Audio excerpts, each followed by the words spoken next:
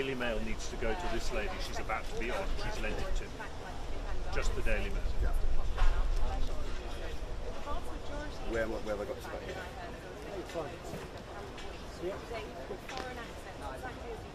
Stay a little bit out. Thank you. Back in the UK, enjoying all that we have to offer, and finding themselves at the heart of what can only be described as a global news story, probably the biggest story of most people's lives.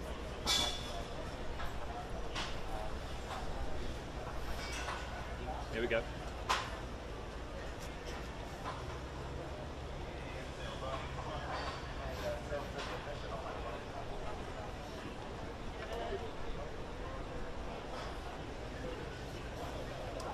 This mourning period is going to go on for days and days now, at least an 11 to 12 day period, possibly extended. We await a decision of the government on that.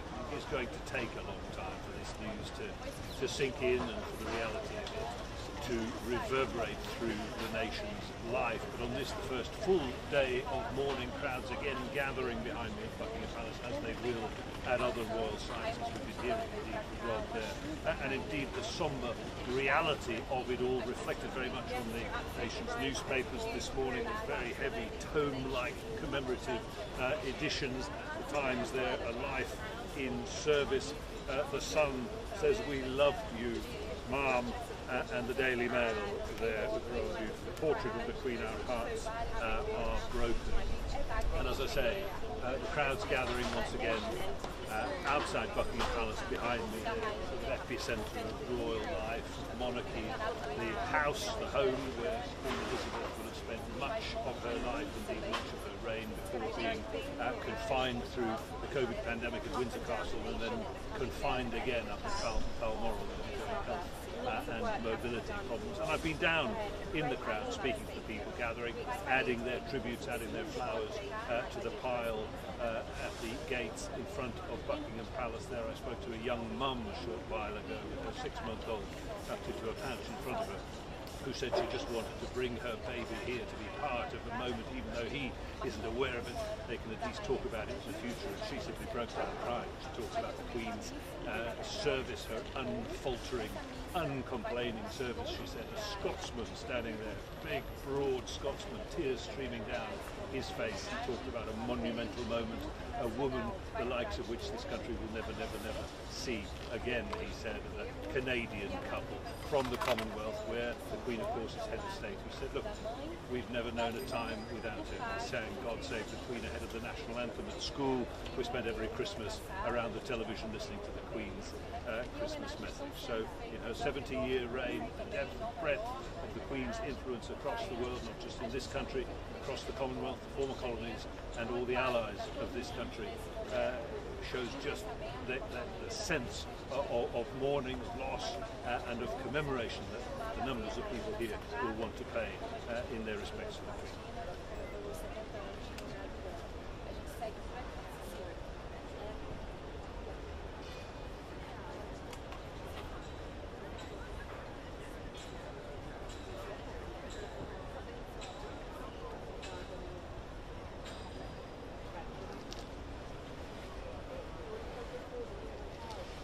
Okay. Good. Thank you. Cool. Are you all done? Thank you. We are done.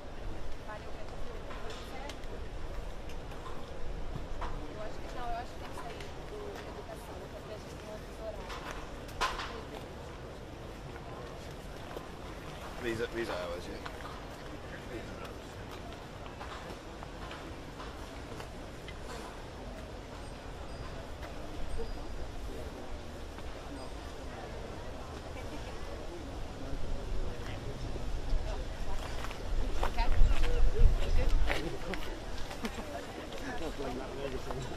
Anything I do, sort of camera has lost the plot, like in the background.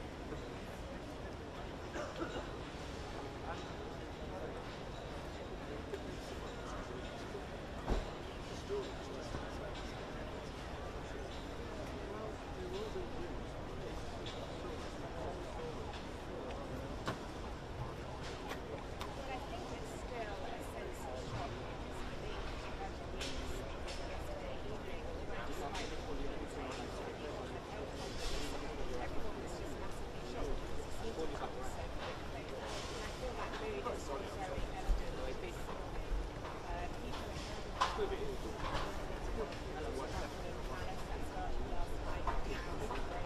I spoke to the on site, so I spoke about the accreditation.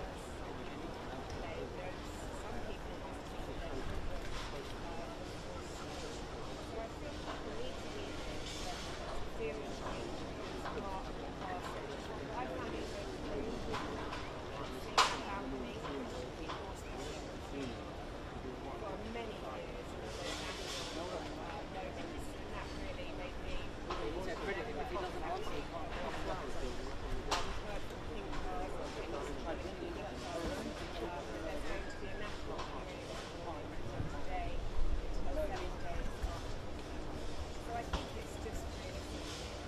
Sorry, yeah.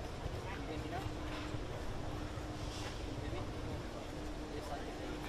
So I spoke to these guys. They said in terms of accreditation, I can't use it plus 4.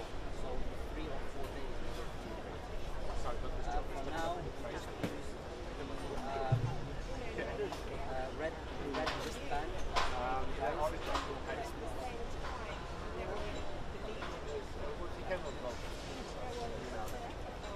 Where are you? I'm still producer, yes.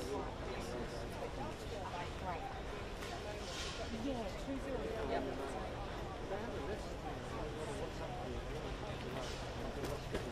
Yes, she did. Yeah. Thank you so much. All right.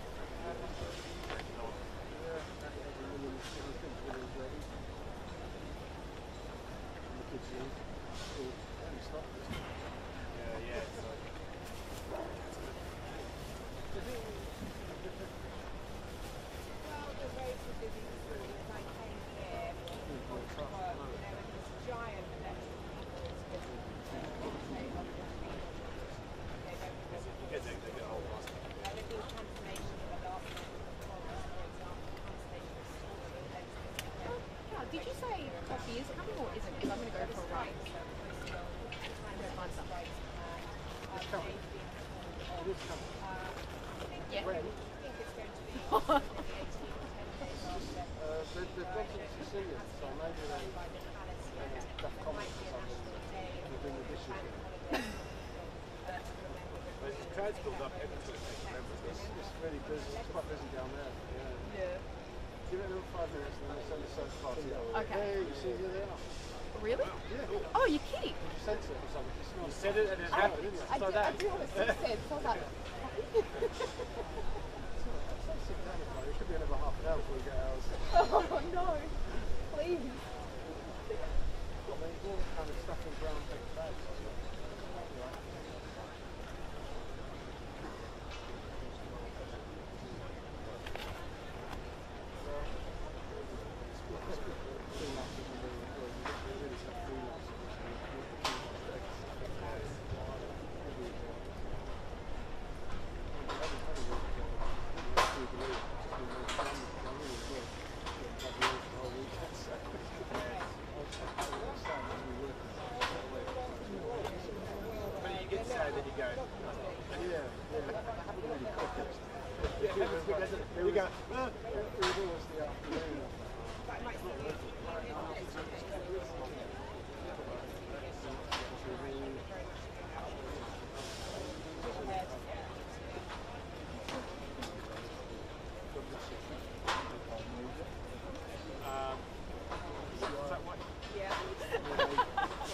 my position in the middle in the big rubber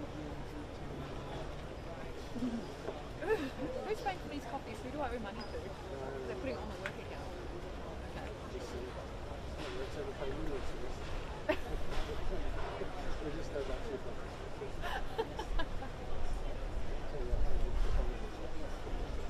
Oh really? Not worth paying for.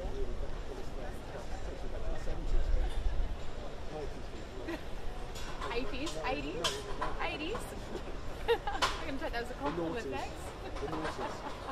You want a coffee? It's coming, it's coming. I've already heard some. Let me go and get it. You want a coffee? Yeah, I think they ordered me one. I think it's coming. If not, I'm just going to go buy one. We need the best keep our eyes open and filter. Yes. I need it for Yeah? Your voice is still good? Still okay at the moment.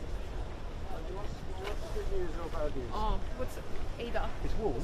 Yeah? Oh, that's good. Yeah. Yes. Yes. Yeah. What's the bad news? Find out later. I'll find out later. That's alright. Yep. No. No. Good, mate. At this stage, I'll have anything. Yeah. Yeah, it's not bad. I'll be running around in a minute.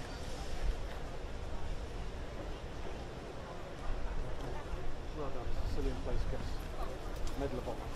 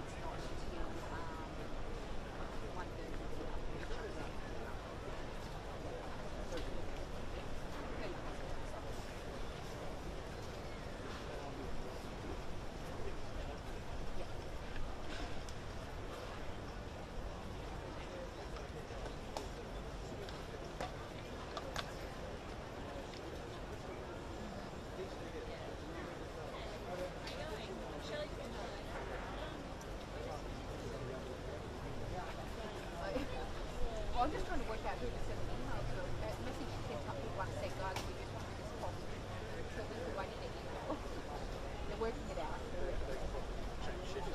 Well, he was like, no, he was like, it's fine, we'll cook for a day. And I'm like, no, we need Putting up to official tent, which I can see them starting over there. See the one? I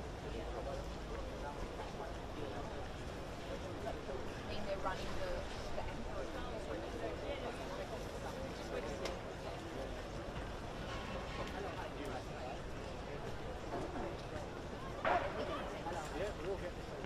Really?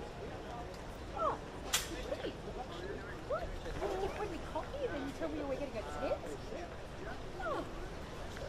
Oh, this is a good day. Yeah, I will.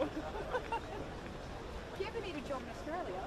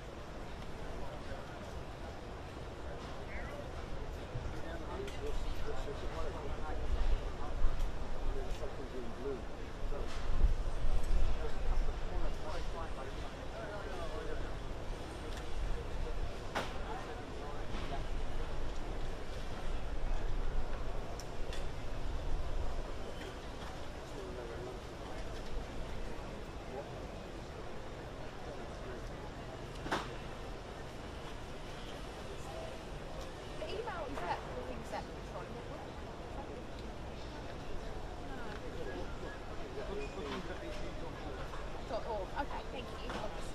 I've just been trying to work out.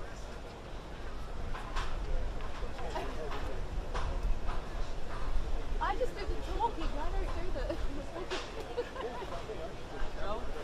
yeah.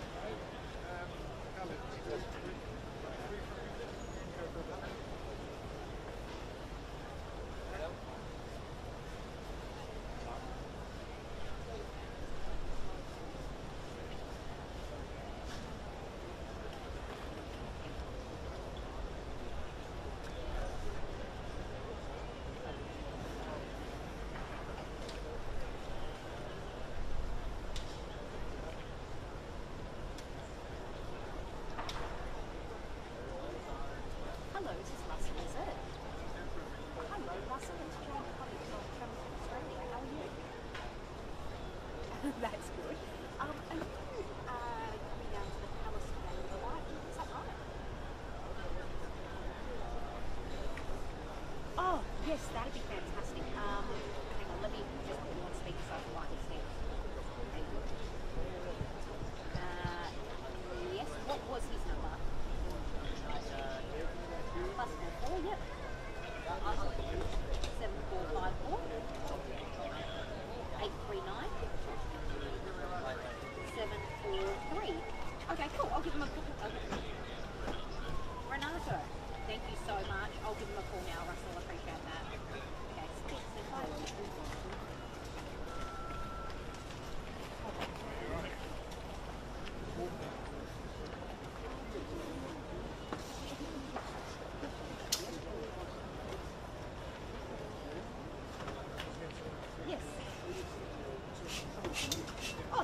Hey.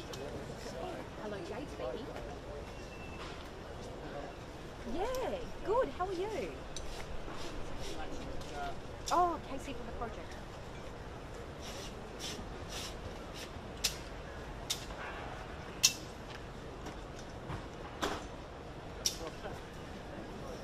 Yep. Yeah, so you want to do it through APTN as well? Yeah. Yeah, is that the blonde lady, the royal watcher that was on before? Oh, it's not, yeah. Oh, yeah, give her my number, and does she have a wristband to get in and everything, or no, she needs that as well? Yep, yeah, cool. Oh, it's, she's calling buses, so we do buses. 433. Yeah, give me yeah. I'm up in 25 minutes. So I'm up at, that's 8 p.m. Yeah. Yes. Yeah. So as long as we don't rush with that, because we actually going to run my calendar. Yeah, a couple of minutes, yeah. I'll should be free by 5. But actually, I lied. Let me just check this out because I think I've got a correction time. I think they're saying I'm up to 3 hours. So, yeah, because I'm yeah. So, right, yes, you're back on. Oh, no, even I'm lying again. Sorry, he says first it was 3 parts, now it's 11 parts. So I'm up to 11. Yeah, as long as it's clear, because I'll never be home. As long as it's clear from fast, that's fine.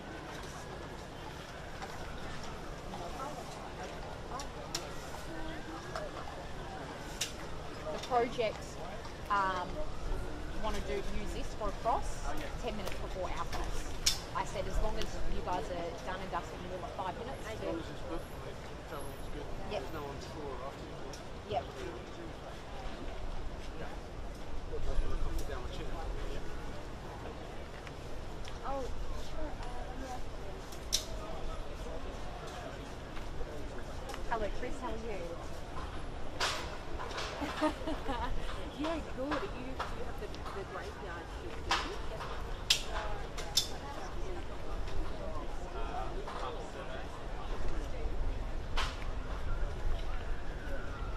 Yeah, don't worry about it. We are going to Conrad organised a third party, so I thought you'd organised 2 separate from Patron. But this guy is on his way here now because I'm lying.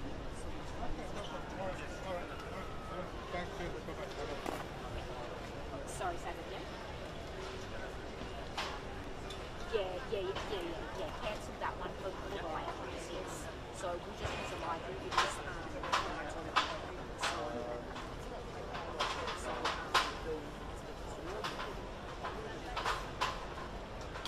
okay, cool. Thanks, Chris.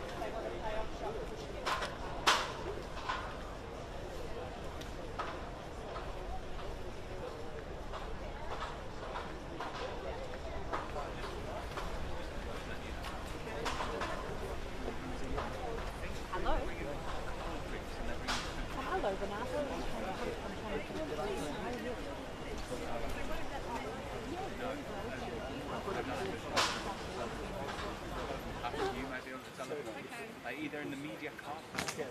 If they go to the media car park, here's the thing, I'll tell them. If they go to the media car park, you can perhaps all go down. I'll tell them to go to the media car park. And you can tell your colleagues. Alright, okay. Okay. What's Okay.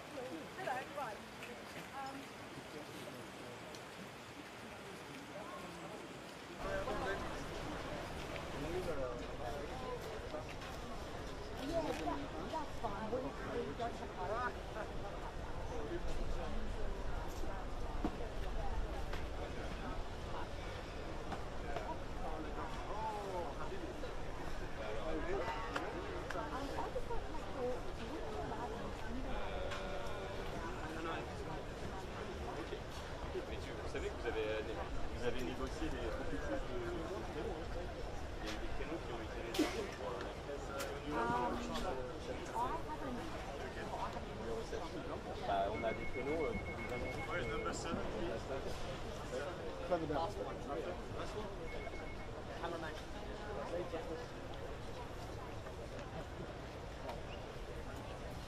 Oh, okay.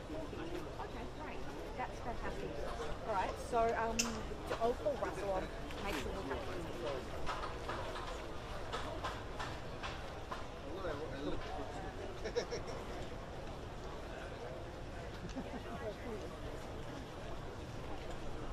Yes.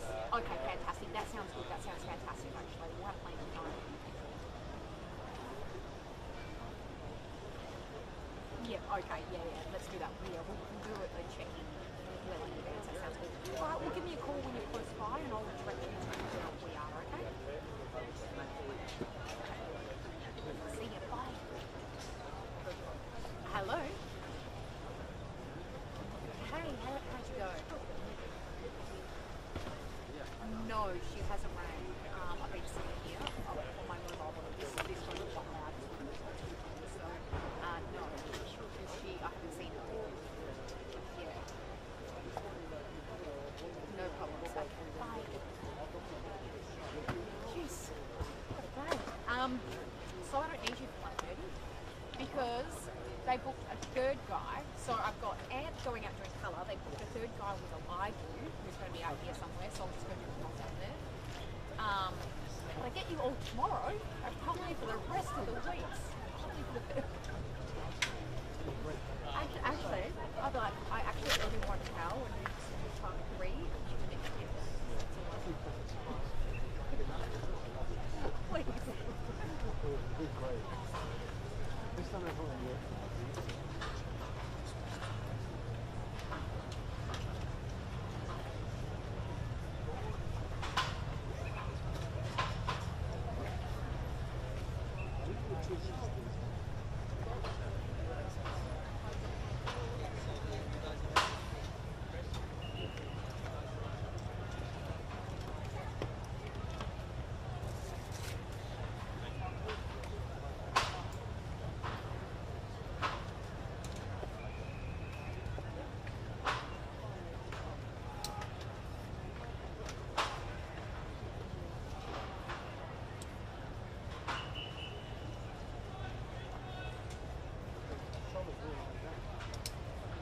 full of people all the way down, what is that, third page walk?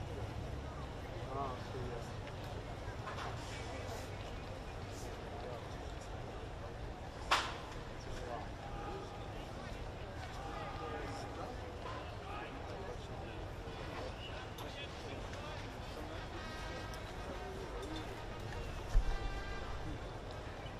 Softer down on this? Yeah.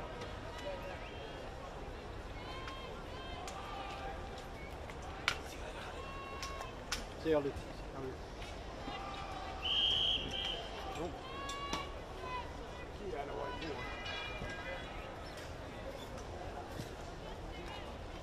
it a car? No, it's police and motorcycles, and these chaps who come in about 11 every day.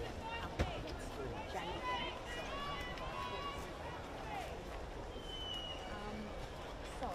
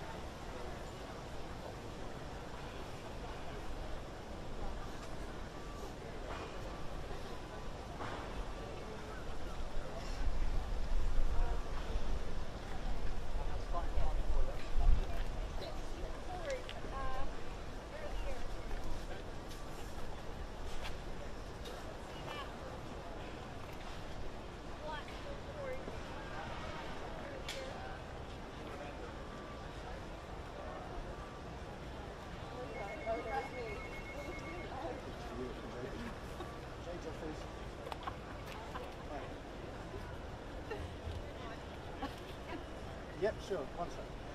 Sure, one second. Hey, Casey.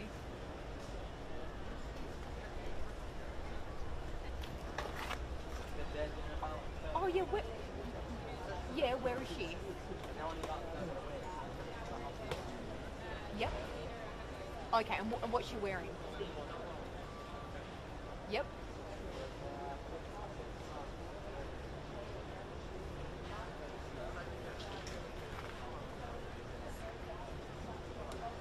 Oh, the actual Canada Day. You're okay. Okay, so that's the wrong area. She wear. Correct. You can see how we've got all those white tents and then down there, and there's a little section where there's no tents. Yes. Yes. Yeah. Walk around because it's going to be much easier than us coming that way from here. Okay. Thanks. Bye. We're waiting down that end. She's like, I'm at the front of Saturday, and I said, she's like, in front of the gate. And I was like, I know, because everyone reads all these. And yeah. Exactly. Yeah. Alright. It's fine. How best to get there?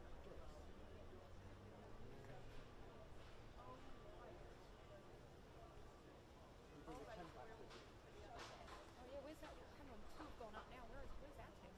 A bit of a raw deal. That's fussy. Oh, them there.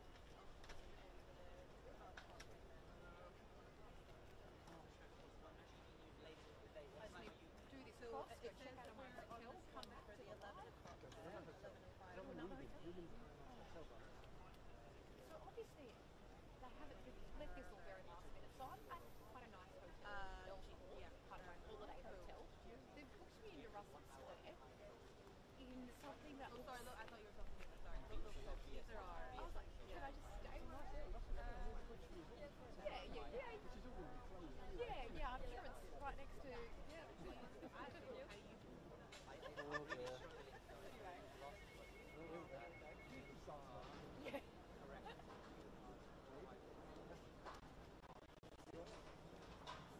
Yeah, we're fine for the 11. I was just wondering where we were for the other 12, 15, So what?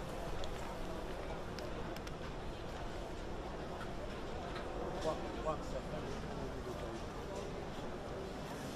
Hello, is this Casey?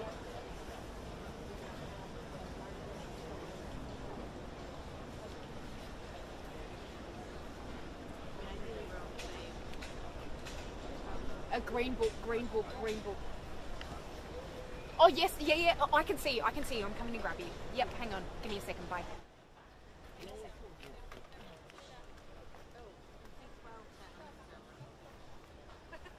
So I think we're on that one.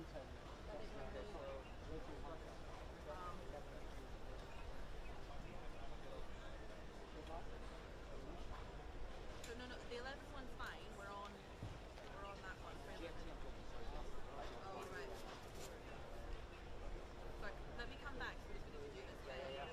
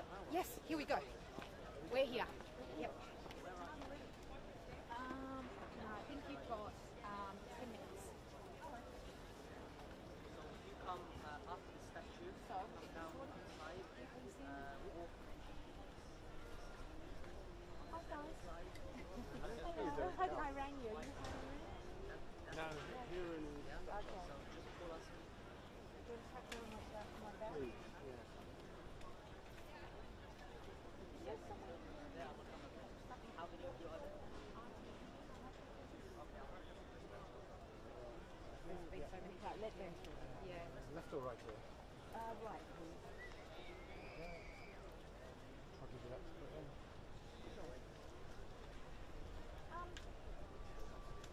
And do you want a handheld mic or talking mic?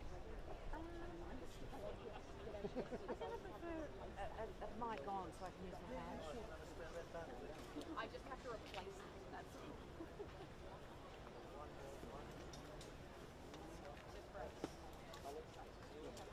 Okay, let's try Frank.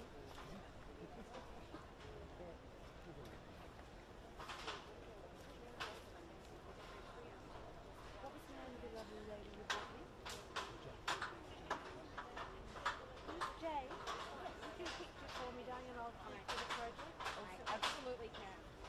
Wait, I'll get my phone. There'll be so many airdrops going on. We go there. Everyone will have a copy. Oh, okay, you do. Yes. I'm only doing it up because I didn't realise that was a bit long. Can't be sorry.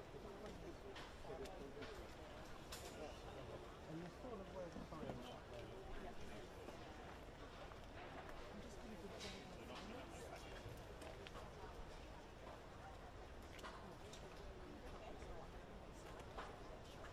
You've worked out. Great.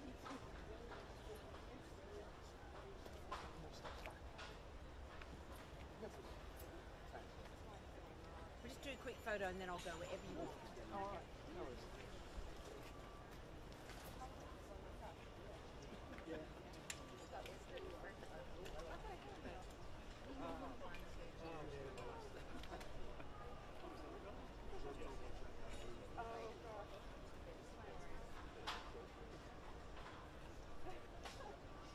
Scary. Now I know what it's like to be something. But it's like camera, so we know you're actually receiving.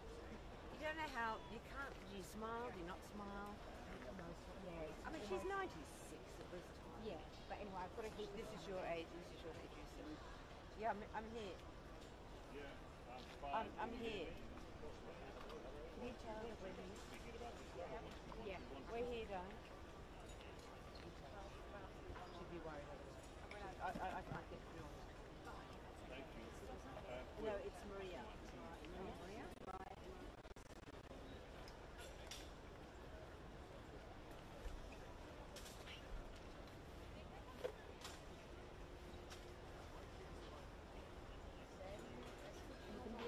I can't hear anything.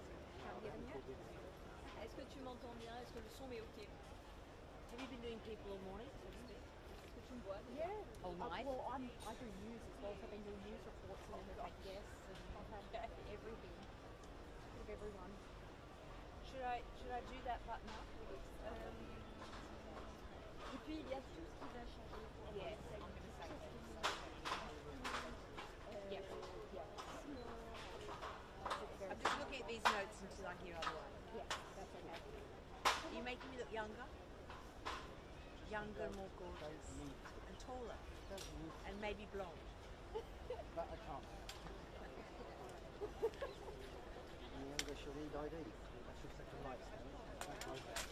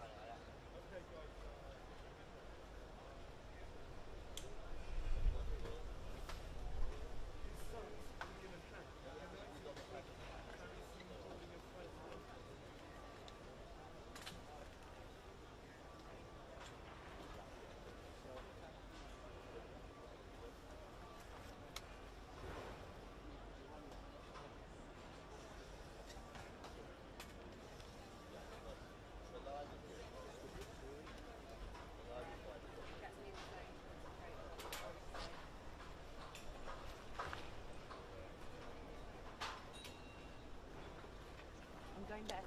Come on.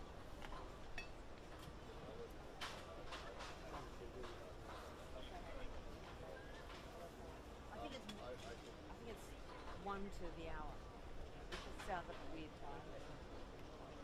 What did they tell you? From 11. Hello. Yes, it is a wee diner, you know, it's a project. Yep, okay. Yes, yeah, yeah, we're all ready to go. Yes, yes, yeah. We can switch now. Okay, thank you. Bye.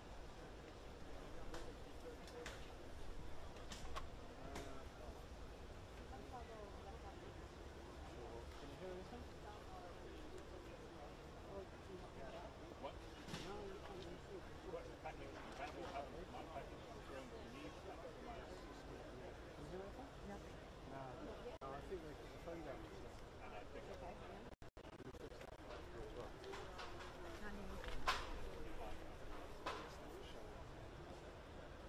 have you got cover to play of crowds to the people? Or When they come to another, have it loud because it's a bit distracting.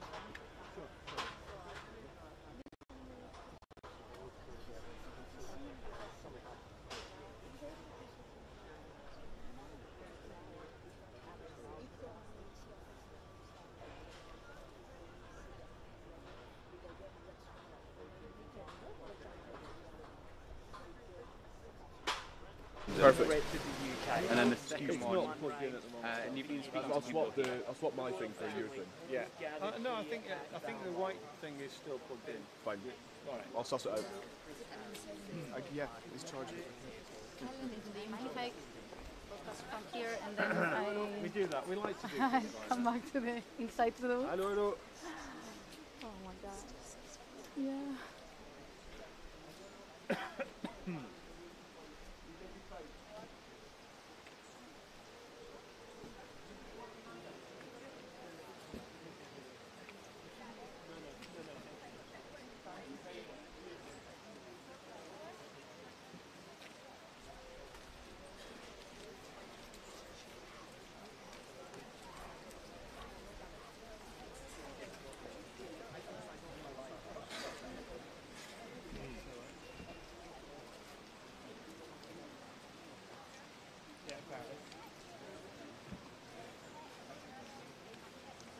Chicos, yo no oigo nada, ¿eh?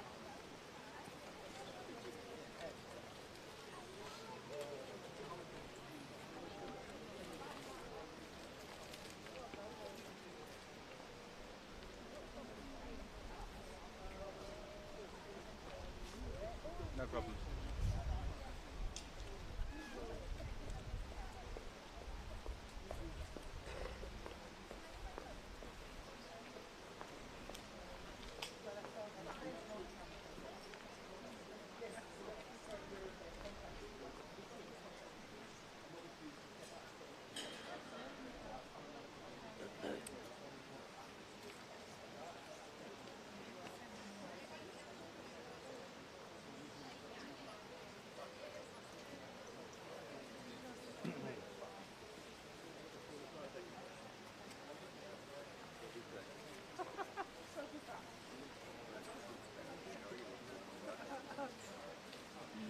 Low.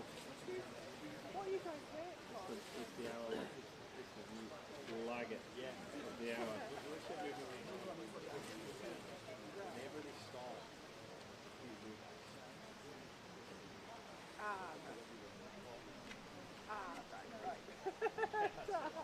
Right. Thank you.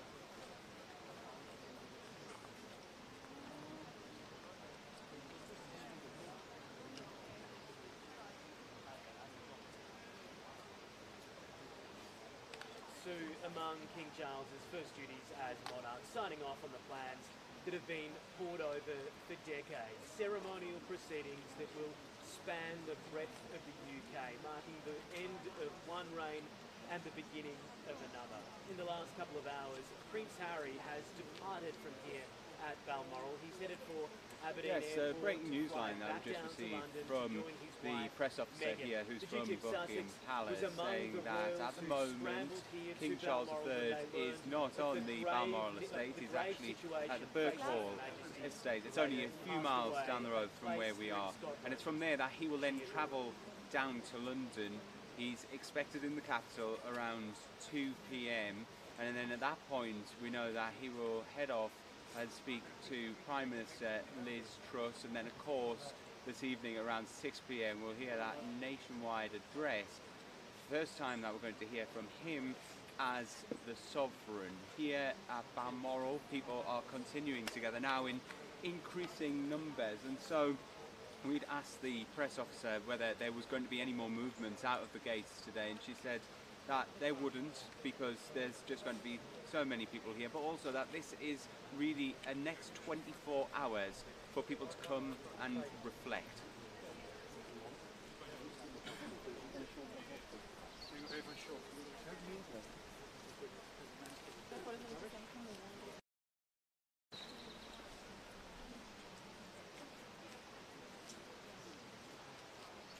Yes, that's right, Tom. They were here up until around 11 p.m. last night, just as we were leaving for the evening, and people are saying that they feel that they have to come down here. They feel inspired by the Queen's sense of duty, the fact that she put in so many years.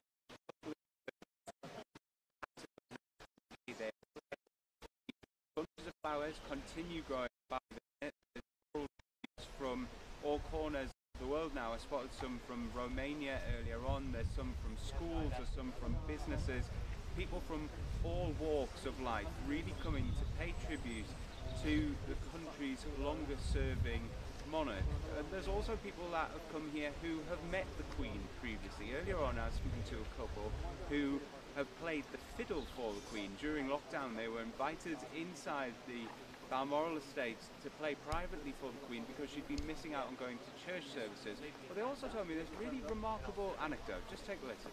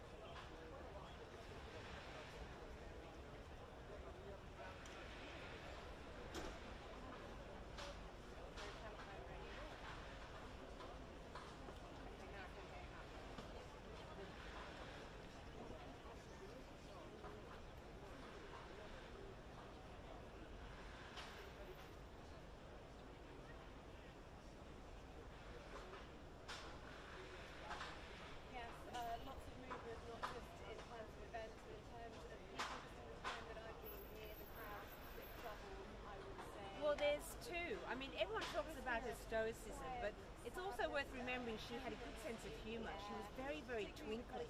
And the first time I met her was at Australia House, and I was feeling a bit cheeky. And I remember explaining to her that in Australia we have inverted snobbery. If you can trace yourself back to the convict stock, that makes you like Antipodean royalty. And I said, hello, First and Second Fleet. You know, I'm pretty much a monarch. So from one monarch to another, g'day. And there was this big intake of gasp of breath from her minders, and I thought, oh no, I'm going to the tower. And of course she laughed her head off, but it was such a relief to be treated like not a porcelain person, but actually as someone real. And then the second time I met her, Lisa knows the story, when I was, her second to last overseas trip, she was going to Australia, and she had all the Aussies down to Buck House for a bit of a barbecue. And she'd been meeting Aussies all day. Elle Macpherson was there, Hugh Jackman was there, and I rocked up in my little corgi suit that I've got. It's got corgis on it with tiaras with Diamante sewn on. And I stood in front of her and I said, I hope you like my suit. I wore it just for you, but I'm slightly worried that one of your corgis might mate with my leg. Once more, this asthmatic gasp from her minders. And of course, she threw back her head and laughed, called Philip over and said, oh, do have a look. It's rather funny, darling. You know, and I thought, isn't that lovely that you could still reach, and she had a warmth about her. And that she didn't boomerang me back to Botany Bay. I'm still here, so it worked out well.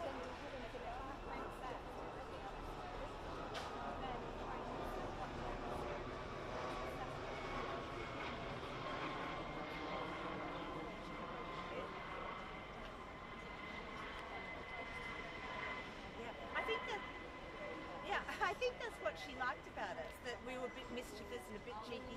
Can you imagine how exhausting it is being surrounded by sycophants and making small talk and all that platitudinous cliche? And, oh, it must be so exhausting. And to meet Aussies who are a little bit mischievous, a little bit larrikin, a little bit sparky. Pretty much like her husband. I think that's why she fell in love with Philip, because he had the sort of larrikin streak. So yeah, she loved Aussie so much she sent her son out to school at Timbertop. So yeah, she did have a special affection for us.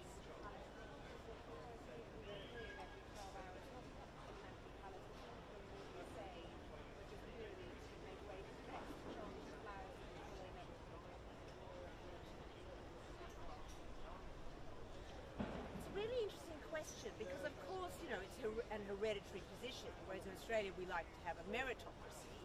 But if you think about the time she came to the throne in the 1950s, when women were expected to be decorative and demure, tethered to the kitchen by their heart and their apron strings.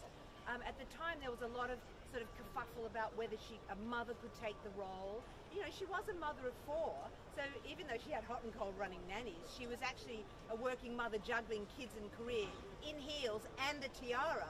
And she never really tripped up, except for, you know, around the death of Diana, where she mistimed that, misjudged that.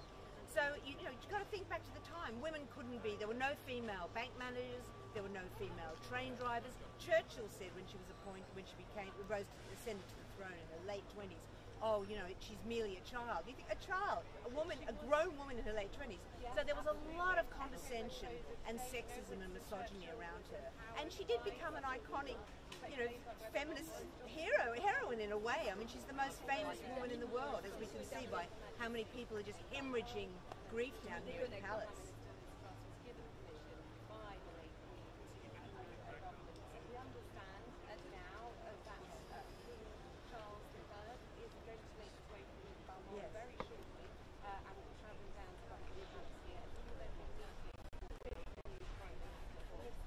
Well, it's going to be fascinating because, I mean, I'm a Republican, but I really admire I can't even say it, King Charles, you know, we've got to get used to it, because he's such a passionate political person, and he's a devoted environmentalist long before that was really fashionable, and he was pilloried for that as well. But he's not going to go quietly into the monarchy. Of course, he's supposed to sort of rein in, literally, his political passions. But I think he's going to be like an old-fashioned knight on a quest. You'll have everything but one of those great big, you know, jousting sticks, because he really cares about our planet. I think that's going to be his main mission. And even if he's not sort of publicly vocal about it, don't forget he has the ear of the British Prime Minister every week, and also contact with every world leader. So he's going to make an impact in a way I don't think any monarch has in a very long time.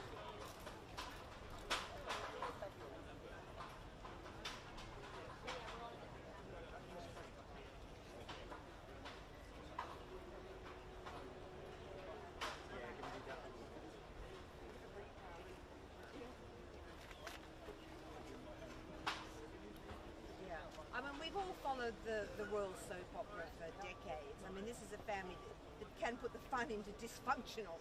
But anyone who's been through grief and loss, you know, we all know that this can also be an incredibly healing time when family come together and look at the bigger picture. And for both of us. See if I can get ran to the airport to take the plane, and I took what I had and no more. This is the very first time that we do it because my cameraman didn't arrive got to the plane, so I'm still waiting for him. He's coming now, and my program is about to end. So I'll do it. Like that. Selfie mode.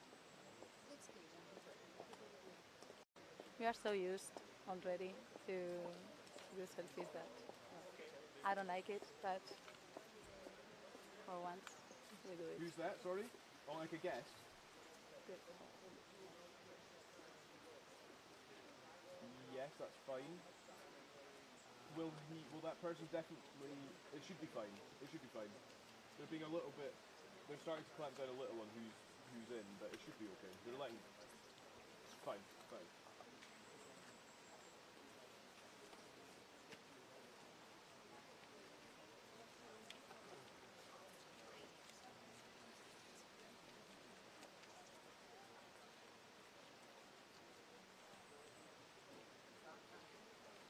Say again, Josh. So I think we added about 15% in that, maybe half hour, 40 minutes. So I'll just have to go back and forth, I think, a bit through the day. Not ideal. Can you get like spare batteries for it? To have like 3 charged and then just swap them in and out? I wonder if we can do that. I might phone engineering and see if we can. Okay.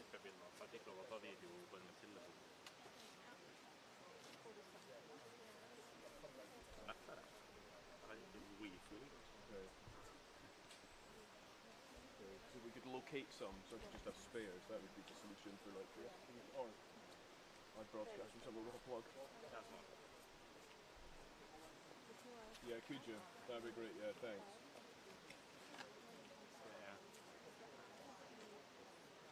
Fine, I will text you as a reminder. Sure. Just for the slide and then...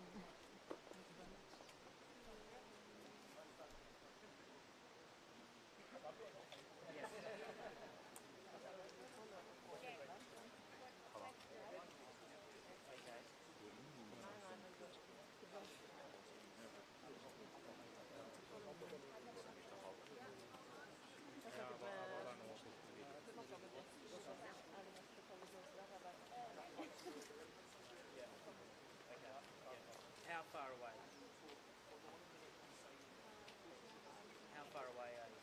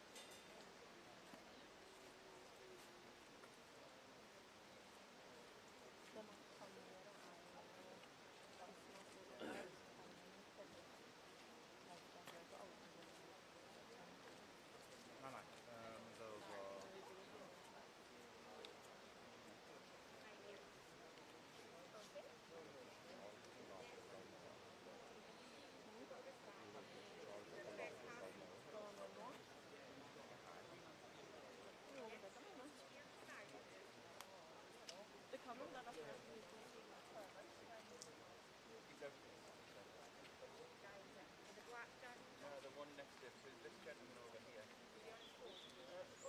Just say that he's waving at you. Hello. You've got that on. I've taken off the plastic bit so it'll stick. What does this entitle us to do? In here, it's just for make it easier for you coming and going. What I'll do is I'll tag it on my jacket. Okay. And then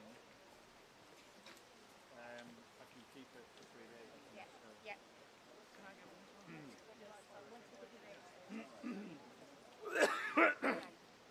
Do you want to get one that you can tag on your jacket? Or maybe.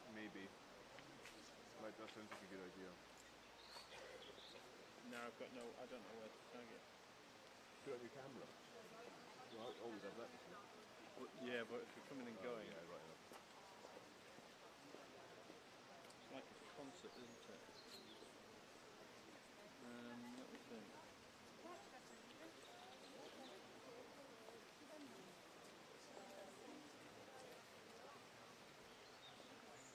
No worries. You're going to get mine to break it up into two verses.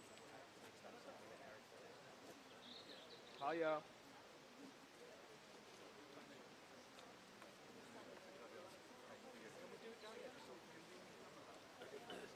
Yeah. So across the bridge, walk towards Balmoral. The media stuff, we're all lined up along the left. This is walking up the road, and I am about 50 feet shy of the gate. I will leave a Times Radio microphone somewhere on for you, so he can see me, and I'll look out for him too. But yeah, sorry, just walking it. Yeah, we're just all in a big straight line, but up towards the gates and look for Times Radio, or ask. Somebody will point them in the right direction. Yeah, I know. Well, I had Blue Murder this morning. We missed our first live because No problem. didn't have his press plan. But we're trying to explain to them, like, how it's been we contact from the international. 07850 Yeah, and in the next 45 minutes we're going to begin to see some of those ceremonial proceedings that we've heard about over the last 16 hours or so begin to get underway. The King, we understand, remains here at Balmoral, but he will need to return to London fairly soon because he needs to hold an audience with the Prime Minister, Liz Truss, who is on day 3, the third full day of her tenure at Downing Street. It is pretty remarkable to think that this is a week where there will have been 2 Prime Ministers and 2 monarchs here in Britain. So that first audience between the new King and the new Prime Minister will take place at Buckingham Palace at midday local time here, so that's in about 45 minutes time. The bells will begin to peal out from Westminster Abbey and St Paul's Cathedral and from the bells at Windsor Castle. Quite right. A very Oh, yeah. loud and symbolic reminder of the Queen's age. It will peal out for 96 chimes. At 1 o'clock, so an hour later, gun salutes will begin at Hyde Park, at Green Park, London. And then throughout the afternoon, I think we can expect some tributes to be made in the House of Commons. Normal parliamentary proceedings have been suspended in the House of Parliament in London, but empty over 10 hours. And again over the weekend, will be given a chance to offer their own. Josh, are you there? So this is Or Lewis, Josh and Lewis, studio. On the floor of the House of Commons. There's 650 MPs. You what, sorry? So they've got quite a few to get through. It'll be a long show in there. Then a few hours after that, we expect that King Charles will deliver his first address to the nation and to the Commonwealth as King of the United Kingdom, King of Australia. And in that, we can expect that he will pay tribute. Say again? That's the shuttle buses started. Oh, right. So that's what's happening. There's shuttle buses coming from Braemar and Ballater with people, with the public. Oh, I see. The public. Oh, I didn't see. Oh, right. So that's free. They'll start coming. Yeah. Interesting. We'll get big surges of people. Oh, I didn't realise that was how it worked. Yeah. That's very helpful. Thank you. Thank you. That's so good to know. And that's the first ones Well, that's arriving. buses coming. Yeah, So fair. Yeah. it'll be like, basically they'll come up, pay their respects, go back on the bus. Got you. Married, that is where there was a service of thanksgiving for the life of the Queen during the Jubilee celebrations in June. Now, we wouldn't expect too many of the royal family to attend that service. It'll largely be led by Liz Truss, the Prime Minister, and other senior politicians. Potentially some high commissioners and diplomats from across the Commonwealth and the world as well who are stationed in London. So it is a busy first day for Charles as King, beginning with that journey to London. Se han ido. Vale, lo cuento ya todo ahí. Sí, se han ido. Están desde el otro castillo. Se han ido ya, dirección Londres. Y puedo contar ya lo otro. Sí, sí. O sea, no es que se hayan ido desde aquí, es que no han debido de dormir aquí. O sea, se han debido de ir de madrugada. Eso es. Eso es. Perfecto.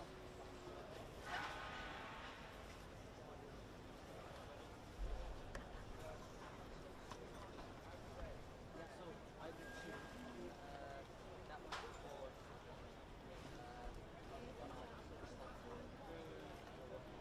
one of the stuff for that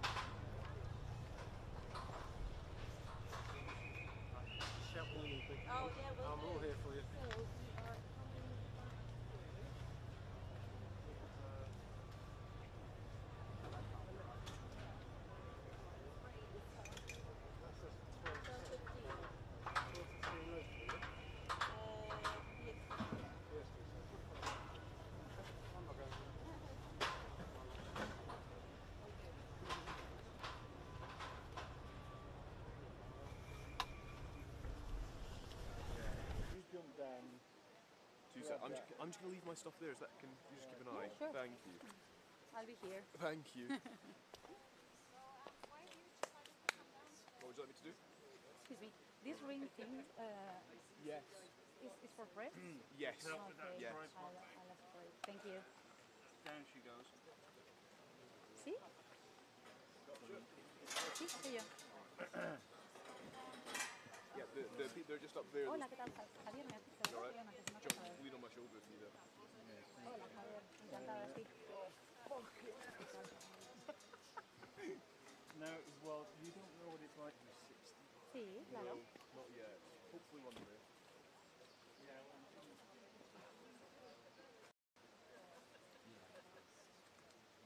Claro. Ujú. Hora vuestra. Vale.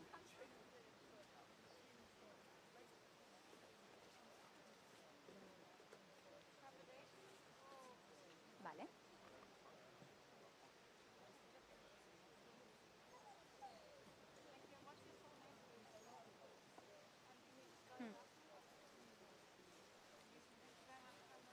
Ajá.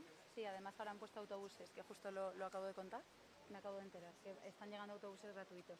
O sea que se espera que llegue bastante gente. ¿Javier?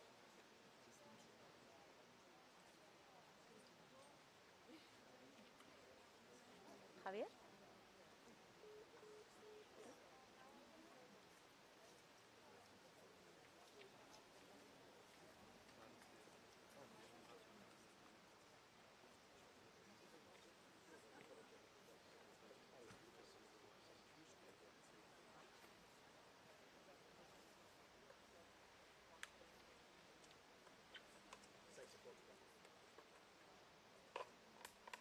¿Javier?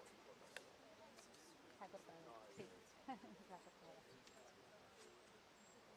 Ya han puesto autobuses gratuitos, aparentemente, y entonces van a empezar a llegar y entonces vendrán con gente que llega desde distintos lugares, pues eso, para que puedan hacer su homenaje, dejar su ofrenda y volver. Así que espero que para esa hora haya todavía más movimiento.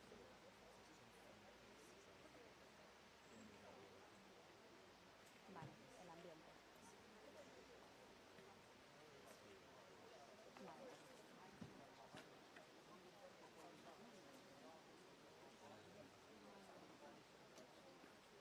Ajá, sí. Vale.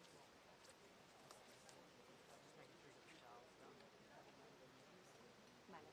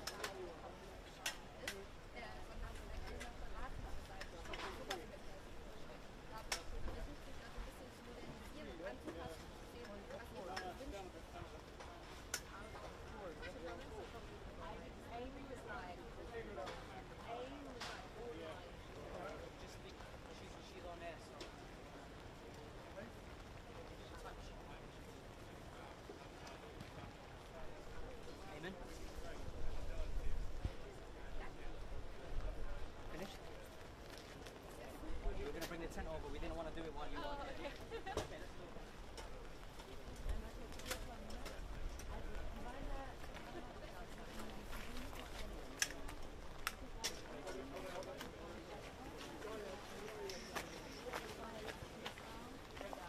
Yeah. You need to go around that light. Up, up, up, up. Go around it, yeah. Okay, go up, up, up.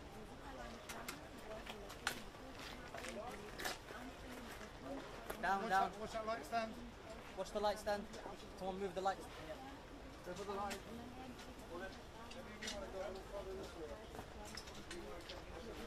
Light stand in the middle. Light stand. Lift. Light in the middle. Light in the middle.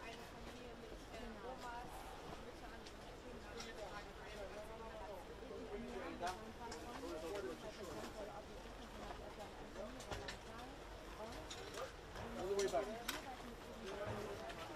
The lights.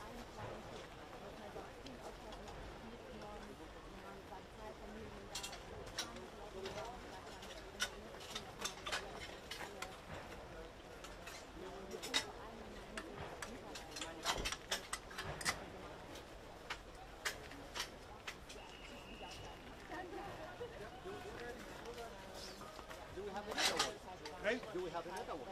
What, another tent? Yeah. I don't know, I don't think so. Yeah, we have. You got one? Is that going up? Or is it possible? We had two of them before. Yeah, but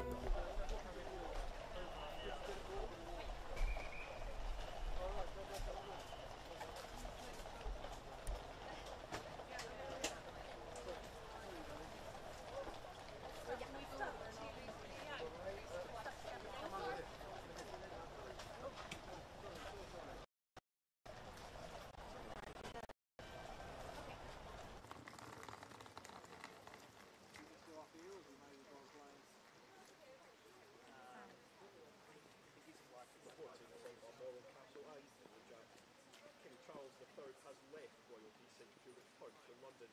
He was with his wife and the Queen Consort Camilla, but unlike Prince Harry, they departed through a back exit. The front gates the Duke of Sussex left through are now surrounded by well-wishers leaving flowers to pay tribute to Her Majesty. We've been speaking to Paul Anderson, who grew up in the area. He's a fiddler that's played for the Queen. Now we expect His Majesty the King to land in London later this afternoon. He'll firstly meet with Prime Minister Liz Truss, who is in just her third full day of office. The King will then address the nation at 6 o'clock. You can listen live to that here.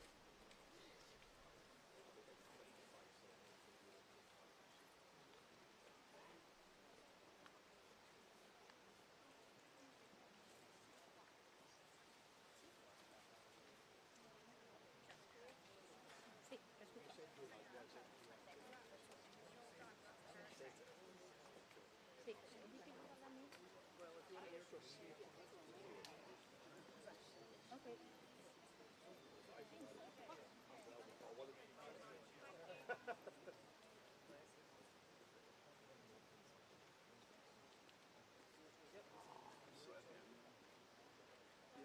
Yeah, that lady.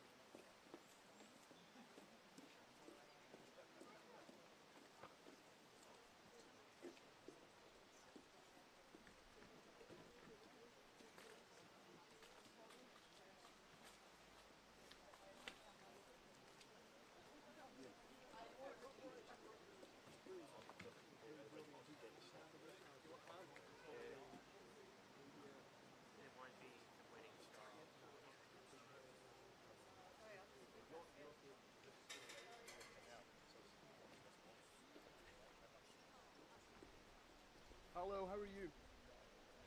Yeah, good thanks. Sorry about that. The conference has been a bit weird, but here we are. Hola, guapo. Estoy a punto de entrar en directo. Te escribo worries, por WhatsApp, thanks. ¿vale? Porque además estoy colgado sin querer de Skype. Venga, ahora. Oh, sorry, say that again.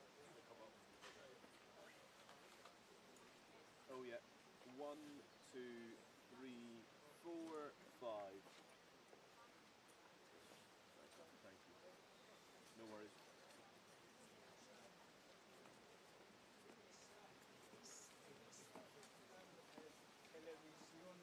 Hola, hola. Hola, hola. Hola, hola. A ver, solo vídeo. Ay, ay, ay.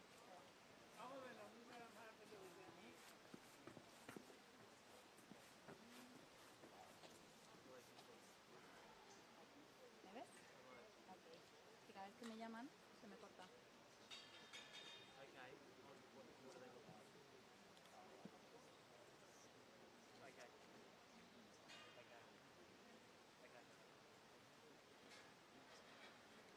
Okay. Can you just take some photos on your phone? Thank you.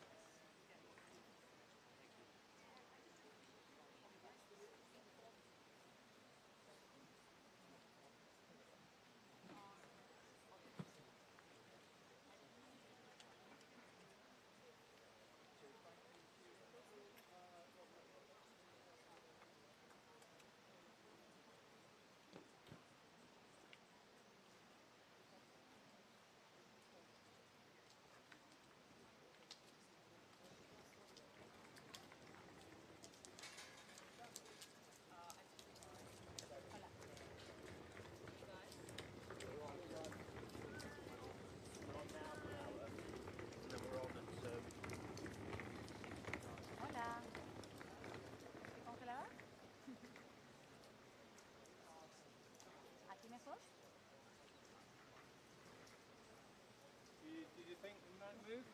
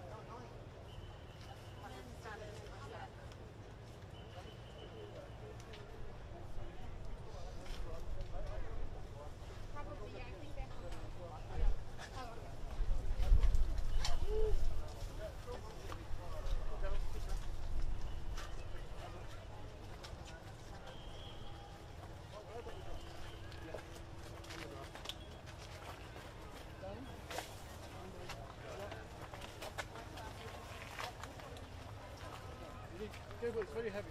Yeah. We need more people. Careful. Open this next one. Careful your fingers. If we open the leg. Yeah. That's how I want to set my nail. Yeah, push it up through here.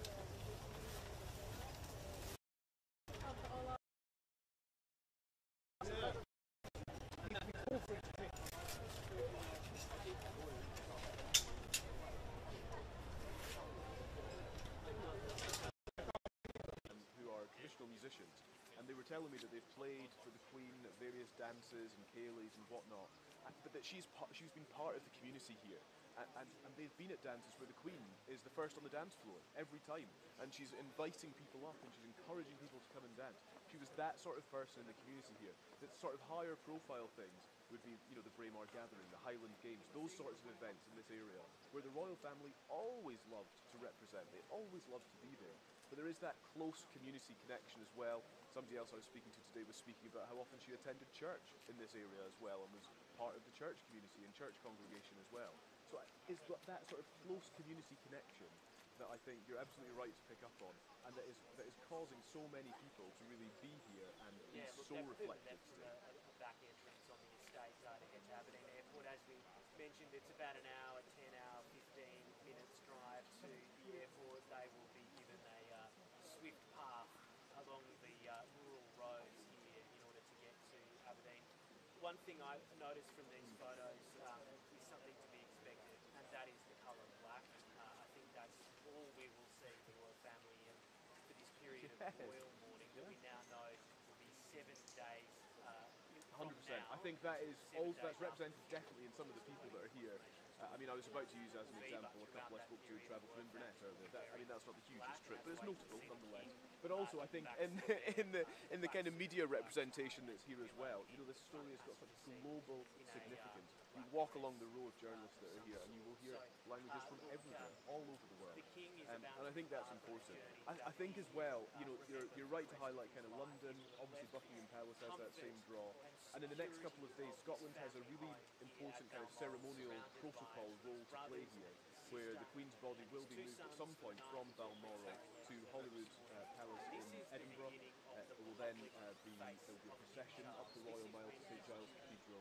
And then at that point, that is when the coffin will then be transported back to London for, I suppose, the kind of event of state that will take place there. But it's so significant that Balmoral has been the focal point. I mean, let's not forget, at the start of this week, the Queen was carrying out arguably her most important duty. She was transferring power from one Prime Minister to the next.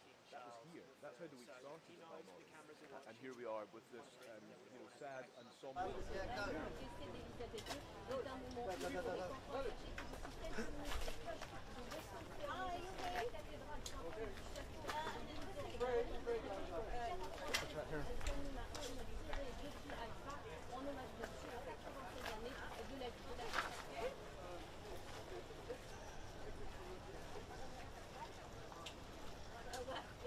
We're just moving camera.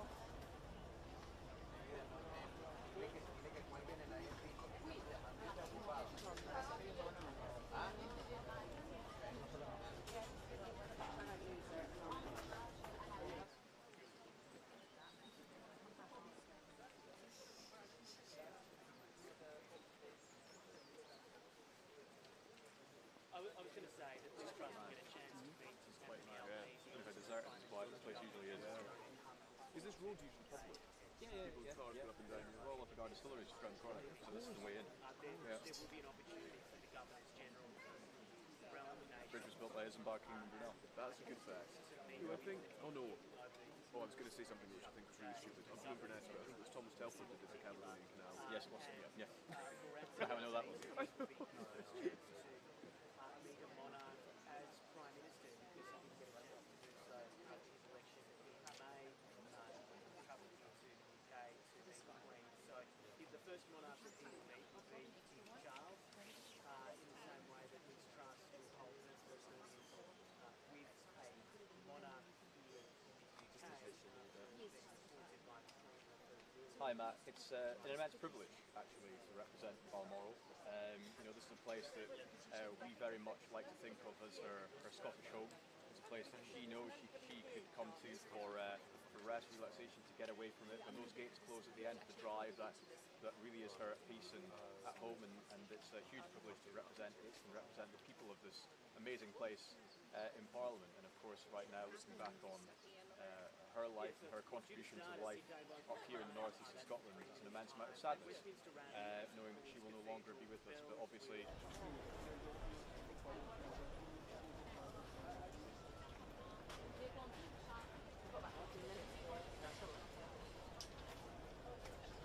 Can you hear them?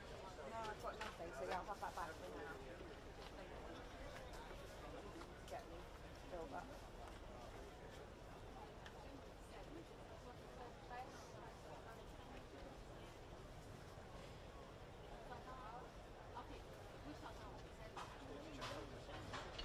Okay, yeah, I like to reference the balcony over my shoulder. And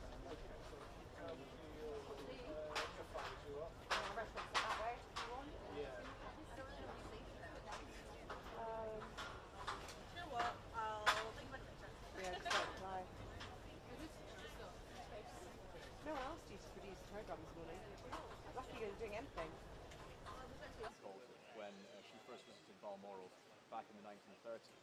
And so, we were very much used to seeing her about, stories or legend of her going into Ballater, being stopped by people telling her she looked remarkably like the Queen, or people stopping her asking if they'd seen the Queen in the hills up and about. We went for numerous walks, drives, and everybody saw her. And of course, as a local MP every year at the Vermar gathering, it was a huge privilege to see her and be in attendance as she attended that historic gathering. Of course, this year was the first year in many decades that she wasn't able to attend, and of course many of us then thought that sad. We did hope that she could make next year's gathering. Obviously that's not going to be the case. That's right, Michael, and at the same time Is he not fucking up the flag? Something wrong with something. That's what it's called.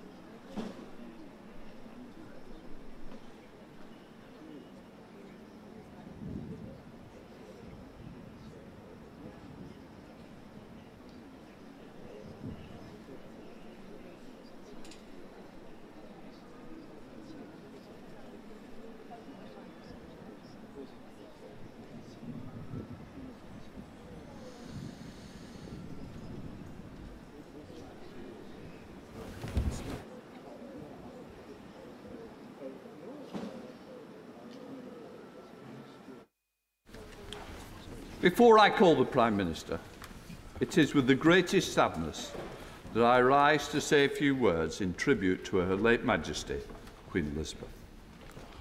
Almost all of us in the House have experienced no other monarch, this country's throne, but Her late Majesty. There are indeed only a score or so members in this House who have already been born, let alone who can recall a time when she wasn't the Queen. She is wedded in our minds with the Crown and all it stands for. After her accession in February 1952, she first came to the Palace of Westminster to open the session of Parliament in November 1952, when Winston Churchill was the Prime Minister and Speaker William Morrison was in the chair, almost 70 years ago. 57 complete sessions of Parliament have passed since then, and as she was here to open all but 3 of them, as parliamentarians, we have celebrated with her for silver, golden, diamond jubilees, and of course, marked her platinum jubilee this year, in which the lampstands have been unveiled in New Palace Yard.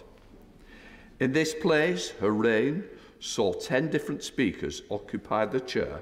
During her reign, there were 18 general elections, and I'm sure the Prime Minister will remind of us how many of her predecessors she welcomed to, and always, I am sure, with quiet wisdom. As the longest-serving monarch this country has known, she would have been assured of a notable entry in our history books, even were it not for the magnificence in which she undertook the role as Queen, but for a magnificent service, and what a service that entailed, not just as head of the nation, but head of the Commonwealth, head of the armed forces, and Supreme Governor of the Church of England. Over her reign, she has seen unprecedented social, cultural, technological change. Through it all, she was the most conscientious and dutiful of monarchs. But while she understood the inescapable nature of duty, which sometimes must have weighed upon her heavily, she also delighted in carrying it out, for she was the most devoted monarch. As well as Queen, she was a wife, a mother, a grandmother and great-grandmother, roles she carried out with the same sense of vocation as well as human kindness as the role of Queen. Her life, without unhappiness and troubles, but our memories of her will be filled with that image of a gently smiling dedication that showed throughout her life. Indeed, while this is a time of very considerable sadness, those memories of a noble, gracious lady who devoted her life to her family, the United Kingdom, and those nations around the world whom she served as Queen, will bring us some consolation and joy. My deepest sympathies are with His Majesty, the King, and other members of the royal family, to whom I commend all our sincere condolences and support at this very, very sad time. Order. We are meeting today for tributes to Her late Majesty Queen Elizabeth. I would like to inform the House that we will sit today until approximately 10 p.m. for tributes. At approximately 6 o'clock, the House will be suspended while His Majesty, the King, makes his broadcast to the nation. Members present will be able to watch the broadcast on screens in the chamber. We will then resume our proceedings to continue with tributes. The House will then sit again tomorrow at 1 o'clock. The first business will be oath-taking for a small number of senior members. Members to be invited to take the oath tomorrow are being contacted by my office. All other members will have an opportunity to take the oath when the House returns. After oath-taking tomorrow, tributes will be continued. The House is expected to sit till approximately 10 p.m. The House is not expected to sit on Sunday. I now call the Prime Minister, Elizabeth Truss. Mr. Speaker, in the hours since last night's shocking news, we have witnessed the most heartfelt outpouring of grief at the loss of Her late Majesty, the Queen. Crowds have gathered, flags have been lowered to half-mast, tributes have been sent from every continent around the world.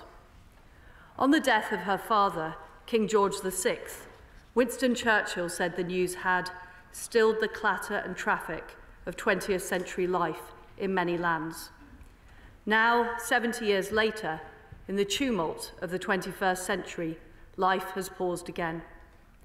Her late Majesty, Queen Elizabeth II, was one of the greatest leaders the world has ever known.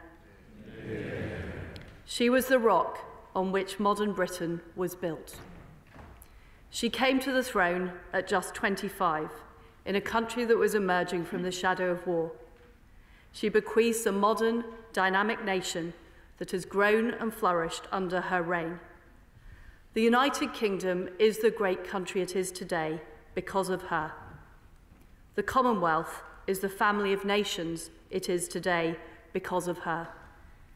She was devoted to the union of England, Scotland, Wales and Northern Ireland.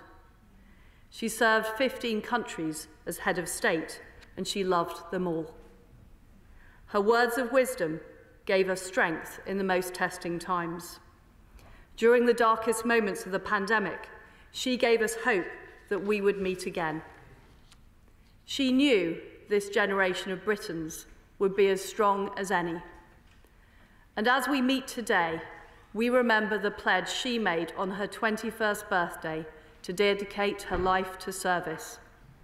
The whole House will agree. Never has a promise been so completely fulfilled. Yeah.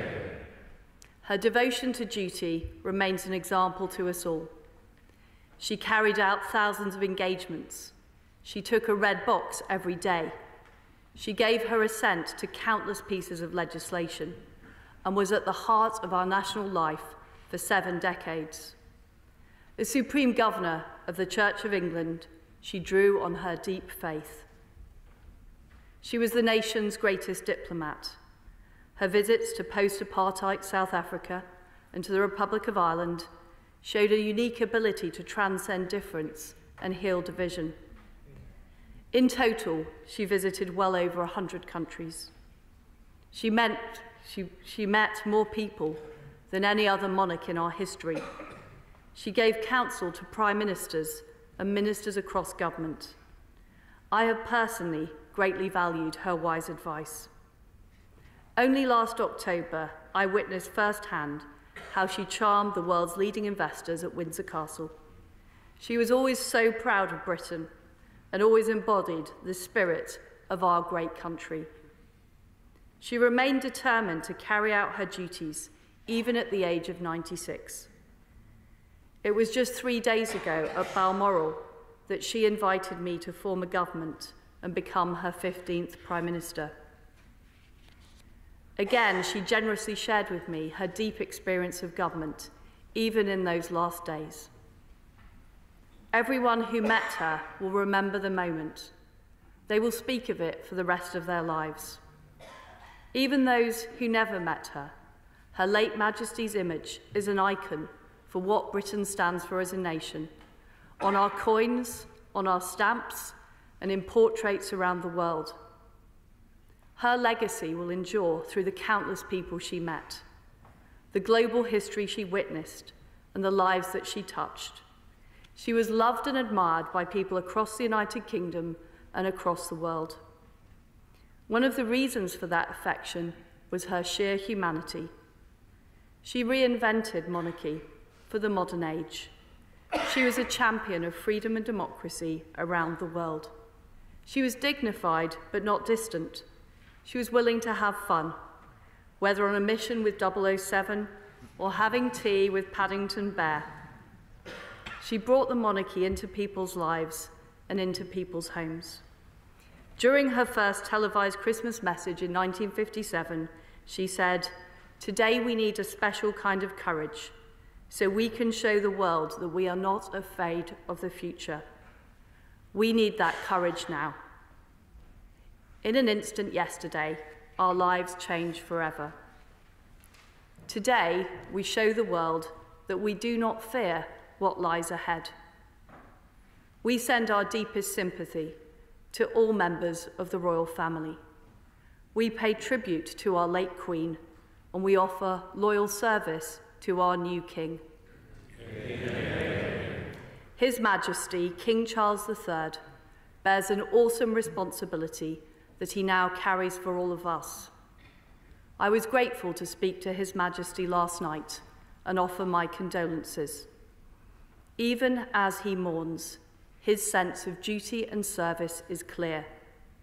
He has already made a profound contribution through his work on conservation, education, and his tireless diplomacy. We owe him our loyalty and devotion. The British people, the Commonwealth, and all of us in this House will support him as he takes our country forward to a new era of hope and progress, our new Carolean age. The crown endures, our nation endures, and in that spirit, I say, God save the King. Yeah. I now call the Leader of the Opposition, Keir Starmer. Thank you, Mr. Speaker. Today, our country, our people, this House are united in mourning. Queen Elizabeth II was this great country's greatest monarch. And for the vast majority of us, it feels impossible to imagine a Britain without her.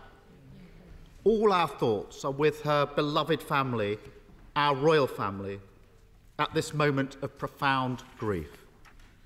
This is a deep and private loss for them, yet it's one we all share, because Queen Elizabeth created a special personal relationship with us all.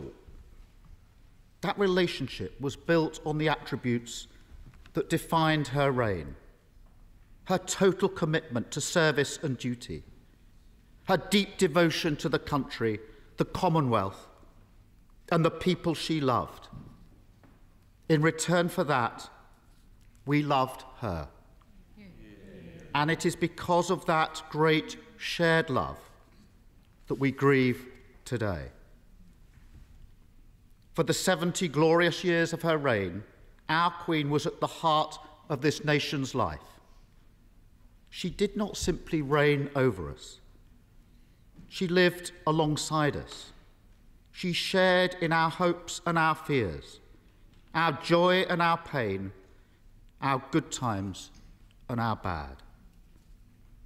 Our Queen played a crucial role as the thread between the history we cherish and the present we own.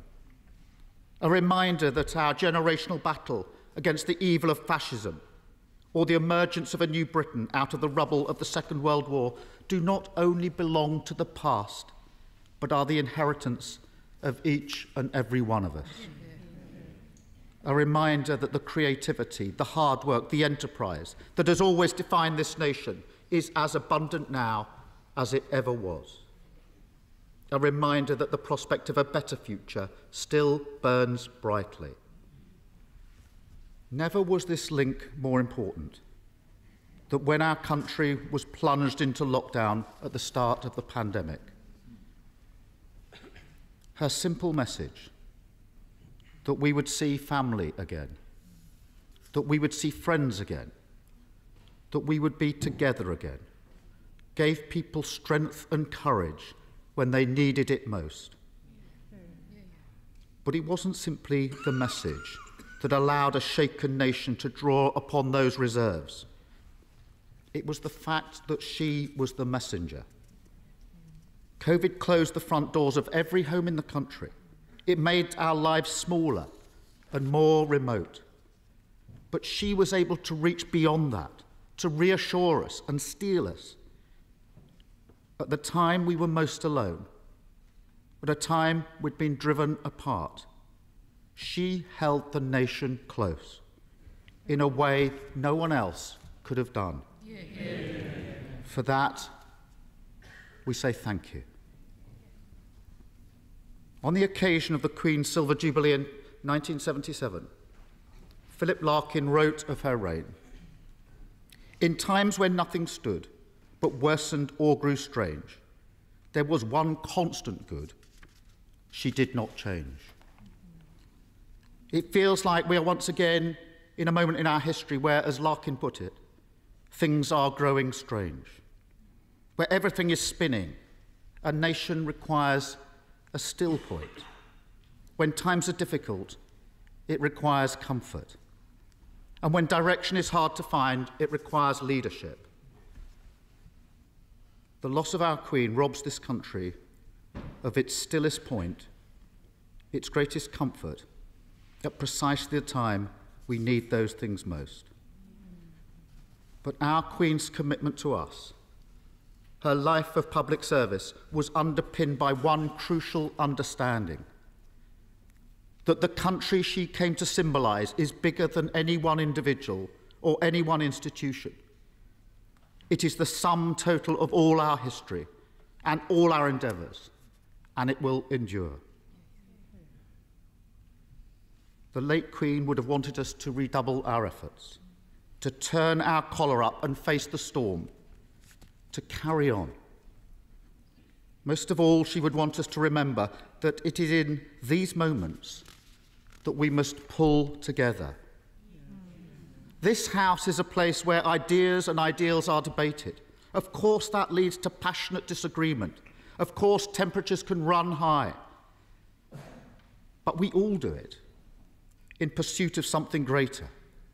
We do it because we believe we can make this great country and its people greater still.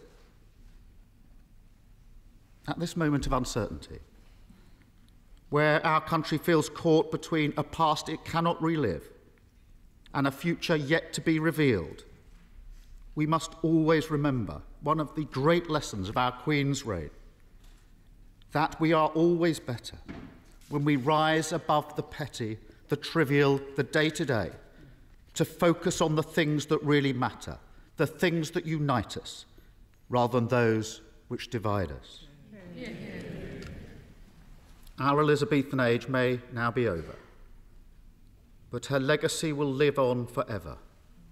And as the children of that era, it falls upon us to take that legacy forward, to show the same love of country, the love of one another, as she did, to show empathy and compassion, as she did, and to get Britain through this dark night and bring it into the dawn, as she did. We join together today not just to say goodbye to our Queen, to share in our mourning, but to say something else important. God save the King, because as one era ends, so another begins. King Charles III has been a devoted servant of this country his entire life. He has been a powerful voice for fairness and understood the importance of the environment long before many others. As he ascends to his new role, with the Queen Consort by his side, the whole House, indeed the whole country, will join today to wish him a long, happy and successful reign. Yeah. Mr. Speaker, the emotions we see across the nation today are echoed across the Commonwealth to which our Queen was so committed, in the church to which our Queen was so devoted, and in the armed forces which she led and her family served. Around the world, people will be united in mourning for her passing and united in celebrating her life. We've already seen beautiful tributes flow from across the world. It would be impossible to capture them all here. But each one is a reminder of the esteem in which she was held, of what she achieved on behalf of her country, of the shared values we treasure. The reason our loss feels so profound is not just because she stood at the head of our country for 70 years, but because, in spirit, she stood amongst us. As we move forward, as we forge a new path, as we build towards a better future, she will always be with us.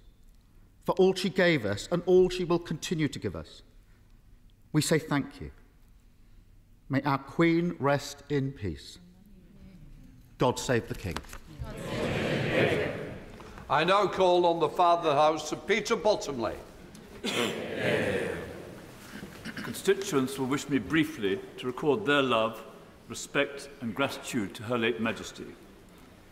We can give continuing life to her values and virtues of kindness, aspiration, perseverance and pride. We thank her, we miss her, and we should say what she would wish: God save the King. Yeah.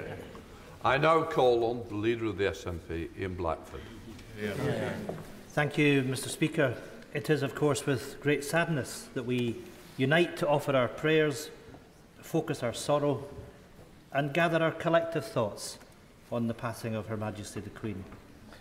On behalf of the Scottish National Party, I would like to offer my condolences as we hold the Queen and her family in our thoughts and prayers at this difficult time. The grief and mourning which reverberates around this chamber and across the world will be all the more acute for the King and members of the royal family. Only they can understand the deep personal loss of a close family member. And people across society who have similarly lost loved ones will understand the pain that they must feel as we ensure our heartfelt condolences are with them today. Over the coming days, people up and down these islands will seek to come to terms in their own private way with the loss of one of the true constants in all our lives. In that regard, my thoughts are also with our own Prime Minister, just days into office, and having to come to terms with the enormity of the loss of the head of state and show the leadership that is now required in her position.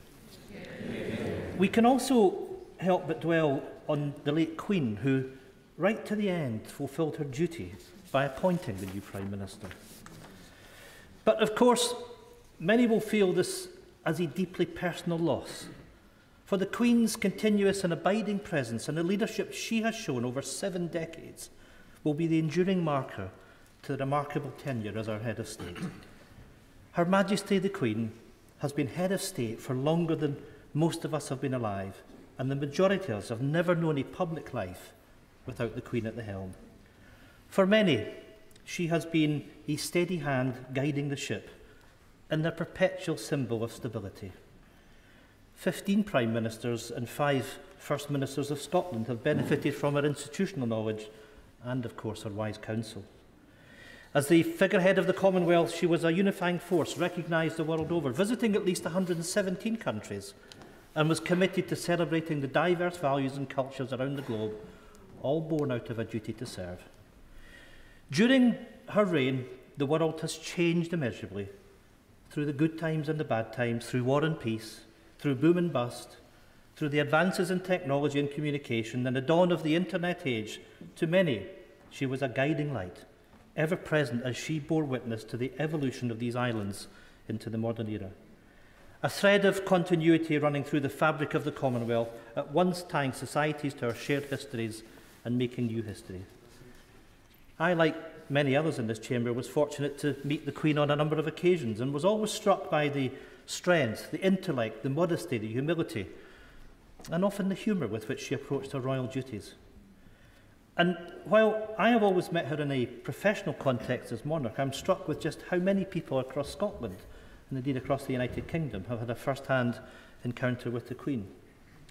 Whether they have been invited to her Holyrood garden parties or had the pleasure to meet with her in the many hundreds of events, walkabouts and official openings, including that at our Scottish Parliament, or whether she had taken them wholly by surprise with chance encounters on the countryside or villages near Balmoral, people the length and breadth of Scotland have their own tales of their individual meetings with the Queen. Because she was a monarch who reigned with compassion and integrity and established a deep connection with the public. And the affection which the Queen had for Scotland and that Scotland had for the Queen cannot be underestimated. On the Queen's first visit to Scotland following her coronation, the moderator of the General Assembly of the Church of Scotland said to her, "Today, you and I are Scotland, greeting with all that we have to offer of love and duty, our gracious young Queen." We can today look back on these words and say that for as long as Her Majesty reigned, both she and Scotland held true to these values of love and duty for one another. Speaking when she reconvened our Scottish Parliament in 1999, Her Majesty set out the obligation on members to set lasting standards of vision and purpose, of debate and discussion, not just for our own generation, but for future generations.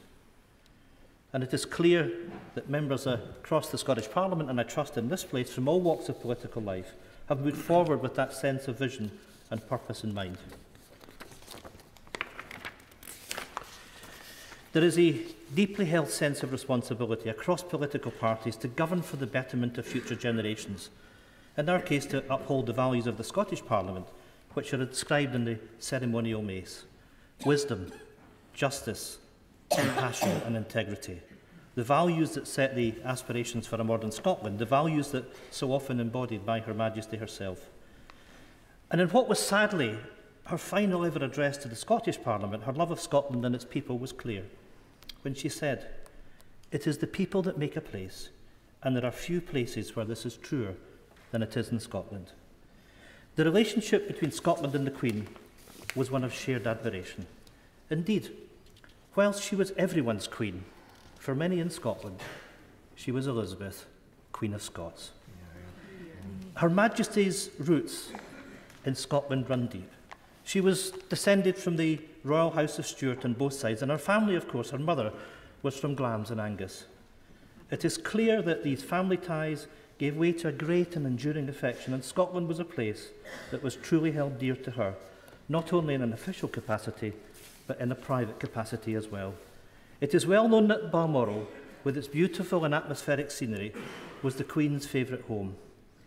Balmoral was a place where she was able to enjoy freedom, peace, and the ability to indulge her love of the great outdoors, whether that was walking with her dogs, riding with horses, hosting picnics and barbecues, or from behind the wheel of her Land Rover. It is clear that Balmoral has been a place of peace and sanctuary for her throughout her whole life, and perhaps particularly so following the death of her husband, life companion and love, His Royal Highness Prince Philip, Duke of Edinburgh. It is therefore perhaps fitting that she has met her final peace at Balmoral, a place where she found such enjoyment and comfort.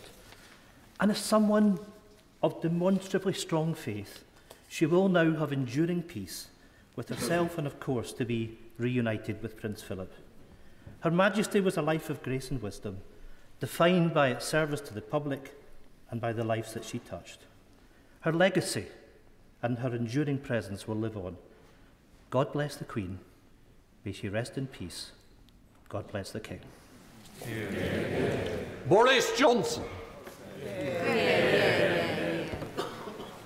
Thank you, Mr. Speaker. I hope the House will not mind if I begin with a personal confession. A few months ago, the BBC came to see me to talk about Her Majesty the Queen, and we sat down and the cameras started rolling, and they requested that I should talk about her in the past tense. And I'm afraid I simply choked up and I couldn't go on. I'm really not easily moved to tears, but I was so overcome with sadness that I had to ask them to go away. And I know that today there are countless people in this country and around the world who have experienced the same sudden access of unexpected emotion. And I think millions of us are trying to understand why we are feeling this deep and personal and almost familial sense of loss. Perhaps it's partly that she's always been there, a changeless human reference point in British life, the person who, all the surveys say, appears most often in our dreams, so unvarying in her pole star radiance that we have perhaps been lulled into thinking that she might be in some way eternal. But I think our shock is keener today because we are coming to understand in her death the full magnitude of what she did for us all. And think of what we asked that 25-year-old woman all those years ago. To be the person so globally trusted that her image should be on every unit of our currency, every postage stamp, the person in whose name all justice is dispensed in this country, every law passed, to whom every minister of the Crown swears allegiance, and for whom every member of our armed services is pledged, if necessary, to lay down their lives. Think what we asked of her in that moment. Not just to be the living embodiment in her DNA of the history and continuity and unity of this country, but to be the figurehead of our entire system, the keystone in the vast arch of the British state, a role that only she could fulfill because in the brilliant and durable bargain of the constitutional monarchy, only she could be trusted to be above any party political or commercial interest and to incarnate impartially the very concept and essence of the nation. Think what we asked of her and think what she gave. She showed the world not just how to reign over a people, she showed the world how to give, how to love, and how to serve. And as we look back at that vast arc of service, its sheer duration is almost impossible to take in. She was the last living person in British public life to have served in uniform in the Second World War.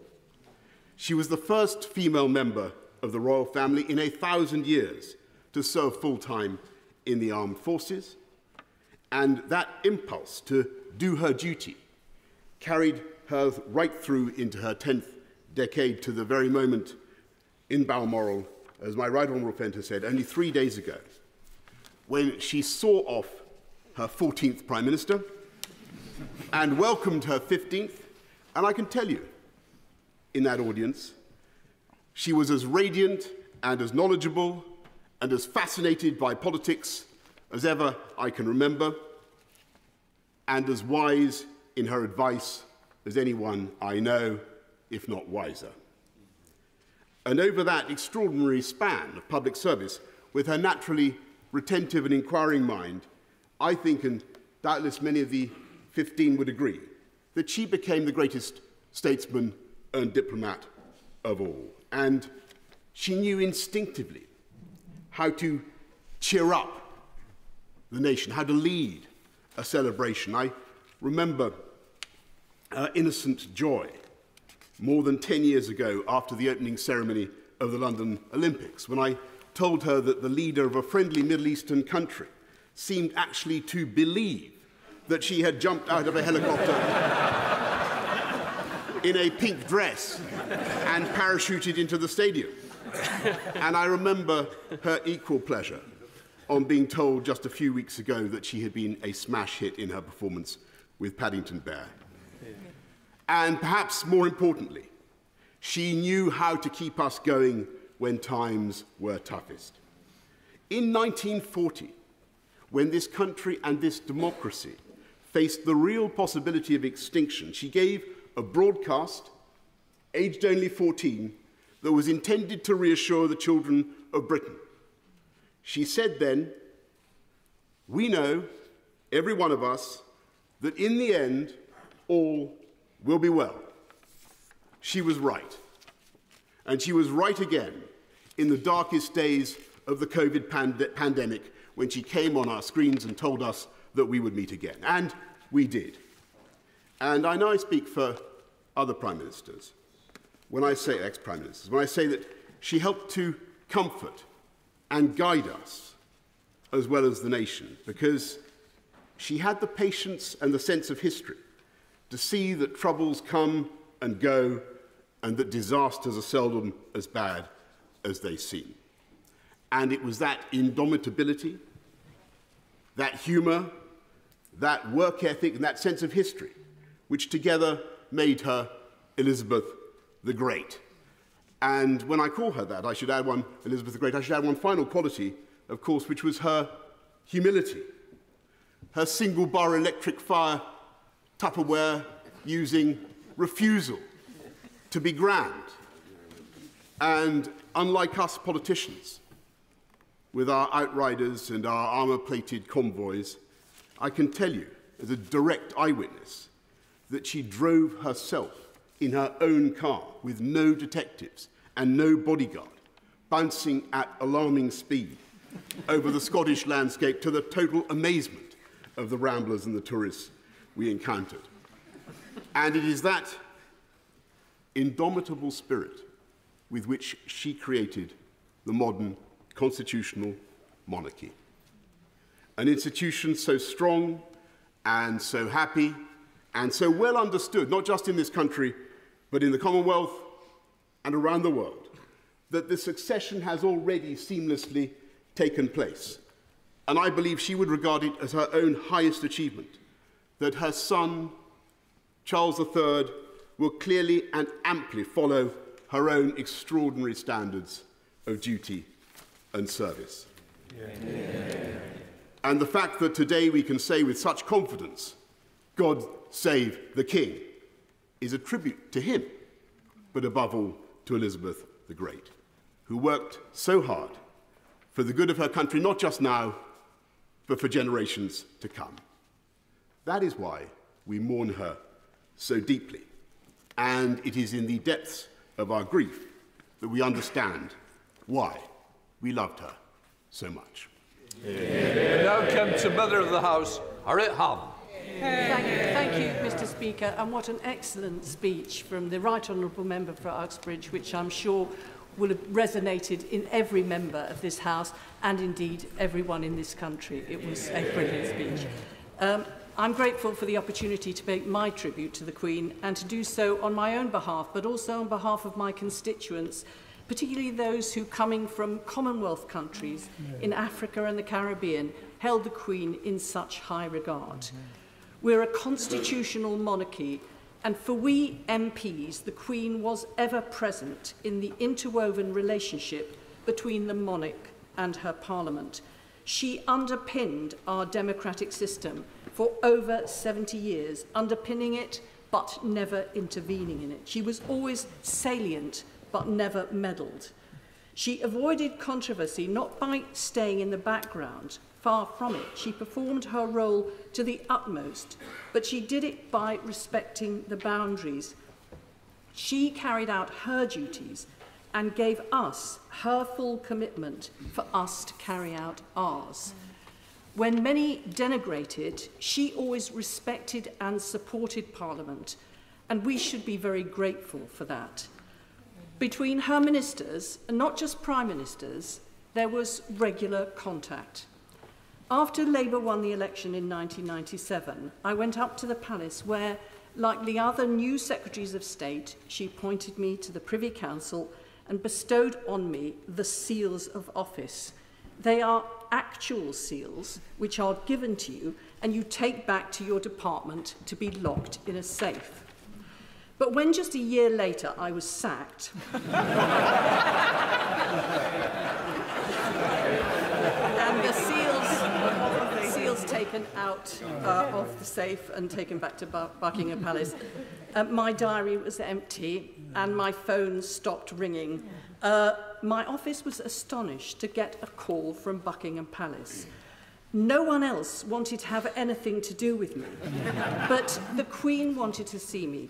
I was invited to take tea with the Queen for her to thank me for my service as Secretary of State. My point is that the relationship between our Queen and Parliament and our Queen and government was never just on paper, but was always active and always encouraging. She radiated British values of duty, patriotism, internationalism, charity and service. But while she embodied British values, she never intervened in politics. And that is constitutional alchemy, nothing less. It's evident that everyone, even those who don't agree with the hereditary principle of the monarchy, cannot but marvel at her personal qualities.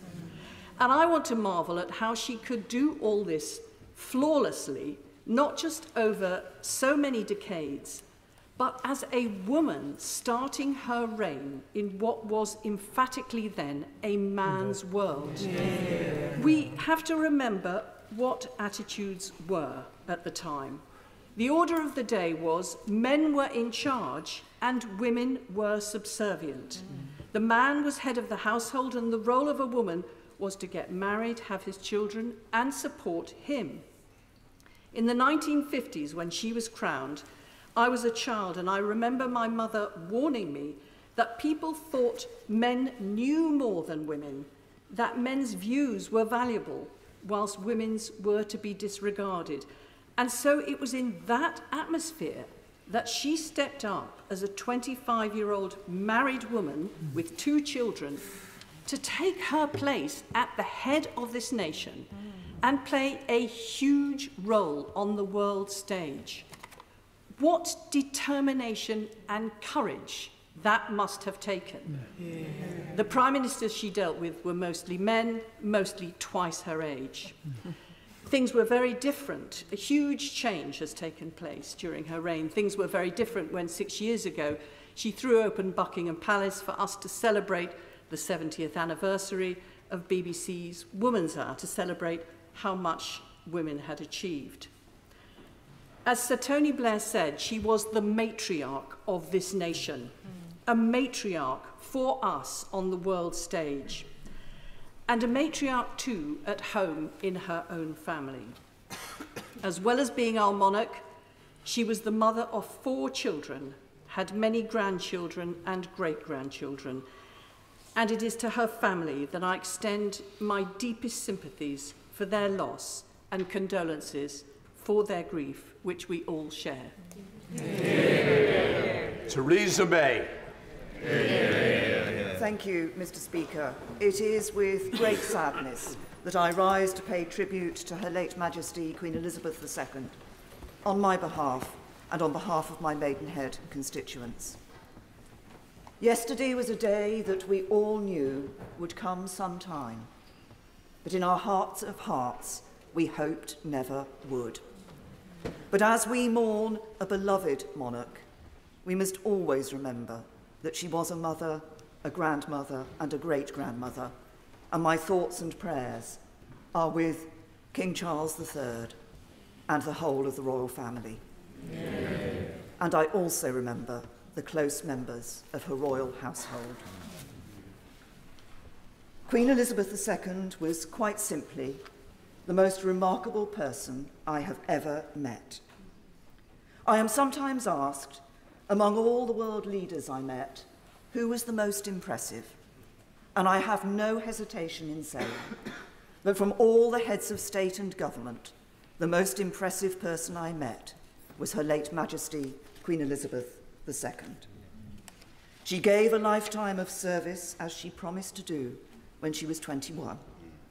Her selfless devotion to duty was an inspiration and example to us all.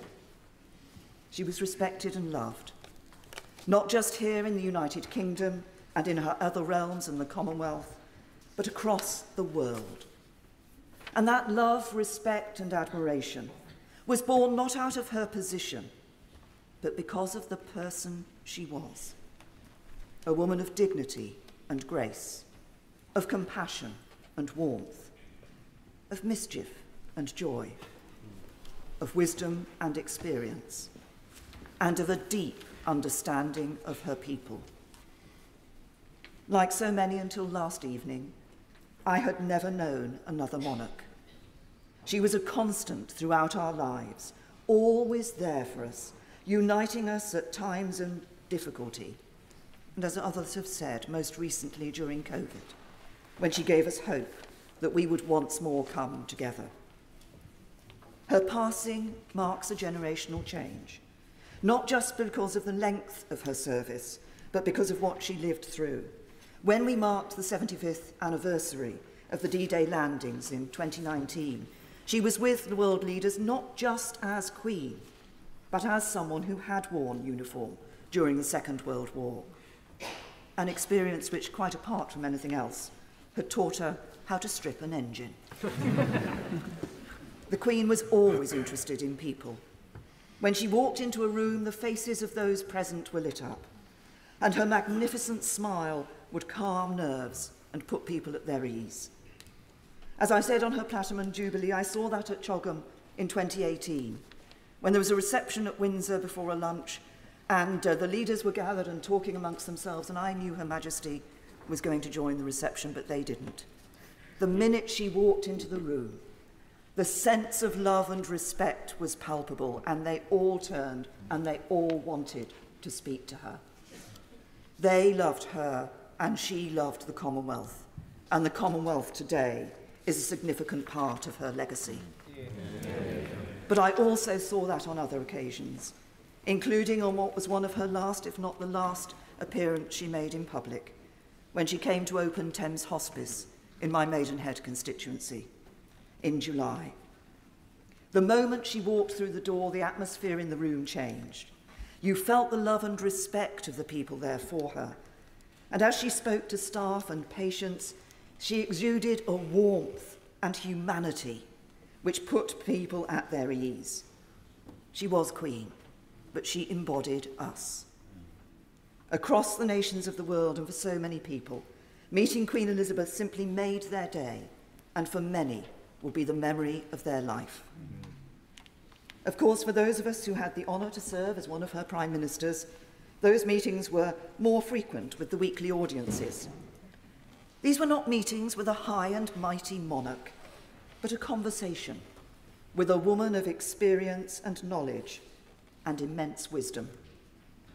They were also the one meeting I went to, which I knew would not be briefed out to the media.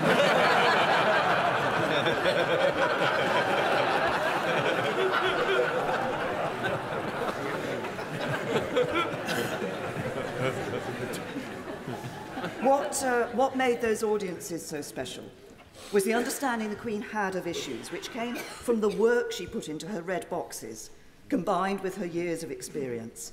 She knew many of the world leaders. In some cases, she had known their fathers. And she was a wise and adroit judge of people.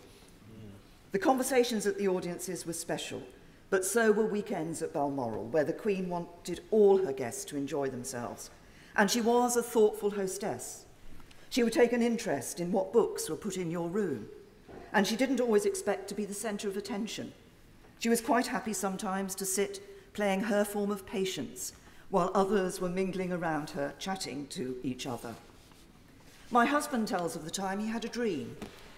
He dreamt that he was sitting in the back of a Range Rover being driven around a Balmoral estate, and the driver was Her Majesty the Queen, and the passenger's seat was occupied by his wife, the Prime Minister. And then he woke up and realised it was reality.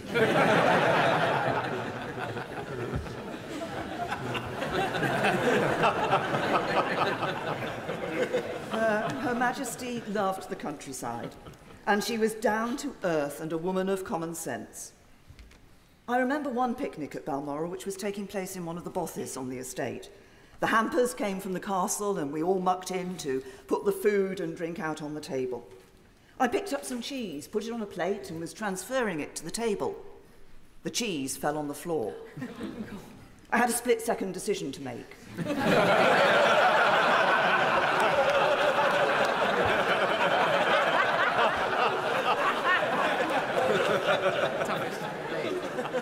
I picked up the cheese, put it on the plate and put it on the table. And I turned round to see that my every move had been watched very carefully by Her Majesty the Queen. I looked at her, she looked at me, and she just smiled. And the cheese remained on the table. This is indeed a sad day. But it is also a day of celebration of a life well spent in the service of others. There have been many words of tribute and superlatives used to describe Her late Majesty Queen Elizabeth II, but these are not hype. They are entirely justified. She was our longest-serving monarch. She was respected around the world. She united our nation in times of trouble. She joined in our celebrations with joy and a mischievous smile. She gave an example to us all of faith, of service, of duty, of dignity, of decency. She was remarkable, and I doubt we will ever see her like again. May she rest in peace and rise in glory. Sir Ed Davey. It's a real pleasure to follow the Right Honourable Lady, and can I congratulate her on her lovely, heartwarming speech. Mr. Speaker, Liberal Democrats join members from all sides of the House in expressing our deepest condolences on the passing of Her Majesty the Queen. We are mourning a profound loss. The Queen was a formidable monarch who faithfully served our country for all her life and was loved the world over. She represented not only duty and courage, but warmth and compassion, and she was a living reminder of our collective past, of the greatest generation and their sacrifices for our freedom. For many people, myself included, Her Majesty was an ever-fixed mark in our lives. As the world changed around us and politicians came and went, she was our nation's constant. In challenging times, she was always a source of calm and comfort. And she tied our nations together, embodying an unwavering pride in our country, showing us that patriotism is not defined by political allegiance, and reminding us of the many things that bind us all together, even when it doesn't always feel that way. We saw this so vividly during the Platinum Jubilee celebrations in June. I'm proud to represent the oldest royal borough in England, Kingston-upon-Thames. And our Jubilee Street parties certainly lived up to that status. It was truly wonderful to see such an outpouring of affection from people across Kingston from all walks of life. School children who baked Jubilee cakes, neighbours who shared bunting, choirs who sang hymns of praise. And it was incredibly fitting, wasn't it? That after so long kept apart by COVID, it was the Queen and a celebration of Her Majesty's reign that brought our communities back together so joyfully. Just as the whole country is united today, so sadly, in grief. The deep mourning across the country now, just like the celebrations of her Jubilee a few months ago, comes not from a sense of duty, but from genuine and heartfelt affection, love, and admiration of Her Majesty. It was not because we were her subjects, but because she was truly our Queen. What she meant to us is perhaps best summed up by a phrase on so many people's lips over the last 24 hours. I can't imagine our country without her. For almost everyone in our country, she has been there our whole lives. Times of national grief and national jubilation, she has never not been there for us. So it's hard to accept that she is gone, and hard to see how we go on without her. But we will. Our great United Kingdom has a great future, because the Queen's spirit of strength, grace, and resolve lives on in her people. One of the greatest privileges of being a member of this House was the chance to meet Her Majesty. Like when she visited Kingston on the occasion of her Golden Jubilee, or when I was deeply privileged to sit next to her at lunch at Windsor Castle.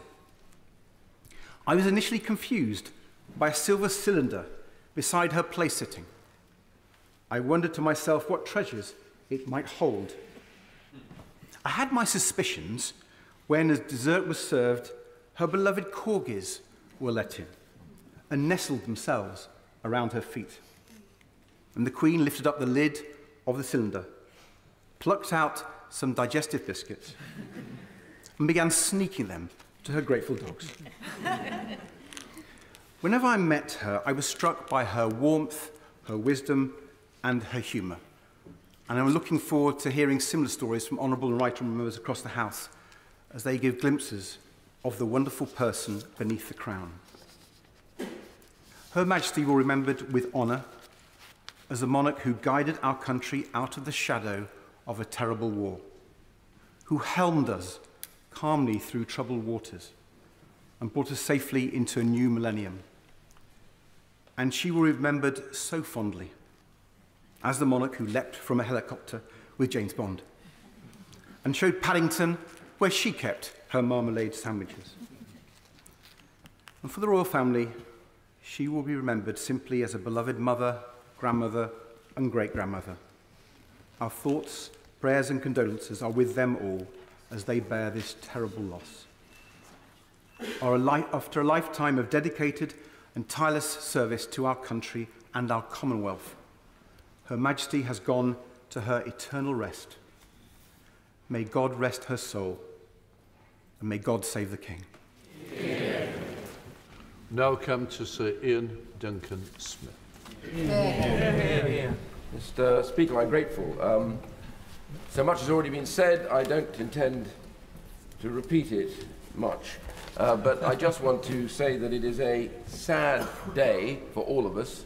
It's tragic news, bringing to the end a remarkable career spanning 70 years, endless prime ministers, and endless leaders of the opposition, too. But for those 70 years, Her Majesty carried out her duties with charm, humility, not often mentioned, real humility, and also endless humour. She was quite remarkable in a way, and she learnt that from somebody that we haven't mentioned today, her father, who in his own way, someone who never expected in a way to be the monarch, who suffered a very significant problem in a speech impediment, and yet he showed her that it was possible to rise above the challenge and to deliver your service to your country at an incredible time. And that service and duty, there is no question she learnt at the knees of her father, overcoming his own difficulties and putting his country and their service first, something quite often forgotten about. And a couple of things that come to mind, because in fact, so often we've taken Her Majesty for granted. We expect her to be there. The way the crowds, whenever anything is good or bad in our country, they gather at Buckingham Palace, whether she's there, or she was there, or not there. They gathered. It was almost as though they could touch the railings and draw some succor or some support or some sort of mystical help. And there they were again last night in pouring rain outside Buckingham Palace. And quite often in all of that, Mr. Speaker, we often forgot that she was also a human being with her own family issues and problems. And I remember particularly during that period when two of her sons were facing marriage breakups, which were being widely reported in the newspapers, in the media, with everybody speculating in public about all that was going on. I wonder how many in this House could ever have borne something like that in such public domain, such a sad tragedy for their mother. And then, to top it all, Windsor Castle burns down, a place she loved deeply and felt responsible for. And nobody seemed to take her in a way into consideration until when she approached a speech with an interesting cold, and she said that the year for her had been her annus horribilis. I think the public stopped. We all paused and we realized, actually, that we had forgotten that we owe as much duty and service to her as she had shown us without complaint. I thought that was a remarkable moment, really, when the country came back from where it was to recognize that duty and service. And the other was when Diana, then Princess of Wales, tragically died in that terrible car accident. And everybody again gathered outside Buckingham Palace, and they demanded that the Queen should come. It got more and more shrill, with the newspapers banging on about how she had to come back.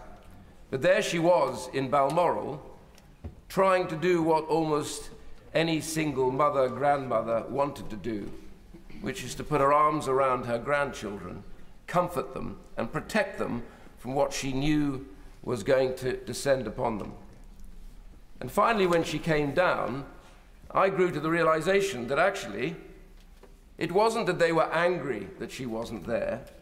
It was that the British public needed her there to be able to show their own emotion, as she was the focus for all of that. And when she came, everybody cheered and applauded because she was there, and now they could grieve properly because she was the focus for that grief.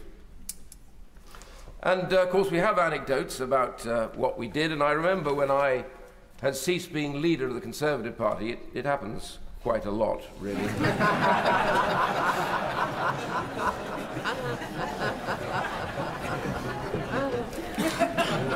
I think she was pretty used to it, actually. Yes.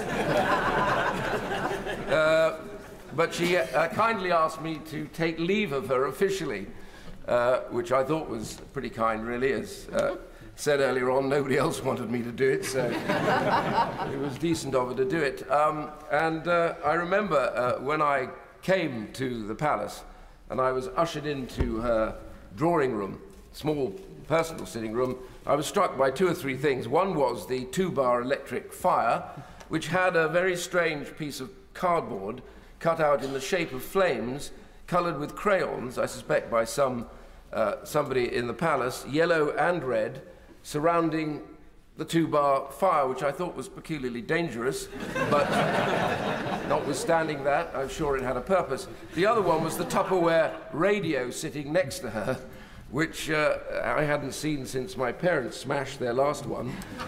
And then she very sweetly asked me how I was, being clearly sympathetic about what had happened. And I just shrugged and said, "Well, ma'am, nobody died and I'm still here." Whereupon she roared with laughter, and the funny thing was, as she did, she paused, looking at me, not sure whether I'd actually made a joke or whether I'd not. I laughed too, and then she laughed again. Whether at me or with me, I couldn't figure that out. That was something to relish. The other anecdote I just wanted to share with the House for a second was slightly different. It was when I was in one of those Privy Councils, and for some reason we were offered drinks to have at the end of the Privy Council. It didn't happen very often, so I took full advantage and ordered a whiskey. And while we had finished the Privy Council, she came round to talk to those of us in the Privy Council and chat. And she came to me, and like everybody else, nervous as anything, I stumbled through, and then I said, "Oh, ma'am, I remember I'd just been reading some stuff about one of Churchill's speeches, and I suddenly recalled something that he had said at the time. It was 1941, and President Roosevelt had sent a note over with the person that he had just defeated in his third election. And in it, as Churchill said, he had written in his own hand a verse from Longfellow. Now remember, in 41, we didn't know whether we would survive or not. And Churchill read it out, and I started to speak it, and she started speaking it as well. And I just want to share it with the House. It was, sail on, O ship of state. Sail on, O Union, strong and great. Humanity with all its fears, with all its hopes for future years, is hanging breathless on thy fate. She said it perfectly. She smiled slightly, and I did detect a little dampness in her eye, and then she moved on. And in a way, it suddenly struck me that that was exactly her. She was the ship of state. We looked to her for everything, good and in difficult times. She loved the Union with a passion. And she loved Scotland, I think probably most of all. The tract was that was who she was. She was that ship of state, and somehow we have too often taken her for granted. But she has never complained, and she always gave us service. And now for that union of hearts, if the House would indulge me, I want to quote from W.H. Auden with a few changes. Stop all the clocks, cut out the telephones, prevent the dogs from barking with the juicy bone, silence the piano, and with muffled drums, bring out the coffin, let the mourners come. She was our north, our south, our east and west, our working week and our Sunday rest, our noon, our midnight, our talk, our song. We thought that love would last forever. We were wrong. May God bless her and keep her and hold her in her hands. And may we bless the royal family. God save the King. Amen. I'm now going to bring Sir Geoffrey Donaldson in, but can I just warn others that I would hope to get so many in today that please, if we can use up to 3 minutes after Sir Geoffrey Donaldson. Sir Geoffrey. Thank you, Mr. Speaker. And on behalf of my colleagues in the Democratic Unionist Party and on behalf of many across Northern Ireland, I wish to offer our sincere sympathy to His Majesty the King and to other members of the royal family on the passing of our dear Sovereign, Queen Elizabeth II. In counties Antrim and Armagh, Down and Fermanagh, Londonderry and Tyrone, individuals and families will gather in their communities to remember a great monarch, a monarch who stood with us in our time of trouble. Her Majesty the Queen has been a steadfast and unshakable head of state for the United Kingdom and for the Commonwealth, and her gracious approach has been, as others have said, a constant throughout our lives. In 1952, during her first Christmas broadcast, Queen Elizabeth asked the nation to pray, and I quote, that God may give me wisdom and strength to carry out the solemn promises I shall be making, and that I may faithfully serve him and you all the days of my life. She certainly fulfilled her promises. And today we mourn her passing. But we do so with tremendous honour for one who served God and her people faithfully. Her Majesty led by example in Northern Ireland and reached out the hand of friendship to help with the reconciliation process. We are duty-bound to build on that foundation. The royal visit to the Republic of Ireland in 2011 was groundbreaking, and the warmth with which Her Majesty was received demonstrated that she was revered and respected far beyond this United Kingdom. I remember with fondness her speech during that visit, where she again referred to her Christian convictions and reminded us that forgiveness lies at the heart of her faith and that it can reconcile divided communities. Her visits to my own constituency in Lagan Valley, to the city of Lisburn, to Dromore, and of course to Royal Hillsborough, invoke precious memories for the residents and for all of us. And I know that her death will be felt acutely in Hillsborough and in the surrounding communities. During the most traumatic of days of our troubled past in Northern Ireland, Her Majesty visited with us many times to show solidarity with her people in their darkest of hours. Her presence conveyed a deep sense of stability and offered hope to so many. One such visit was in 1976, in one of the most violent years of the Troubles. In her Christmas address later that year, Her Majesty spoke of the need for an end to the conflict and pointed the way to peace and reconciliation. She reminded us that the following year was her Silver Jubilee and expressed in hope that, and I quote, "The gift I would most value next year is that reconciliation should be found wherever it is needed.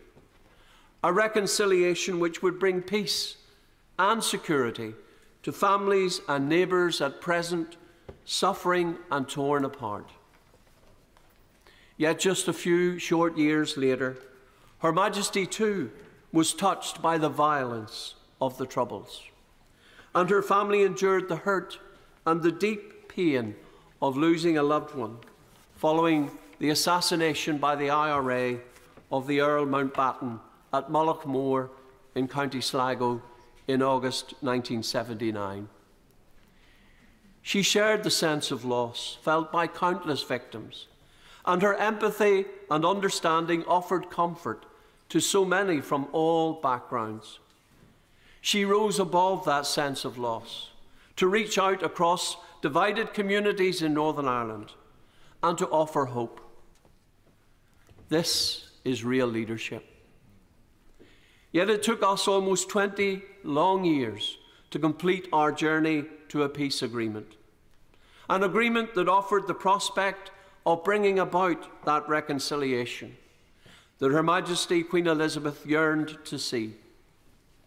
Some 25 years on from that agreement, in truth, Mr. Speaker, we still struggle to deal with the legacy of our troubled past.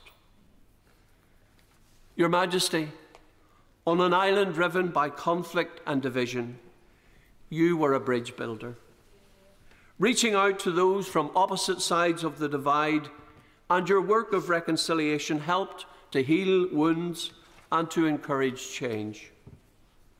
Your historic visit to the Republic of Ireland was a cathartic moment in British-Irish relations.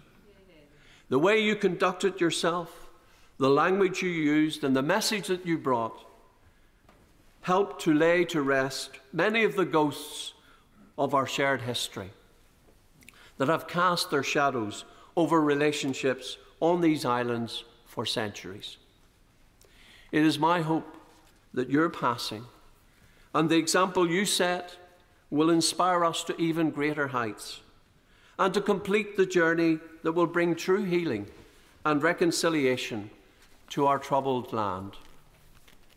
Your Majesty, this United Kingdom has been truly blessed to have you as our head of state, a sovereign whose dignified and faithful service has inspired a nation. I can do no better than quote the words of a book that contains the values you sought to uphold throughout your reign. Well done, good and faithful servant. Our United Kingdom of Great Britain and Northern Ireland is stronger for your reign. And to His Majesty King Charles III, I say this: we must all work to build this kingdom, that it is even stronger and more united. And we on this side will use all our endeavours to achieve these objectives. God save the King. Yeah. Speaker, I associate with many of the very passionate comments that we have heard already this afternoon, Mr. Speaker, and there have been many thousands of moving and heartfelt tributes from across the world. Our Queen was loved, cherished, respected, and admired for her deep devotion to public service and to the people. And of course, we meet in circumstances that we all knew would happen one day, but of course none of us wanted to see. And Mr. Speaker, it was so poignant yesterday that the heavens opened and cried with the country as the devastating news broke that this period of national mourning began. For most of us, if not all in this chamber, and of course people across the country and the Commonwealth and across the world, not only knew our Queen as the head of state, one sovereign, a lady, one monarch. And the late Queen Elizabeth II's life was one that, of course, was dedicated to public service, but was deeply, deeply inspiring. And of course, she held that dignified presence, that ability, the charisma that this House has heard so much of already this morning, to lead our nation through dark periods, but also through the most joyous moments that we have celebrated as a country. And of course, from the horrors in the world wars to the fears of the pandemic, she was one who never ever faltered in her duty. And of course, as my right honourable friend has already said, she was that rock, but she was there as that model of assurance, that pillar that would give us the strength and support that we would need through the darkest times. But of course, Mr. Speaker, for each and every one of us, and for all of our constituents in particular, a royal visit was one of the most joyous moments and occasions that we would all celebrate. They were wonderful, they were memorable, they were great events, and in particular, when the visitor, of course, was Her Majesty the Queen. And a few months after my election to Parliament in 2010, I, of course, witnessed that excitement when Her Majesty the Queen visited that very famous village of Tiptree in the Witham constituency, where the Royal Warrant told in Wilkin & Sons jam makers to mark their 125th anniversary. The affection and warmth that was shown towards Her Majesty, of course, was astonishing to see. Not astonishing to see, I should say. And, of course, Queen Elizabeth reciprocated, where she touched everyone's hearts, taking the time to see everyone, to speak to everyone as well. Also, when including the famous inspections of the world-famous jams, including the production lines of the Christmas puddings that so many people in this House in particular have recently enjoyed. And of course, despite those huge undertakings year after year, each and every person that she touched felt special, and that was a tremendous mark of her own humility. And that day, now nearly 12 years ago, remains fresh in the minds of my constituents, who are mourning, sadly, with the entire nation today. And of course, it's not just royal visits that marked Her Majesty and gave us all that moment of excitement to have seen Her Majesty the Queen. For those of us that enjoy horses, and enjoy racing in particular, she herself was well known across not just the country, but also around the world for her love and passion of horses. Whether it was the famous visits to Ascot or Epsom, the Derby itself, all of those who attended wanted to just snip that moment with her, to get that glimmer, hoping to get that royal wave, or recent a famous racing tip as well. And of course, no one did more to champion horse racing in this country than the late Queen. She loved the sport, she loved her horses, and in return, the whole racing industry loved her and will miss her enormously. Her late Majesty led a remarkable life, Mr. Speaker, and delivered an era and reign that will stand out as being the most magnificent in the long and great history of our nation. As we mourn the end of her 70th year reign, we commemorate the great life that she lived and, of course, the long service, the distinguished service that she gave to our country. We reflect on the importance of the monarch in our public life, of course, and at this particular time, a moment in time, our thoughts and prayer are naturally with her family. And we offer our wholehearted support and, of course, our commitment to the King, King Charles III. In the years ahead, while we face, of course, while the faces on our notes and coins and stamps will, of course, change, Her late Majesty will always occupy a special place and an affectionate in the hearts of our nation. God rest her soul, and God save the King. Dame Margaret Beckett. Thank you, Mr. Speaker. I've heard it said that on occasions like this, most of us talk about ourselves, and that's inevitable because we're talking about the links we have in our memories with the person who is gone. But I think perhaps I'm one of the few in this House who does remember when the Queen's father died. I must admit my memories are twofold. First, how surprised I was that people thought 25 was young. And secondly, that when she came to the throne, we all got a bar of chocolate. I first encountered Her Majesty at One Remove, soon after I was first elected to this House in October 1974, and I do recognise that many honourable members here were not born then.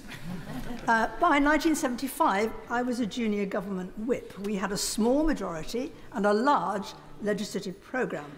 And there was a duty that usually fell to a very senior whip, one of writing every day, by hand, direct to Her Majesty the Queen to tell her what was happening in her Parliament. I was told this had probably originated with the first Prime Minister who wrote to the King to tell him what was happening in the House. And I was asked to undertake this duty to help my colleague. It seemed to me, I was told, by the way, this is very important, that this was a personal message from a member of the government to Her Majesty for her eyes only. That is relevant. And it seemed to me that there was very little point in telling her the things she knew from her red box, or that she had read probably in the chat column in the Daily Telegraph. So what I wrote to her about was the stuff that I thought she wouldn't get from either of those sources. I wrote to her about the gossip in the tea. Occasionally slightly edited. And I wrote to her about the rows that people were having behind the scenes in committee rooms or in corridors. There was no feedback, but there wasn't any rebuke either. But then a day came when the Queen went on an overseas visit. Now, I knew, of course, that official correspondence always goes through official channels when the Queen is out of the country. But I was a very new MP, and I thought that something that was marked from me personally to the Queen personally, that no one would have the impertinence to read that. Some busybody in number 10, however, did. Perhaps a little unfortunately, and not unknown to members in this House, there was something of a dispute going on at the time about the issue of our relationship with the European Community. And I told the Queen what we thought about it and what we were saying about it and where I thought the ministers of the day were sometimes getting it wrong. And the House may not be surprised to learn, I will not sully your ears, but there's a short, pithy phrase, that common usage, that encapsulates really exactly what happened next. But suffice it to say that I was summoned to the Chief Whip, and after a brief and spirited discussion, the job returned to the person to whom it had originally been assigned. It was many years later, but rather typically, that I heard very indirectly and subtly that perhaps Her Majesty had slightly regretted a return to normal service. And I thought that was comforting. I was pleased about that. It was many years later, after a short involuntary break in my service in this House, that I returned for my present constituency, where we have had the great honour to entertain Her Majesty on many occasions, not least in everybody's memory, when she opened our new football stadium and indeed our brand new hospital, to which she was gracious enough to agree we could give the title of the Royal Derby Hospital, in which it rejoices to this day.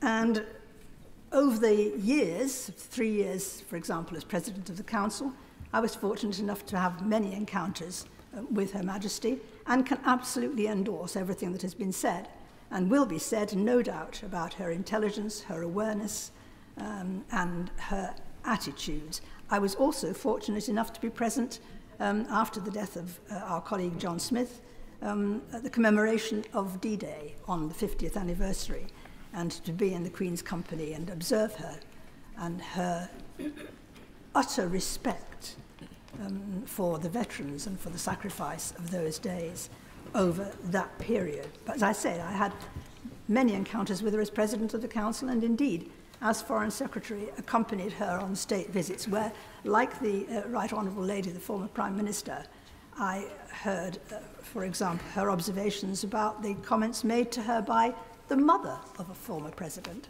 about the then present incumbent, and very interesting it was. So I would just testify to the qualities of which everyone else has spoken, and to which I'm sure everyone else will give testimony of her intelligence, her knowledge, her sense of humour. One of my abiding and favourite memories is fairly, not very recently, but of recent years. People will probably recall it's often been on the news. It's one of my favourite clips of, I think, the Duke of Edinburgh was being chased by a persistent bee, and there's a picture of the Queen coming through an archway, giggling uncontrollably, and clearly quite unable to suppress how hysterically funny she found it. And I think that very much sums up the person that you could see and admire. She was a remarkable person, a remarkable monarch, and we are the poorer for her going. Douglas Ross. Thank you very much, Mr. Speaker. Often this place can be criticised for the debates we have, but I think it has risen to the occasion today in memory of the late Her Majesty the Queen, and the contributions from all sides of the House show the heartfelt thoughts of members who have had close experience and those of us who have met the Queen very infrequently. I met the late Her Majesty Queen Elizabeth at the opening of the Scottish Parliament last year, and I had a short conversation with her as the leader of the main opposition party, and she moved on to the other party leaders. But I have a picture of the Queen shaking my hand with the beaming smile that we saw in her last picture that was taken at Balmoral on Tuesday. And Her Majesty the Queen loved Scotland, and Scotland loved Her Majesty the Queen. And I think it is right that that picture, it was taken by an excellent Scottish photographer, Jane Barlow, who captured Her Majesty looking very calm, very happy, and very at home in Balmoral, which she loved. I also want to speak briefly on behalf of my constituents in Murray, who enjoyed meeting the Queen on many occasions. The most recent visit, and her last visit to Murray, was in November 2014, when she arrived on the Royal Train at Elgin train station, and she went to meet our armed forces at RAF Lossiemouth and at Kinloss Barracks. Because it has been mentioned today, but the armed forces are important and were important to Her Majesty and are important to King Charles III and will play an extremely important role in the coming days and weeks. But that visit in November 2014 was accompanied with the late Duke of Edinburgh, and it was their 67th wedding anniversary, and it showed that the public commitment to service and the dedication of both Her Majesty the Queen and the Duke of Edinburgh, it meant that they went about their duties when others would be celebrating a milestone anniversary. But that was what the Queen provided: commitment and dedication at every opportunity to deliver for people across the country.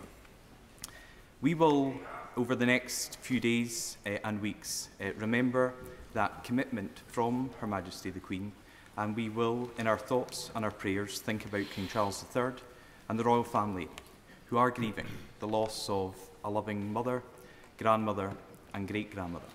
But as we join together to grieve and mourn, we also unite to give thanks and to celebrate a life well lived, to celebrate a life committed and dedicated to public service, a life which has shone a light throughout the United Kingdom, the Commonwealth and around the world. And the tributes we've heard in this place today and from leaders across the globe show the respect rightly held for the late Her Majesty the Queen.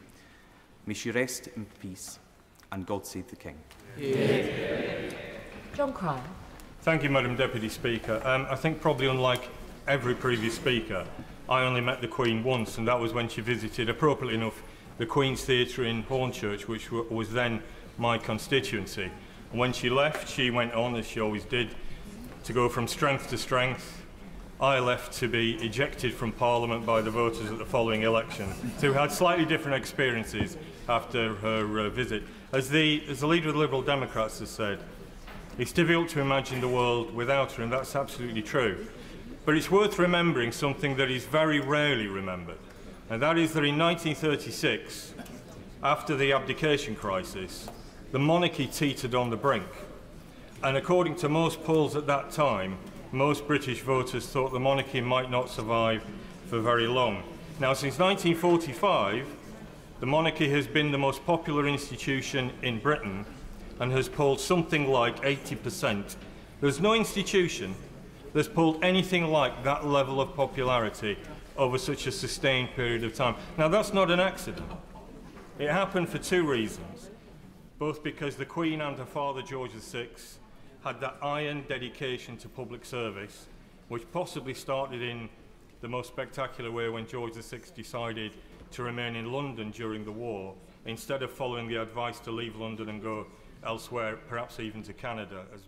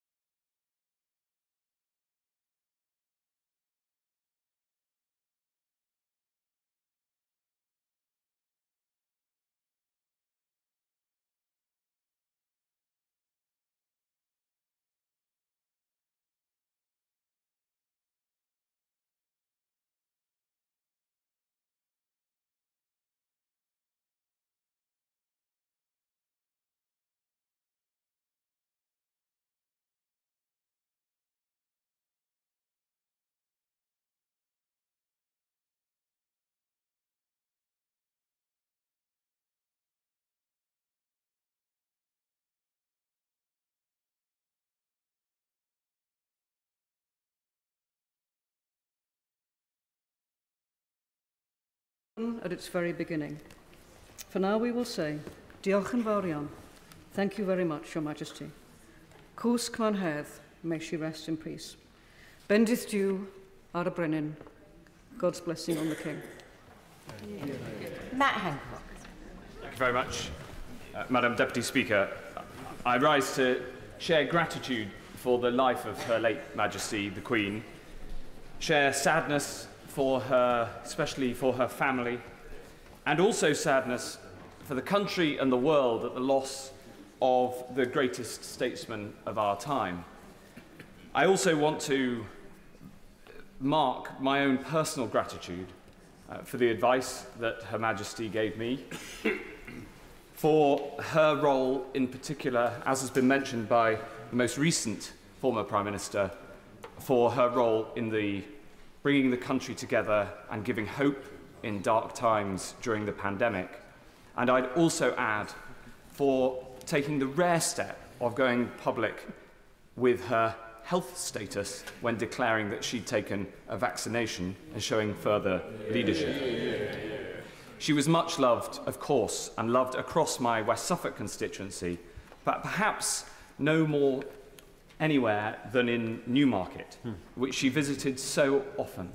Newmarket, of course, is the jewel in the crown of horse racing, certainly domestically and probably across the world.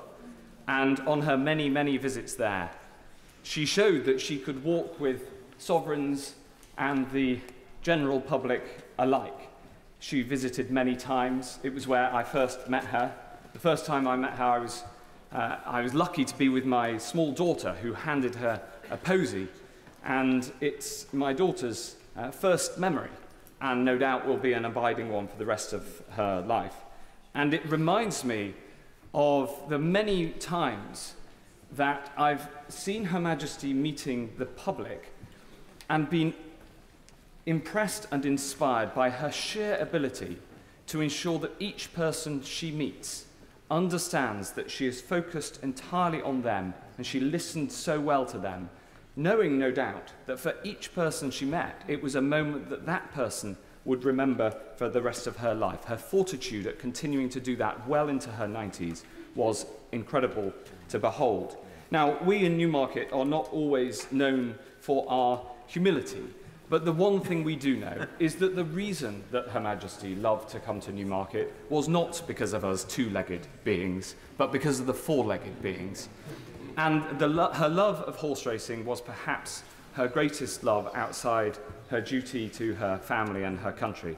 The twinkle that we've heard so much of and the genuine smile that came on her face was probably broadest when at a racecourse, as she demonstrated in what was probably her last social public occasion at Ascot. I remember it particularly at a visit when she came to open the National Horse Racing Museum, which is in Newmarket. She went down the line of dignitaries, she went down and met the public, she gave them her customary focus, but she was clearly doing her duty because the museum is full of retired racehorses, and it was only when she got to the horses that she really lit up. This was Her Majesty at her best. We have lost a great servant. She is replaced by another great servant of our nation.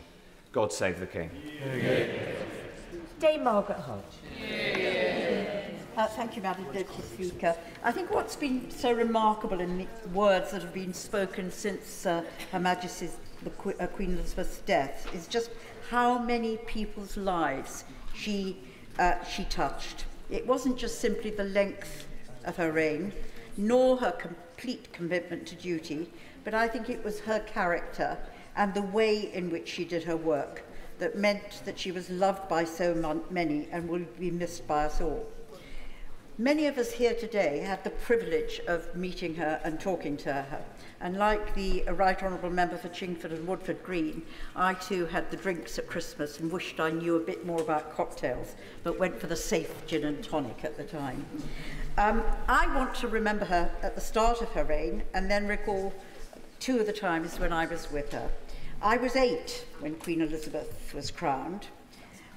Just to say to the my right honourable friend, the member for Derby South, we were still rationed in those days, if she remembers. So the reason that the chocolate was so welcome was it was rationed chocolate. We didn't care about the eggs and the meat being rationed, but the chocolate being rationed was really important.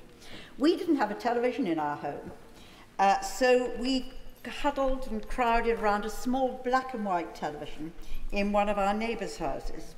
But I really remember seeing the coach, seeing the glittering jewels on her crown, and seeing her stunning white dress. It was simply like a fairy tale, a Cinderella or a Snow White coming true. And that magical moment of beauty, hope, and goodness has stayed with me all through her long reign. There were two occasions when I met her that also remain strong in my memory. Firstly, in the early 80s, when I was leader in Islington, the Queen visited Sadler's Wells, and we laid on a session for her with a group of old age pensioners, women, living in Finsbury, and we were running there a Keep Fit dancing class under the tutorship of Sadler's Wells teachers. The Queen walked into the room, and the warmth of her smile as she entered the room and the utter joy of the women at being watched by Her Majesty and the calm way that she put them at ease when she talked to them was just simply brilliant. And for the Queen, I think it was probably just another day, but for the women, it was probably one of the most eventful days in their lives. The second was when the Queen came to visit Barking and Dagenham in July 2015, when she was nearly 90, to mark the 50th anniversary of the creation of the borough. She spent almost the whole day there, opening a community centre, lunching a local theatre. She visited schools, and she watched a swimming display. Thousands of my constituents came out to see her, and many met her, and she did enjoy a rapturous reception. And the fact that she's chosen to spend so much of her time with us on what must have been a tiring day, she was getting on for 90, demonstrates, I think, her total commitment to duty, to us, to her people. And among the sea of Union Jacks that met her, I just remember the placards which said, "Welcome our Queen, we love you." Madam Deputy Speaker, at a time of constant change, Queen Elizabeth II gave us stability. At a time of uncertainty, tension and conflict, she always provided a path to reconciliation. And as a nation and community, she provided leadership that brought recognition, respect and status and love to all of Great Britain and all of our people. We will miss her. Nigel Adams. Thank you, Madam Deputy Speaker.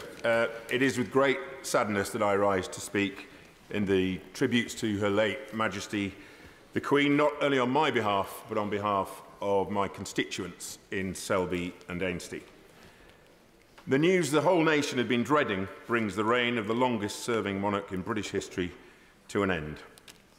As we've heard, as a child, she was not expected to be Queen, but her destiny and that of our nation changed when her father acceded to the throne as King George VI. She, as we have heard, as a 21-year-old young woman, pledged to live a life of service. There can be no one anywhere, Madam Deputy Speaker, that can say she did not deliver on that pledge. I vividly recall the celebrations for the Queen's Silver Jubilee in my village and across the nation. It's also incredible that she has also celebrated golden, diamond and platinum jubilees. Her life spanned some of the most amazing milestones over the last century, from the discovery of penicillin, the moon landings, and the invention of the World Wide Web. She was also a monarch that circumnavigated the world, visiting hundreds of countries, including those Commonwealth countries which she held with such affection. And Madam Deputy Speaker, the Queen also visited Selby in my constituency alongside her beloved husband, the Duke of Edinburgh. This was in 1969, when they came to present Maundy money to 43 men and 43 women at Selby Abbey. 10,000 people lined the town streets that day to welcome and catch a glimpse of their monarch. Now, like many honourable and right honourable members, I've had the privilege of meeting the Queen both times at the Palace, and I cannot tell you, Madam Deputy Speaker, how nervous I was as we lined up to meet her. All my nerves were becalmed, however, once I'd been greeted by that beautifully warm smile and her welcoming words. That warmth, that smile, is what's comforted our nation over the decades, through good and challenging times.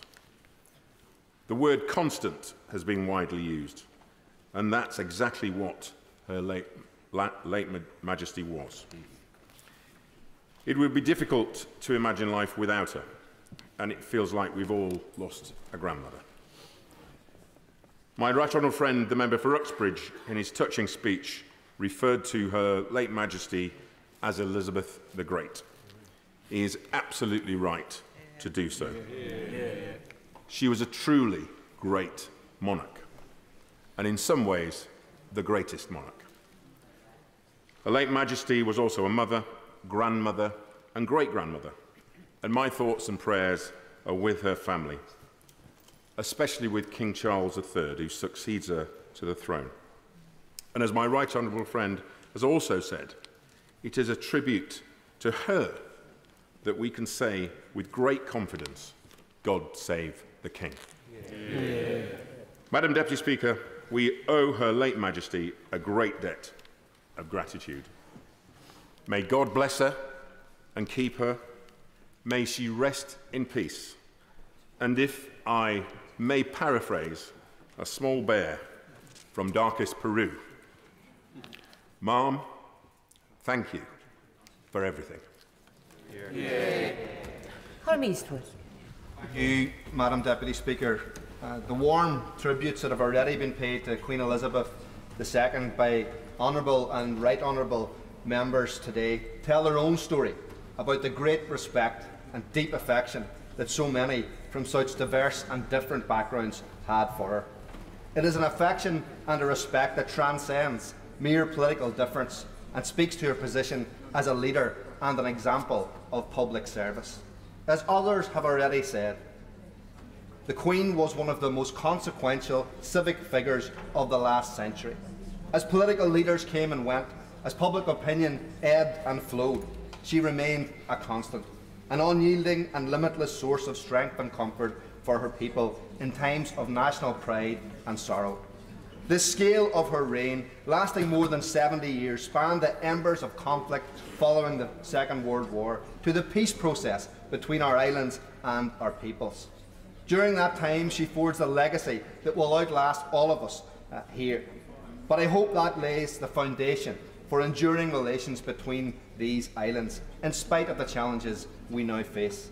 As leader of the SDLP, I had cause to meet with Queen Elizabeth on a number of occasions. Believe me when I say this, it is difficult to think of two people more divorced from each other in terms of background and aspiration. But in any dealings I had with her, I can only recount a person of great warmth, character, and an enduring passion for the interests and needs of people. That, I think, is the reason for the longevity of our support among the British people. But as a leader of Irish nationalism, I want to place on record my deep appreciation and respect for the Queen's role in forging new bonds of friendship between our islands and between our people. It is also easy to forget now, but she was also a victim of the conflict that the people of these islands were subjected to for 40 long years. I know that the murder of her cousin Lord Mountbatten in Mullaghmore in August 1979 had a profound effect on her and on her extended family. She experienced the sharp pain of loss, but in common with the people of Ireland, she took risks for peace and played an enormous role in reconciling the traditions that share our islands. At no time was this more visible than during her 2011 visit to Ireland. I believe that Queen Elizabeth's visit to the Gardens of Remembrance in Dublin and the way she stretched herself to be an example of a good neighbour to Ireland in those moments contributed in a very significant way to healing the wounds of our past. Those couple of focal, those Few words of Irish. Hugdaron Agus Acharja, President and Friends, was a symbolic embrace of the Irish people, and it was deeply, deeply appreciated. The blessings of a long life doesn't make the burden of saying goodbye any lighter. My sincerest condolences are with the Queen's immediate family, with Right Honourable and Honourable members here today, and most particularly with those in Northern Ireland for whom she held a cherished place in their lives and in their hearts. I know how difficult it is to lose your hero, but there is comfort in the lasting legacy that she will leave, having helped shape our common history. The story of our peoples is fundamentally and inseparably intertwined. We all live in each other's shadow. I hope that we continue to build on the legacy that Queen Elizabeth II helped forge. May she rest in peace. Order, just a reminder that the Speaker's guidance was 3 minutes in order to be able to get in as many people as possible. David Jones. Thank you, Madam Deputy Speaker. And as other Right Honourable and Honourable members have mentioned, it is impossible for virtually all of us and our constituents to remember a time when Her Majesty the Queen was not there. I was born a matter of weeks after she acceded to the throne, and throughout my life, and indeed all our lives, hers has been a continuous, reassuring presence, providing wise guidance for the country through good times and bad.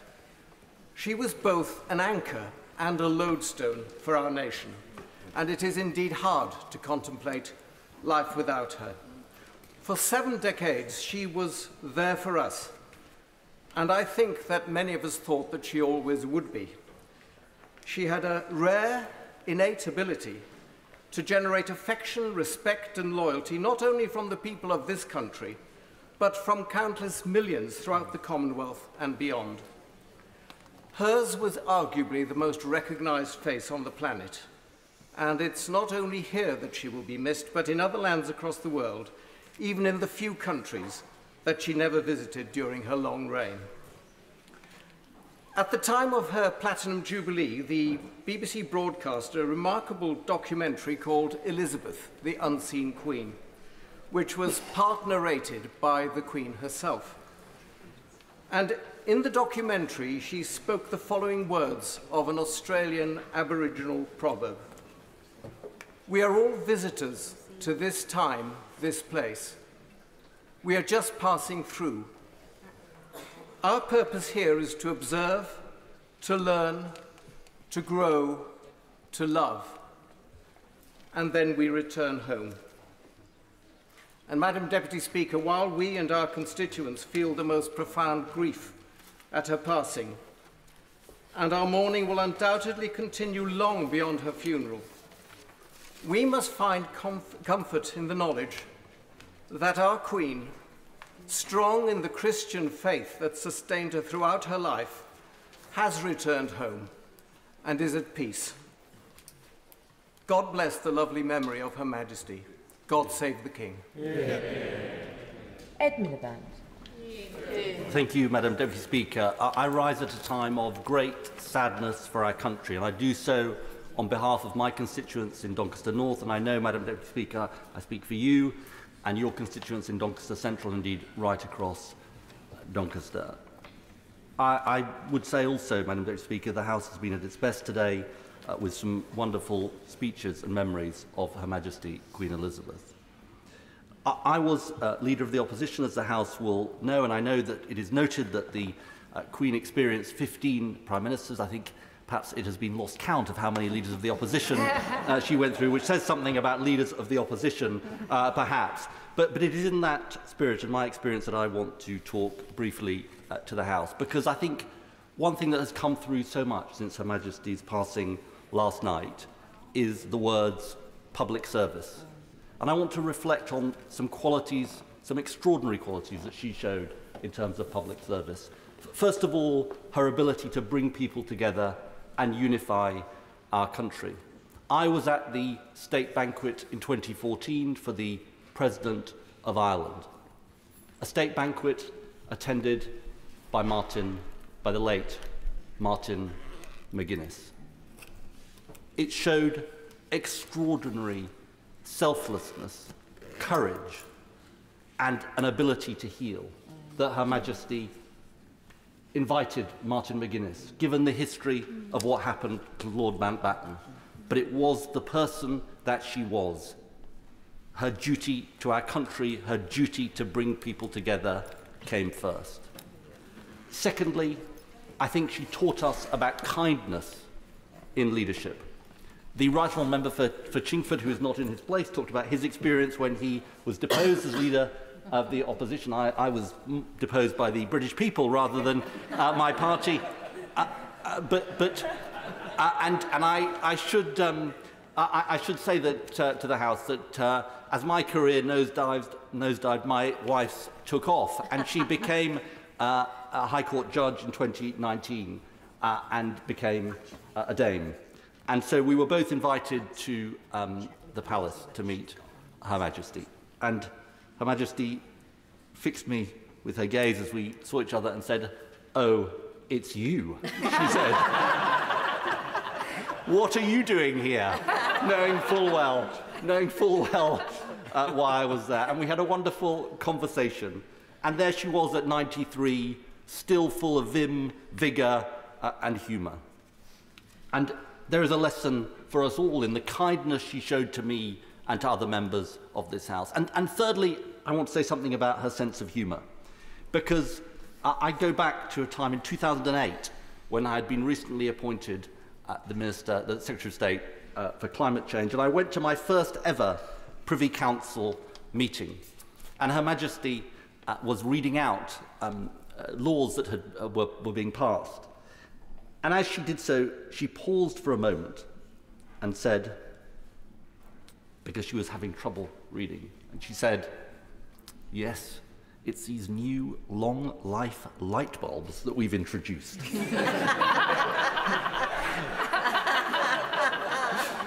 And she fixed me with a beady gaze and a twinkle in her eye, and I smiled. And that was a sense of humour that she showed.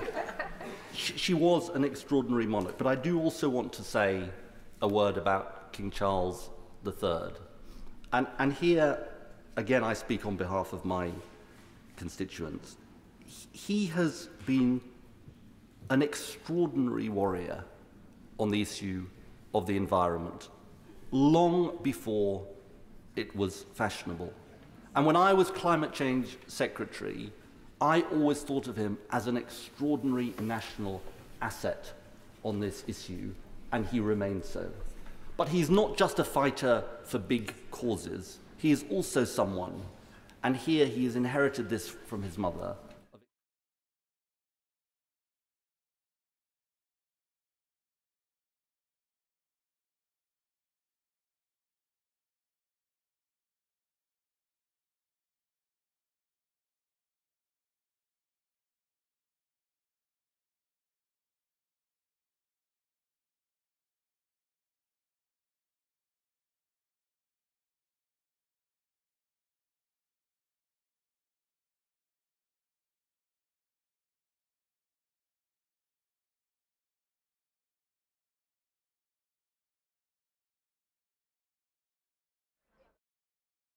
God bless you. God bless you. God bless you.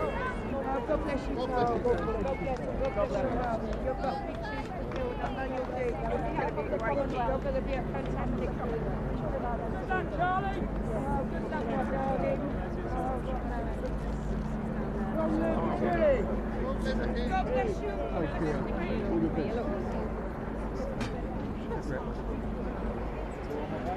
Please, George. 73 years they've known him as a prince. Now many of his his subjects.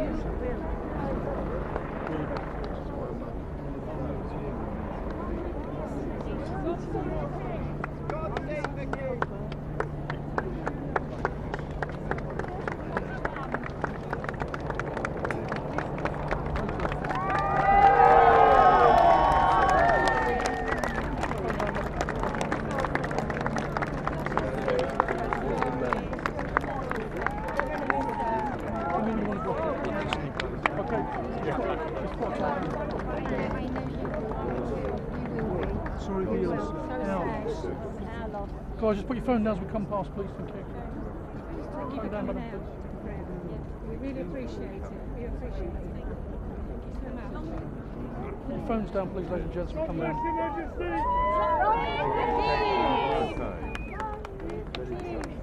Put your phone down, sir.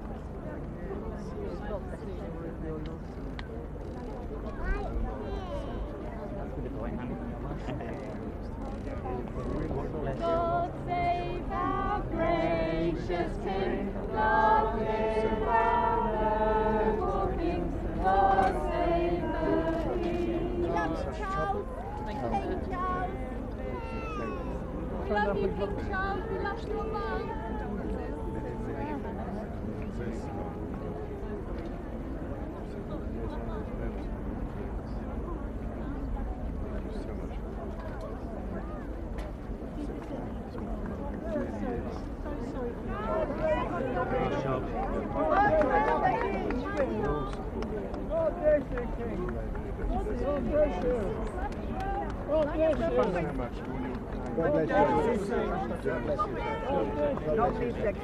We are from Singapore.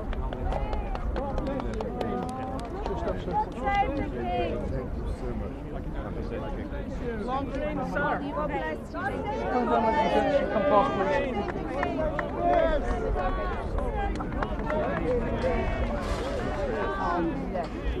I have questions.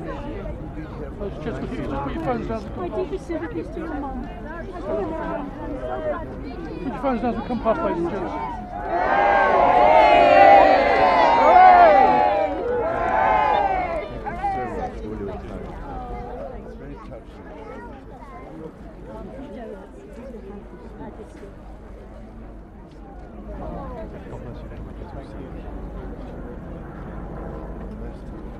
Phone down, sir. Come past. Phone down.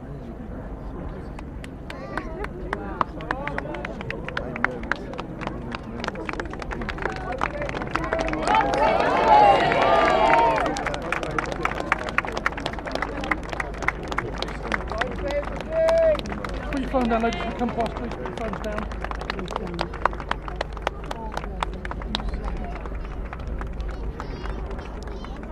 your phone down, madam.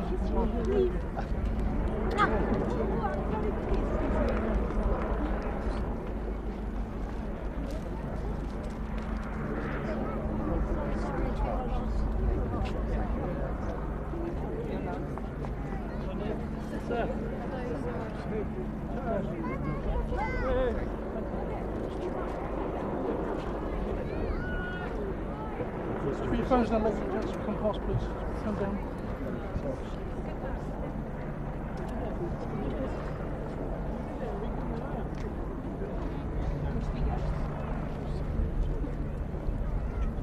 Phones down, guys, come past, please. Just enjoy the moment.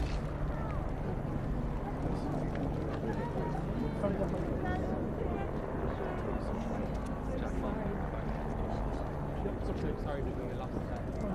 come past.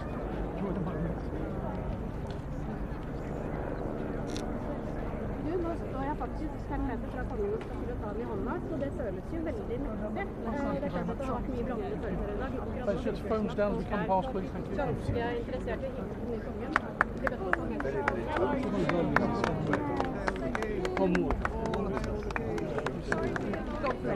Phones down, ladies and gents, we come past, please. Watch us bend, we're going to make this bend.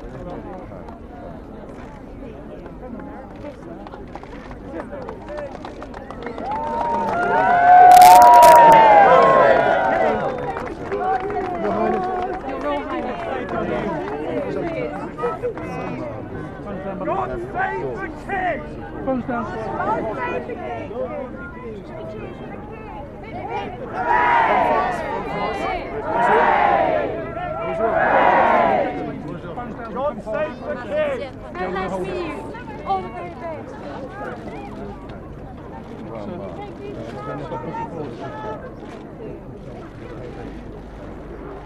Look, it's arrived there. Just there.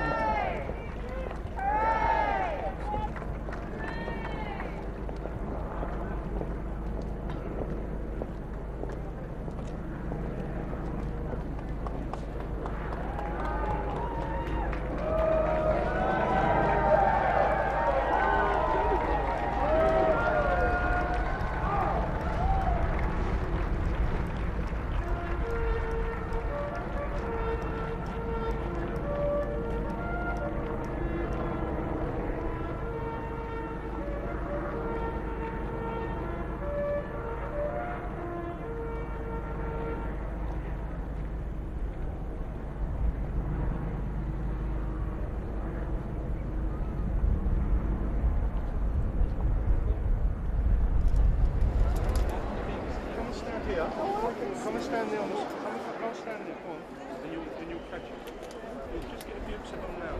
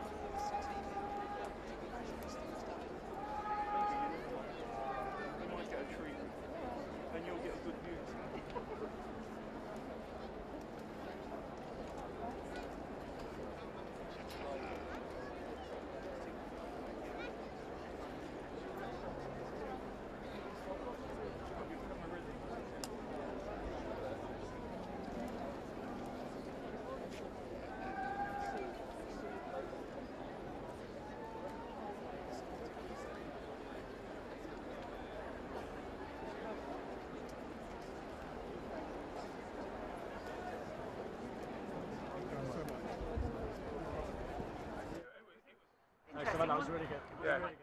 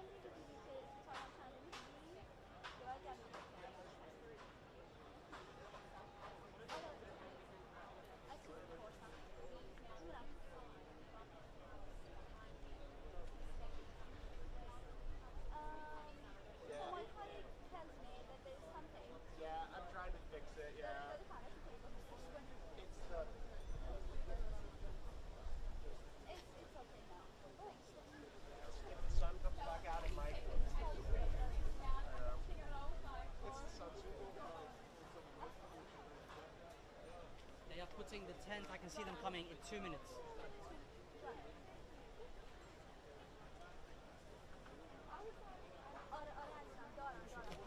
Global leadership, such principle and dedication, with such humanity and care. She has gone to the light, who some call God, who inspires us all. God rest her soul. May he comfort all those who were closest to her. God save the King. Yeah. Shabana Mahmood.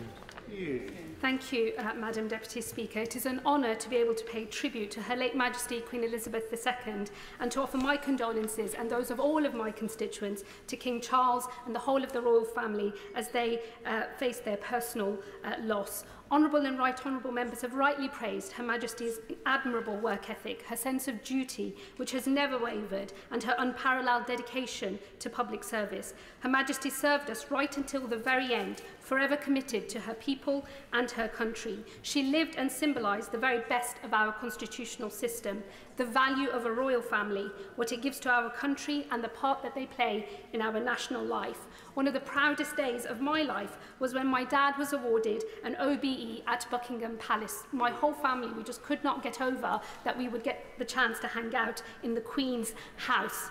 On that day, it fell to the Queen's daughter, the Princess Royal, to hand out the honours, but the whole occasion was made magical because it followed precisely the exact example of the Queen herself. And I will also never forget arriving in this place for the very first time in 2010, standing in front of the Speaker's chair, taking hold of this House's copy of the Holy Quran, upon which I swore my loyalty to Her Majesty the Queen as one of this House's first ever female Muslim members of Parliament. Her relationship with Birmingham was strong, and in return we Brummies had a deep affection for her and gratitude for the time that she devoted to us in the 70 years of her reign. Over the years, she visited Villa Park, the Bull Ring, many of our railway stations, the NEC, the International Convention Centre, Pebble Mill and the Hippodrome. And of course, we have just hosted the Commonwealth Games, an important moment for our city that has such a deep connection with the Commonwealth and which is inextricably linked with the Queen herself. Like so many thousands of Brummies, as much as I am a child of Birmingham, of England and of Britain, I am also a child and grandchild of the Commonwealth. Millions of British citizens have a similar family history, making them a part of the Commonwealth family, and we recognise Her Majesty as the loving matriarch of the Commonwealth, its guardian and its guiding light. Her commitment to the Commonwealth and her championing of it recognised and respected our heritage. She gave institutional and spiritual meaning and the heart and soul of belonging to those of us who are citizens of our great nation, equal before the laws of our land, but who do not have centuries of birthright claim upon these our islands, and we thank her for it. For me, her Christian faith also is something that always stood out. She was a committed Christian, as we know, Supreme Governor of the Church of England. It might surprise some that her commitment to her Christian faith could mean so much to those of us who practice, observe, and belong to other faith communities. But in a speech at Lambeth Palace to mark her Diamond Jubilee, the Queen said, and I quote, "The concept of our established church is occasionally misunderstood and I believe commonly underappreciated. Its role is not to defend Anglicanism to the exclusion of other religions. Instead, the church has a duty to protect the free practice of all faiths in this country." She was defender of the faith, but she was a queen for those of us with other faiths, and indeed for those of none. May God make it easy for her. May he give her loved ones strength. And if I may offer this house an Islamic verse which Muslims recite when someone dies, and which I hope will resonate with the Queen's Christian faith too. Inna lillahi wa inna ilayhi raji'un. To God we belong, and to God we all return. Madam Deputy Speaker, I rise on behalf of, well, to make my own tribute, but also on behalf of the constituents of North East Hertfordshire in Royston, Baldock, Buntingford and Letchworth. The Queen was very much loved and admired in our area, a remarkable woman and a wonderful head of state. She knew our area well from visiting her mother's family, who live in a village near Hitchin, St Paul's Walden. We were lucky that the Queen was able to be with us for some of our most important events. She opened the new North Hertfordshire Leisure Centre at Letchworth Garden City, and later, in my first year as MP in 1993, she came to open a new housing development at Beach Hill and a sheltered housing scheme at Tabor Court in Letchworth. And Letchworth was also proud that she chose the Marmot pram as the baby carriage for the new king, made in Letchworth. On these occasions, what struck me was that the Queen was able to put people at their ease and to get them to talk to her, and she was kindly and had that dry sense of humour. On the sense of humour, I do remember one Privy Council meeting when the country was having difficulties, similar but at a different period to those that the Right Honourable Member for Derby South mentioned with the European Union. But at this particular Privy Council meeting, she approved the High Hedges Order for Guernsey. And then afterwards, she said with a twinkle in her eye, "Well, I'm so pleased we've sorted out those high hedges in Guernsey. Is there anything else going on?"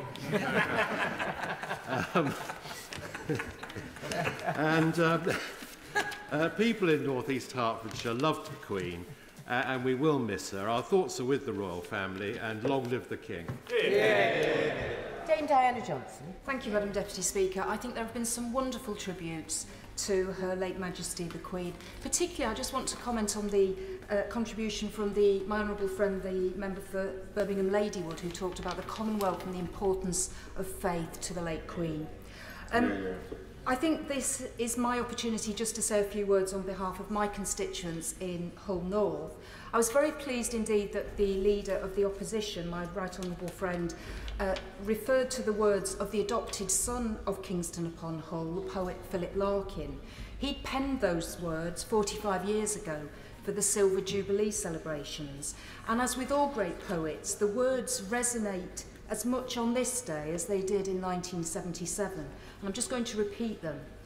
In times when nothing stood but worsened or grew strange, there was one constant good, She did not change. Now, my city of Kingston upon Hull has a rebellious history with the monarchy, slamming the city gates against the king in the Civil War. But the city took Queen Elizabeth to our hearts, and I would say we were very firmly in the royalist camp during this second Elizabethan age. Her Majesty visited the city many times and met the people of the city. During her reign, she was in Hull on some of the most important days in the life of the city and the region.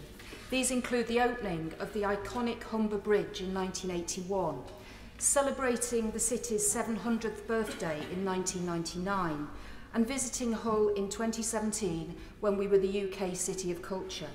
Her first visit to the city was actually to Hull Royal Infirmary in 1957, and she came again 50 years later to open the Queen's Cancer Centre at Castle Hill Hospital in 2009. The city will miss her. And although the Sovereign's passing is a historic moment for the United Kingdom and our Commonwealth, and for many others around the world, at this time we must remember, above all else, that a family has lost a beloved mother, a grandmother and a great-grandmother. And like many others, this loss to the nation resonates very personally with the loss of one's own parents or grandparents. And in particular, I remember my Auntie Betty, a staunch royalist who loved the Queen and was also born in the same year as the Queen, 1926. So on behalf of the people of Hull, my thoughts and prayers are with the royal family at this saddest of times. I also want to express condolences on behalf of the Commonwealth War Graves Commission, which I sit as a member.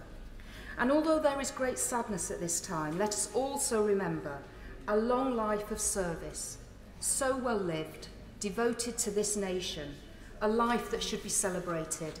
The Queen was a member of that greatest generation who herself, as we've heard, served in uniform in World War II, helping to secure our democracy's survival against tyranny. This was also a Queen who embraced change throughout her life and saw us into the digital age. And I just wanted to end by saying it was a special honour to be sworn in as a Privy Councillor over Zoom during the COVID pandemic. So I didn't have any of the worries about the footstool and falling over. And so the Queen was on a very large screen in front of me.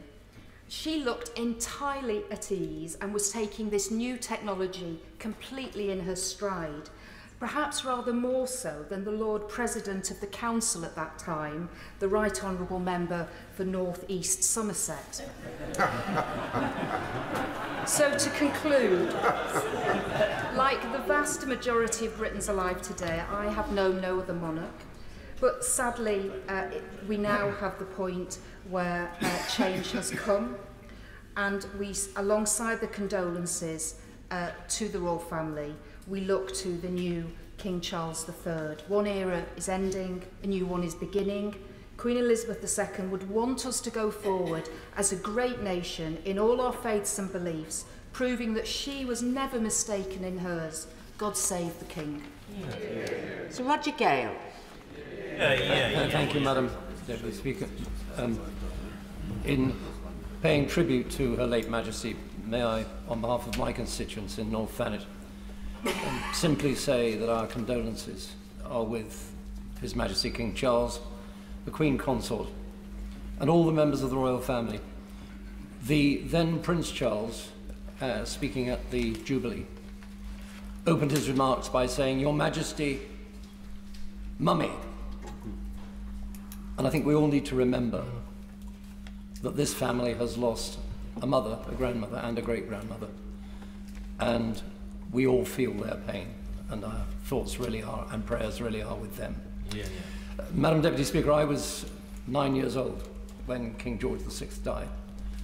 I can remember it fairly vividly. And rather like the Right Honourable Lady, the member for Derby South, the next, I think, most memorable event in my connection with the royal family was the bar of chocolate that we were all given at the coronation. And I seem to remember we got a coronation mug as well. And for 70 years, so far as I am concerned, this great lady has been my lodestar, my monarch. I was listening on the wireless, I think some people call it a radio,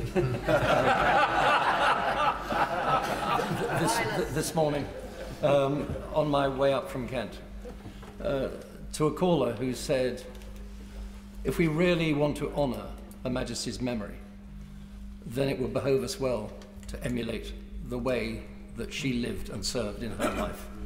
And I think that's something actually that in this House we might all bear in mind.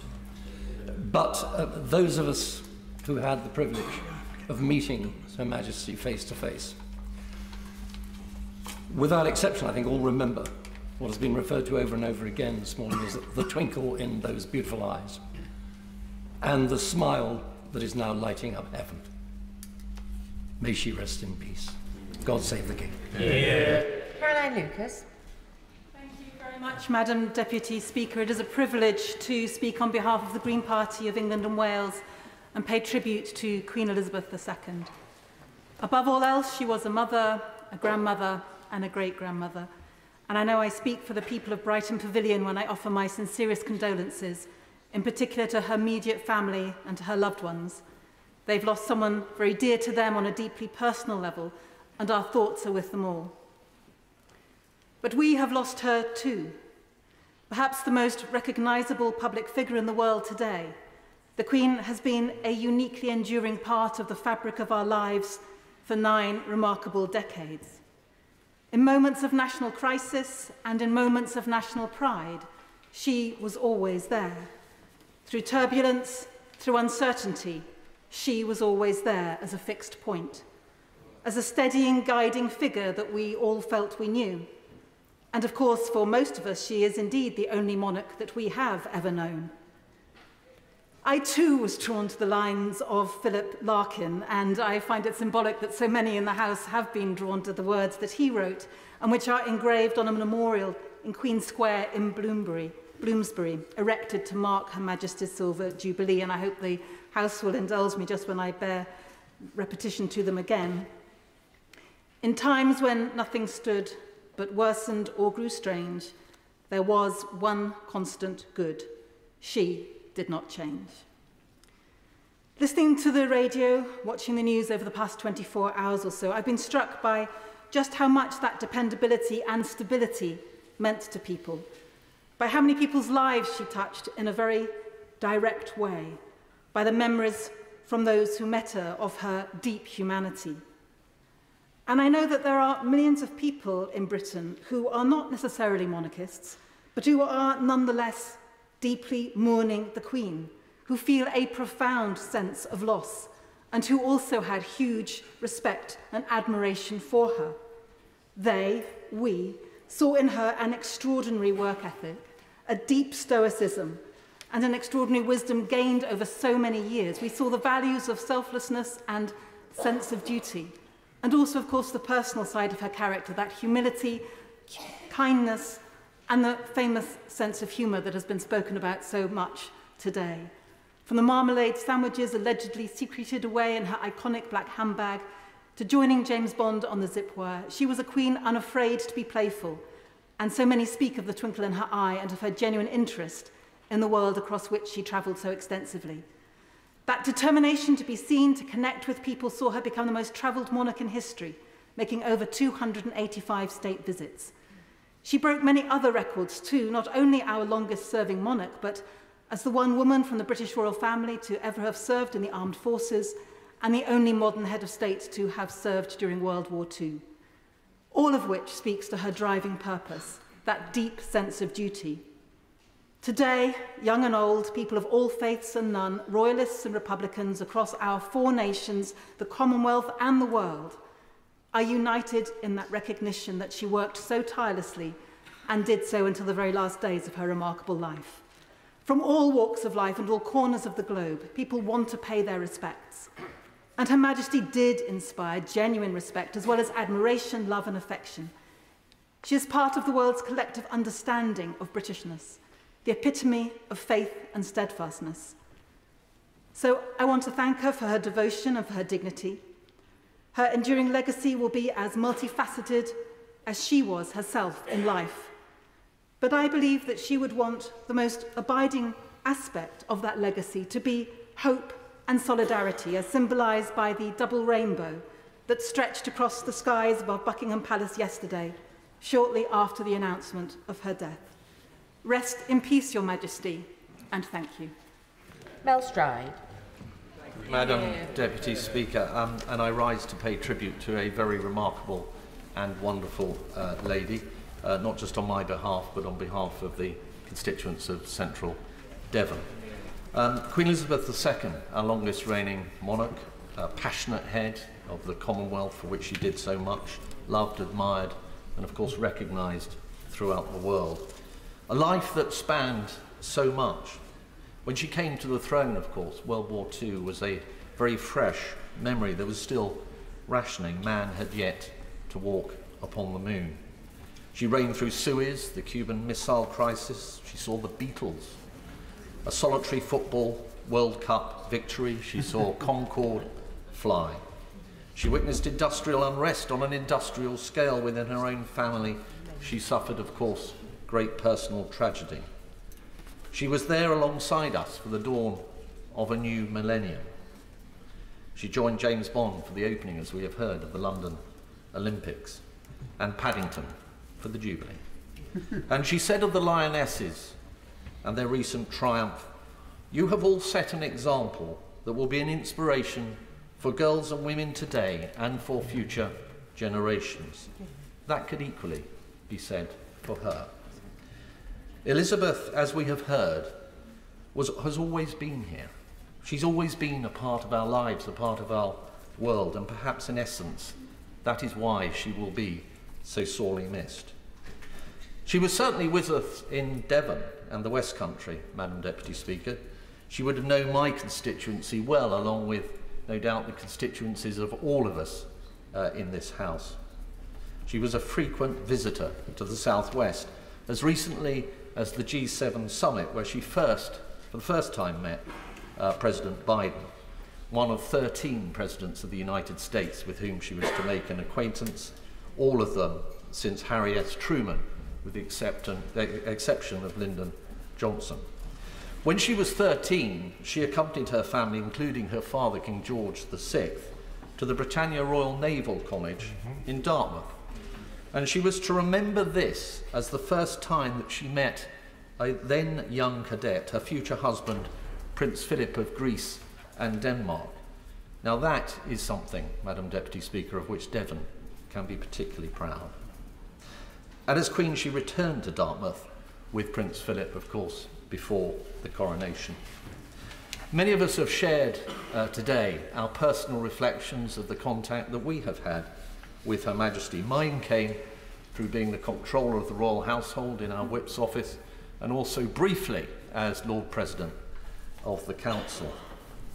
My impression of her in the small number of private meetings that I had with her was that she was sharp, that she was kindly, that she was humorous. She had that twinkle in her eye. And indeed, before I went in to see her for the first time, the equerry turned to me and, to put me at ease, I think, told me a little anecdote about an ambassador that had gone in to see her for the first time. And on approaching her, his phone, to his horror, had sprung into life and started ringing, and he looked panicked. And after he turned it off, she turned to him and said, "Well, perhaps you should have answered it. It might have been somebody important." I thought perhaps that Her Majesty could be a little mischievous on occasion. I didn't know her well enough to be sure of that, but I was certain of the fact that she could be great fun. That was something that shone through when you met her. And wise, of course, based on her huge experience of life and the world. And just as everybody told me, she was somebody who put you at your ease, somebody it was good to be with. She made you feel special. It was the honour of my life, Madam Deputy Speaker, to have spent just that little time with her. Queen Elizabeth, thank you. You gave us all so much. Rest in peace. God save the King. Chris Bryant. Thank you, Madam Deputy Speaker. Ring out the old, ring in the new, wrote Tennyson on the death of his much-loved friend. And we proclaim, the Queen is dead, long live the King.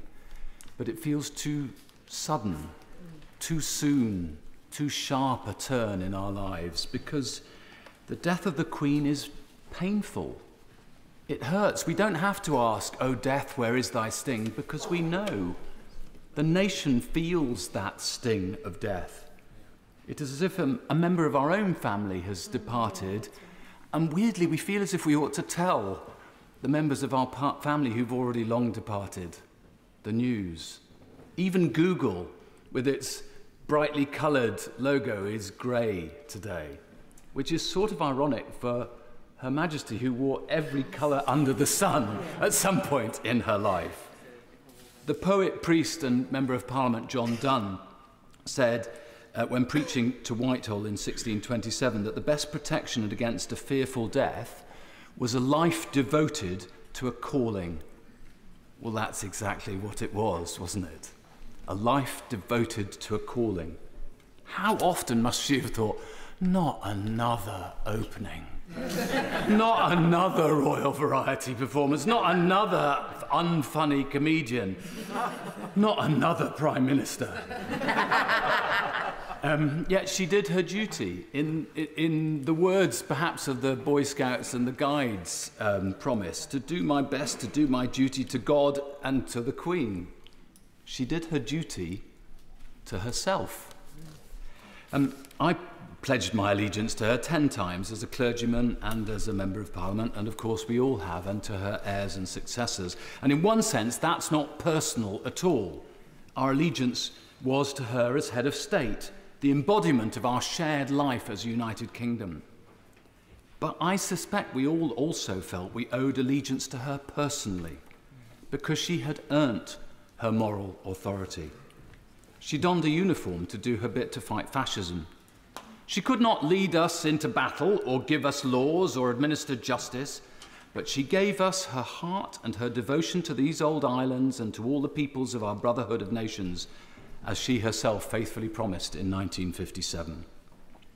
There are other queens. I've met a few. But then again, too few to mention.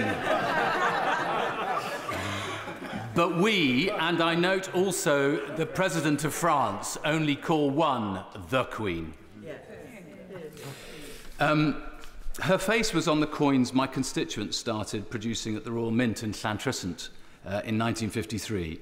But to mix my poets, she knew our little systems have their day. We are dressed in a little brief authority. I know some people deify the monarchy, but I think that's to miss the point. The point is the humanity of the monarchy. Richard II, under whose great hammerbeam ceiling Her Majesty will lie in state in a few days' time, is given a great speech by Shakespeare, which ends, "You have mistook me all this while. I live with bread like you, feel want, taste grief, need friends." Not just bread, of course, marmalade sandwiches as well. Most movingly of all, I think, she was as human as any other widow in losing her husband, her consort, her life companion. None will forget her sitting alone at Philip's funeral. It is a sign of their enduring love that her and Philip's deaths came closer in time than any other reigning monarch and their consort in our history. And I thank God that it was in her reign that men were able to declare their love to one another, and women were able to do the same. I end with words that have never felt more appropriate, I think, than for our longest reigning monarch, who lived through Holocaust and war and led us through years of unimaginable turbulence. The weight of this sad time we must obey. Speak what we feel, not what we ought to say. The oldest hath mourned most. We that are young shall never see so much, nor live so long. God save the King. Do you want to remind honourable and right honourable members that the Speaker did ask that remarks be confined to 3 minutes? David Mundell. Thank you, Madam Deputy Speaker. Her Majesty Queen Elizabeth II had a lifelong and deep-felt love for Scotland, which we've already heard about, and that was reciprocated by the people of Scotland, who held her and indeed still hold her in deep affection. And I had the opportunity myself to see that close up, both as a member of the Scottish Parliament when it reconvened in 1999 and subsequently as Secretary of State for Scotland. And I do recall at the opening of the Scottish Parliament the Queen declaring, "I have trust in the good judgment of the Scottish people. I have faith in your commitment to their service, and I am confident in the future of Scotland." And it was a belief and a commitment in Scotland that she reaffirmed on each subsequent opening of the Scottish Parliament, although she told me that she always found it very amusing that as soon as the Scottish Parliament was formally opened, it went on recess, or holiday as she referred to it.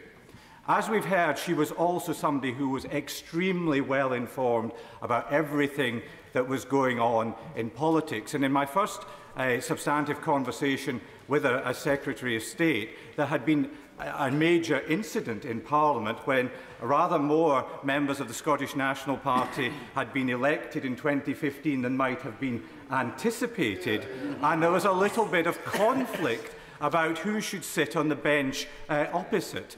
And the then member for Bolsover and some other Labour members were not so keen on SNP members occupying those positions. So the Queen was very familiar with this situation and sought to interrogate me on the rights and wrongs of the issue.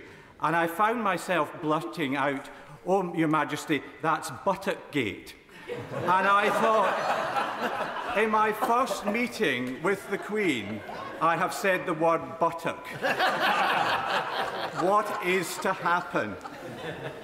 But rather than me be taken off to the Tower or to some other place, the Queen just laughed. She found it all very amusing, but also she was interested in what was happening in Parliament and the day-to-day events. She'd had many connections with my own constituency, from opening the Dumfries Royal Infirmary to visiting the town of Lockerbie after the devastating effects of the air disaster. But I think most tellingly, I found a clipping from a 1956 edition of the Glasgow Herald newspaper, and it stated, "Previous royal visits to Scotland having neglected to include Biggar in South Lanarkshire, the Queen decided to make amends in October 1956. As the paper observed, a thoughtful gesture by Her Majesty added 90 minutes in time and 35 miles in distance to her programme, but she felt that Biggar was the only county town omitted from recent royal tours." And that was the Queen. She wanted to include every community across the United Kingdom. And of course, the people of Biggar turned out in their masses to thank her for that very generous gesture. Madam Deputy Speaker, Scotland and the whole of the United Kingdom has lost not just the Queen, but we've lost a dear and true friend whose like we shall not see again. God bless her and God save the King. Ian Murray. Thank you very much, Madam Deputy Speaker, and it's a great pleasure to follow the honourable gentleman's buttocks. I'm very... First time he's heard that as well, I think. I'm very grateful for the opportunity, Madam Deputy Speaker, to pass on my condolences to the royal family, but also to pay a tribute to Her late Majesty the Queen on behalf of my own family, constituents in Edinburgh South, and from people all over her beloved Scotland. Her Majesty Queen Elizabeth was a mother, a grandmother and a great-grandmother to her own family, but she was also the mother, grandmother and great-grandmother to the nation. We will all remember where we were when we learnt of her death yesterday. We will always remember that it was in Scotland where she spent her last weeks and days, and as we've heard already, she loved being in Scotland, and particularly the Balmoral estate, the tranquillity, the great outdoors and the complete absence of any speed limits. The Queen loved Scotland and Scotland loved the Queen. The ties between Scotland and our longest reigning monarch are plentiful. From her very first public speech as a young princess in Aberdeen at the opening of the British Sailors' Society, and the yarn of her wedding dress being woven in Scotland, to her Royal Yacht Britannia being built on the Clyde and retired to the Forth, the opening of the first Forth Bridge and the second one 53 years later, and she always looked forward to the Royal Week in Edinburgh each year. Scotland was, as she described it, her special place. She said at the opening of the Scottish Parliament in 1999 that, and I quote, "If I may make a personal point, Scotland occupies such a special place in my own and my family's affections." I remember my own childhood, the traditions which revolved around Her late Majesty. Every Christmas she was part of our family, as much as the rituals of the tree and the turkey was every generation of our family crowded round the television for her 3 o'clock Christmas address. She transcended every generation, all the way to my 2-year-old daughter, who now knows who that was drinking tea with Paddington. I've yet to explain to Zola that Paddington's friend has passed away. Over the last 24 hours, I've tried and struggled to find the language to describe her. But the one word that a constituent said to me late last night was iconic. And she's the very definition of iconic. She was in every pound I ever spent, admittedly fewer than many others, because I'm a Scot, in every letter that I've ever sent. Her name is on dozens of plaques on buildings all over my constituency and tens of thousands all over the country. She embodied what it means to be British. She epitomised public duty, decency and dignity. She picked us up when we were down. And when our grandchildren and their grandchildren look back at this time, it will be Elizabeth II, above all else, they will remember as the thread through every part of our post-war history. She was truly our greatest monarch. I'd love to tell a humorous anecdote, and I hope someone else will tell it, about the visit to Balmoral that she had with Dick Griffin, one of our former protection officers. But, Madam Deputy Speaker, there's no time to do that, but someone else may tell that shortly. I never met Her Majesty, but we all think we did, because she was such an integral part and influence on our lives. And everyone thinks they did meet her, because anyone that did never stops telling you. That's the impact that she had on each of their lives. Finally, Madam Deputy Speaker, I can only imagine the pain and grief the royal family are having today, and that pain and grief compounded by the duty that King Charles III now has to lead this nation. I, the people of Edinburgh South and the people of Scotland simply say, thank you for everything, ma'am. Rest in peace, and God save the King. Chris Villiers. Madam Deputy Speaker, I feel I can't match the eloquence of the many wonderful speeches we've heard today, but I do want to share for a few moments my personal sadness at this terrible loss. And I'm sure that sense of sadness is shared also by my constituents in Chipping Barnet. Her late Majesty was a woman of remarkable charm, warmth and kindness, typified by that lovely smile that adorned so many hundreds of millions of images published of her during her 70-year reign. She could come out with rather unnervingly direct comments sometimes on the news, on matters on the news, often with a twinkle in her eye, deploying that mischievous sense of humour about which so many this morning have spoken. I have to say, when I met her, I was so starstruck in her presence that I scarcely felt able to string a sentence together. If she noticed, she was far too kind and polite to mention this. Her enthusiasm for Northern Ireland is something which featured in many of our conversations during my time as Secretary of State. At an audience she kindly granted me at Hillsborough Castle, she remarked gleefully that she always felt a sense of such excitement flying into Belfast and catching sight of the Harland and Wolff cranes. She said, "You know, there is only one place in the world you can be when you see those landmark cranes."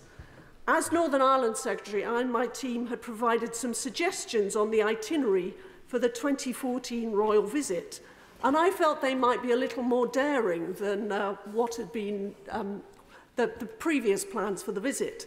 So it was with some nervousness that I arrived at the first stage of the programme at St George's Market, which saw Her Majesty mingle amongst the crowds in a way which would have been inconceivable in Belfast just a few years previously. Later, a walk by Her Majesty around the set of Game of Thrones in the Paint Hall Studios was a social media phenomenon, but politely and probably wisely, she declined the invitation to sit on the Iron Throne. But history, I'm confident, will record her role in promoting peace and reconciliation on the island of Ireland as one of the greatest achievements of Queen Elizabeth II. As we've heard and as we all know, she herself suffered personal tragedy at the hands of the Provisional IRA. And yet she was willing to shake hands with the late Martin McGuinness and even welcome him to her home in Windsor. And her visit to the Republic of Ireland in 2011 was a truly landmark moment. Britain and Ireland share hundreds of years of contested and often violent history. And for centuries to come, I'm sure people will recall that 2011 state visit as a turning point which played a significant role in moving us on from a conflicted past towards a better future. In conclusion, Her Majesty was the last head of state anywhere in the world to have donned a uniform in World War II. As our new Prime Minister said, Queen Elizabeth was the rock upon which we built the modern nation we are today. She has been an unchanging constant in all our lives, there for us in good times and bad. As we move on from the Elizabeth to a new Carolingian age, this loss truly marks the end of an era. Without her presence, life in this country will never be the same again. God save the King. Well done. Catherine McKinnell. My thoughts, prayers and condolences and those of communities across Newcastle North are with His Majesty the King, the royal family and the country as we mourn, remember and celebrate the incredible life of Her Majesty. As I learned the news of her passing yesterday, as I'm sure is the case for many, I shed a tear. I was asked by one of my children what the Queen meant to me. And it was only when I thought about how I would answer that question to them that I realised the profound impact that her ever-presence had had. A strong, steadfast matriarch, unwavering in her calm, measured, dignified approach, no matter the challenges thrown at her or at our nation, and there have been many. So often she captured the mood of her country, shared our joys, provided comfort. Her intervention during the pandemic, a time of such anxiety and unease, was pitch perfect and soothed the nation. The tributes have been global, as was her reach, yet at the same time so deeply personal. A unique, unrivaled and personal connection to millions of people across the globe. As I'm sure with many members across this House, on every school visit I make, I'm asked whether I know the Queen. And whilst Newcastle can seem a very long way from Buckingham Palace, Her Majesty is felt very closely. We've been privileged in Newcastle to have had many visits from Her Majesty over the years. Images of her visits show sheer joy that she brought every time she came, whether it was opening Newcastle's Eldon Square, visiting the Millennium Bridge, or her visit to the City Library. Indeed, I was only just in Eldon Square buying new school shoes for my children, and we stopped and remarked upon the plaque that is very prominent there of her visit when she opened it in 1977. Her legacy will live on for many years to come. Her Majesty had a particular connection with our metro service, first opening the Tyne and Wear Metro in 1981, which included naming the Queen Elizabeth II Metro Bridge over the Tyne and travelling on the 4020 Metro car. For the Golden Jubilee and for this year's Platinum Jubilee, the original Metro car from 1981 received a makeover, and in the Golden Jubilee she got to travel in a golden Metro car. But it's her love and knowledge of horses that is, of course, legendary. So we were really honoured to have Her Majesty visit Newcastle Gosforth Park Racecourse in my constituency for the famous Northumberland Plate Race Day. The photos from that day show her beaming from ear to ear, only in the way that racing can bring about. There is such a rich life of duty, of service, of deep faith to reflect on. There is so much to learn from her life and her example, and there is so much to do to ensure her legacy ensures. May perpetual light shine upon her. May she rest in peace. God save the King. Sir Edward Lee. I'm sure I speak for other colleagues when I say that when a debate's been going on for 3 hours, one feels more and more inadequate about what one's going to say and how one can do true justice to this magnificent tapestry. The Speaker, when he opened the debate, said there's only a score of members who were alive in the previous reign. I must confess I was one of them, but my memories of the previous reign are very dim indeed. I was so young when the present Queen came to the throne, and she has been, as so many people have said, an extraordinary guiding star to us. I think some of the best parts of the debates have, of course, been wonderful literary allusions, but also personal memories. And I remember when I was talking to her once during my time on the Public Accounts Committee, I was very nervous because we were trying to abolish the Royal Train, a train which was so expensive and so slow that it could only travel during the night. But when I raised it with her, she immediately diffused the whole issue. She was charm itself, and despite our efforts, I think the Royal Train carried on running for many years after that. Still does. And still does.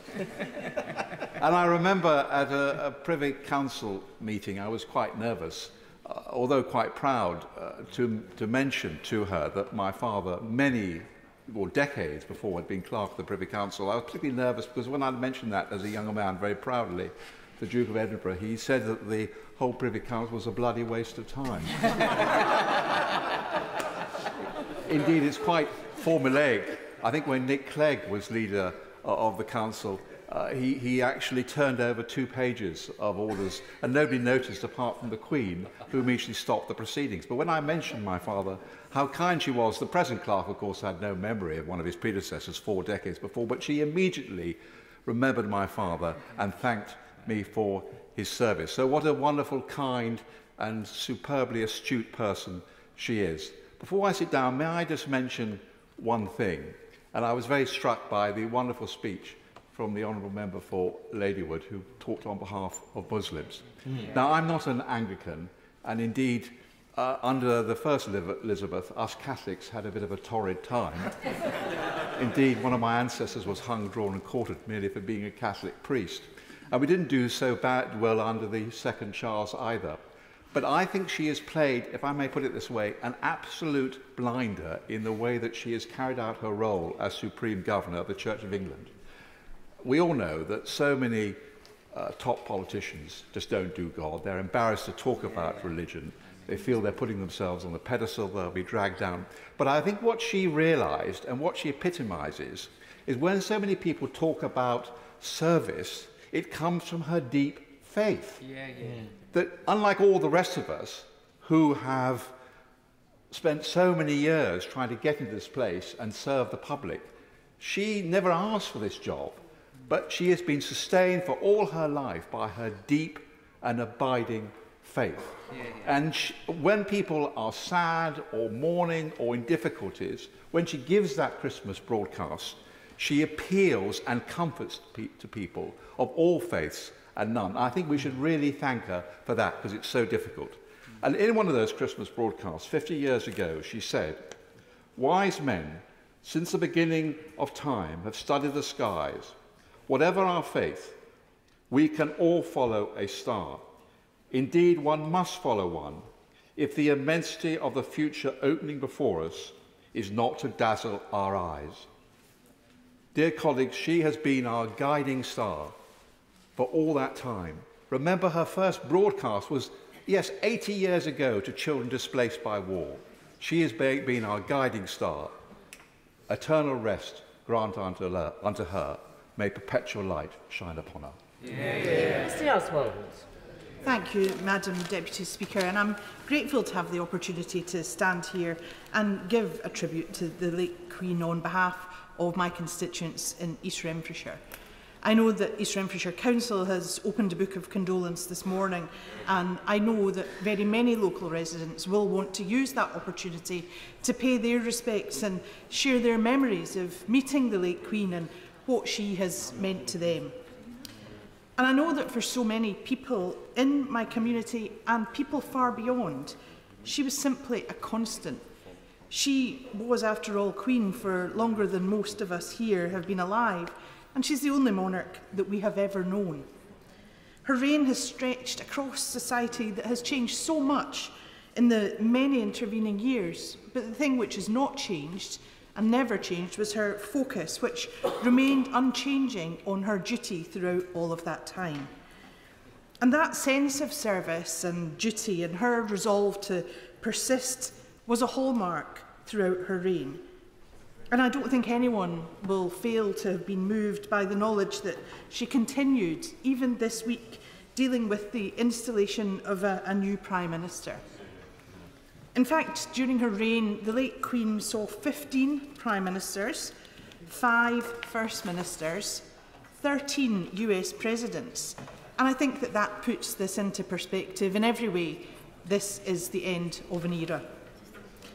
And her sense of public duty, which spanned all of that era, was very close to everyone who came into contact with the late Queen.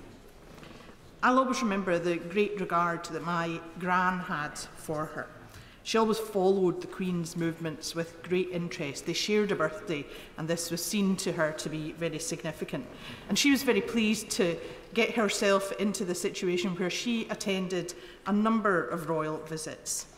Now, I grew up in Angus, which means that my home was not very far from Glamis, and I think that her interest actually stemmed very much from knowing that there was that local connection, and the Queen was known to have spent many happy times in the local area.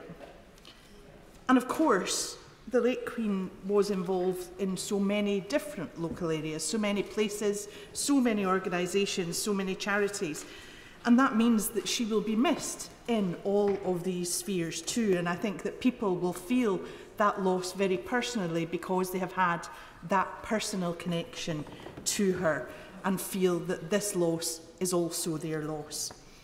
And I know that many will take comfort from the words that they've heard today.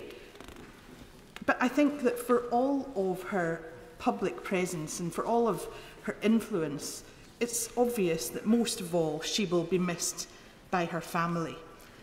And I hope that in time they are able also to take some comfort, perhaps by looking back on a life of duty that was well lived and reflecting on the memories that people across the world will have shared. I'm sure we all know from our own lives that very deep sense of grief and loss that the King and the royal family will be experiencing just now. It's very difficult to lose a loved family member, and my thoughts and the thoughts of people in East Renfrewshire are with them today. Thank you, Madam Deputy Speaker. I returned to Westminster after the dreaded news from our home at Upton Crescent in Shropshire, having told this morning our Hanover bell, struck in 1701 in respect of the Act of Succession. I struck it 96 times in respectful memory of Her Majesty. Farewell, our longest and most loved and devoted sovereign in the history of our country and the Crown in Parliament. She loved her people and they loved her, as did my constituents in Stone for whom I speak. They showed this in those heady days of her 70th Jubilee, which they joyfully celebrated with her, never to forget the profound loss of her dearly loved husband, Prince Philip, only a few months before. As she requested, God helped her keep her vow of service, which she made on her accession to the throne in February 1952. Born as I was on the 10th of May 1940, the very day that Churchill became Prime Minister, I so vividly recall at the age of 11, at that moment, as the headmaster declaimed to us, "The King is dead. God save the Queen."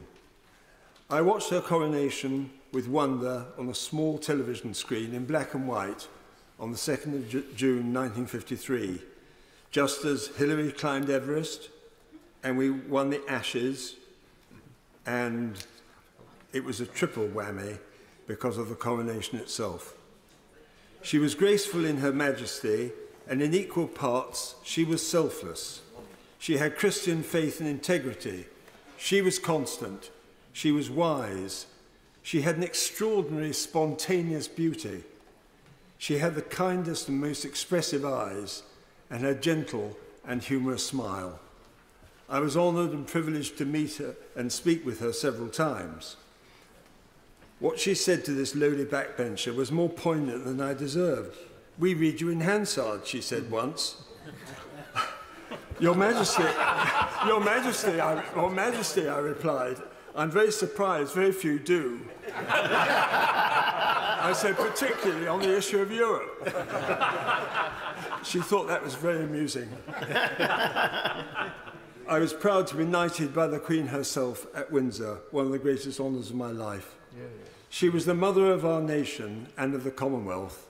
She was the supreme diplomat for our country and, as many have said, also in Ireland. She lived in the hearts of her subjects, who will always remember her, and for them she will never die. All our prayers are with the whole royal family, mother, grandmother, great-grandmother.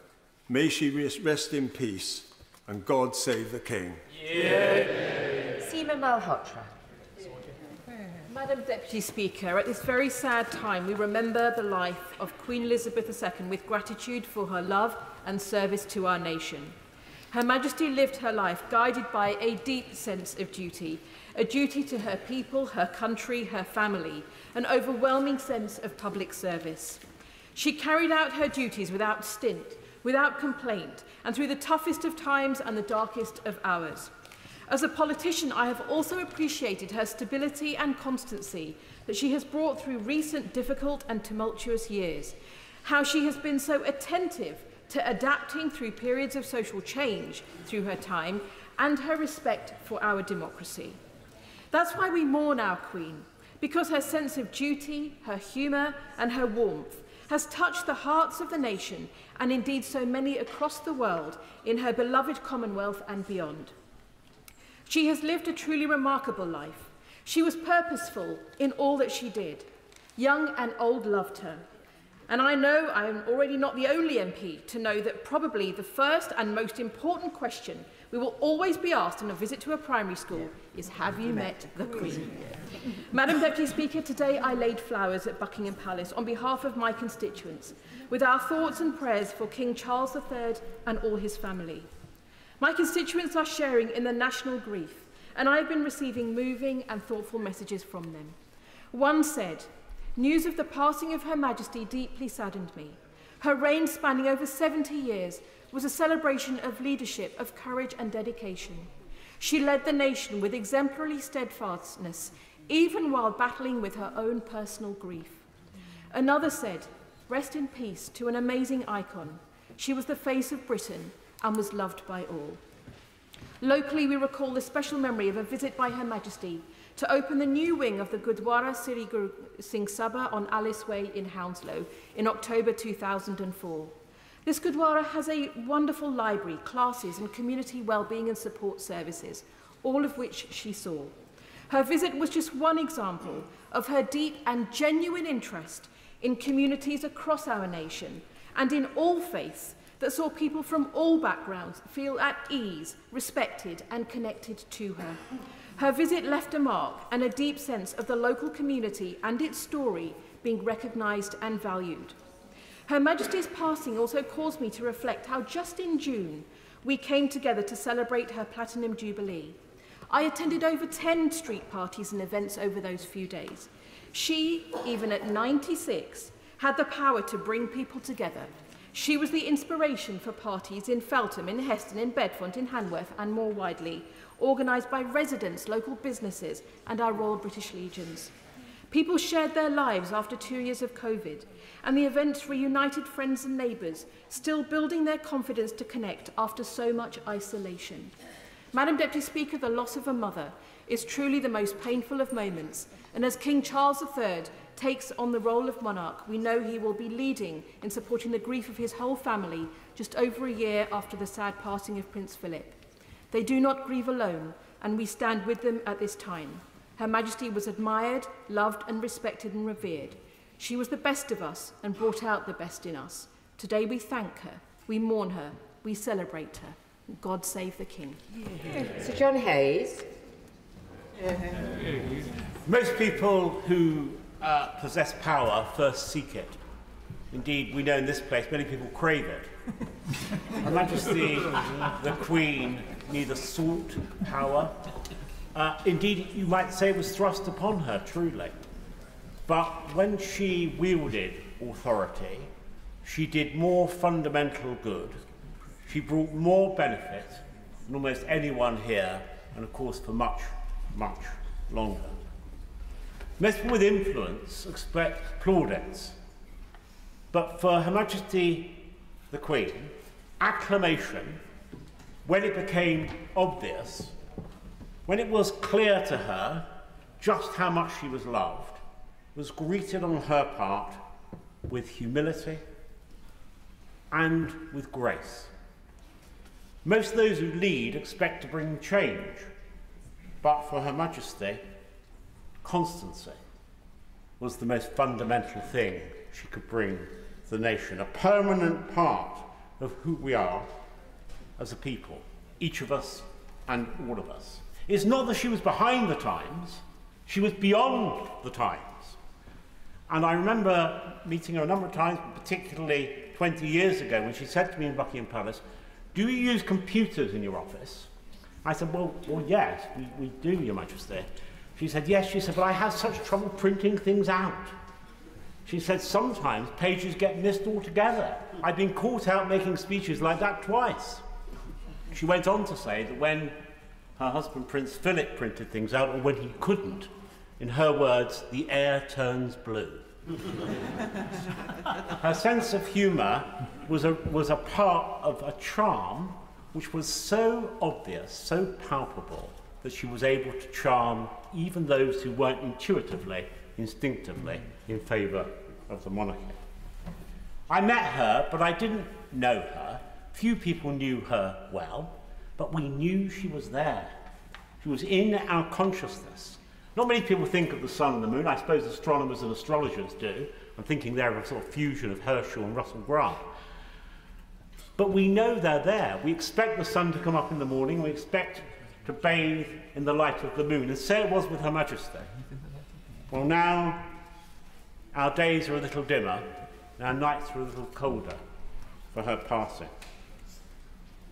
For Her Majesty the Queen was in all of our lives for so long. She wore the crown, but of course she wasn't the crown. The crown has a permanent life. It goes on. The institution she graced is secure in the hands of her heir, her son, our king. This woman who lasted so long in her life, who personified dignity, who was grateful, gracious, and, by the way, who brought a beauty to her job.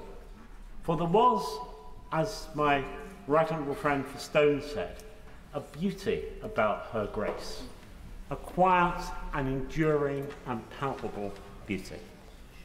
Now that the crown passes to her dear son, our wonderful king, we must hope that he, in his grief, will know that he shares that grief with everyone in this house and with all her people, for whom she will remain not merely as a memory, but as a presence in the crown itself. May God, as he welcomes Her Majesty to heaven, keep and bless her successor, our King Charles. God save the King. Yeah. Dan Jarvis. Thank you, Madam Deputy Speaker. It is a solemn honour to pay tribute to Her late Majesty Queen Elizabeth II, and I want to begin by offering my condolences on behalf of my Barnsley constituents and myself to His Majesty the King and all of the royal family in their time of grief. It's hard to believe that Her late Majesty the Queen is no longer with us. For nearly all of us in this place and beyond, her presence is all we've ever known. There is a sense of loss in the country so profound that it will take time to mourn and to come to terms with. She was not only our Queen, she was someone embedded in our hearts. This special place was earned by her devotion to each and every one of us. She embodied dignity, dedication, duty, and a service that was unwavering throughout. Her long life and remarkable reign saw our country through the best of times.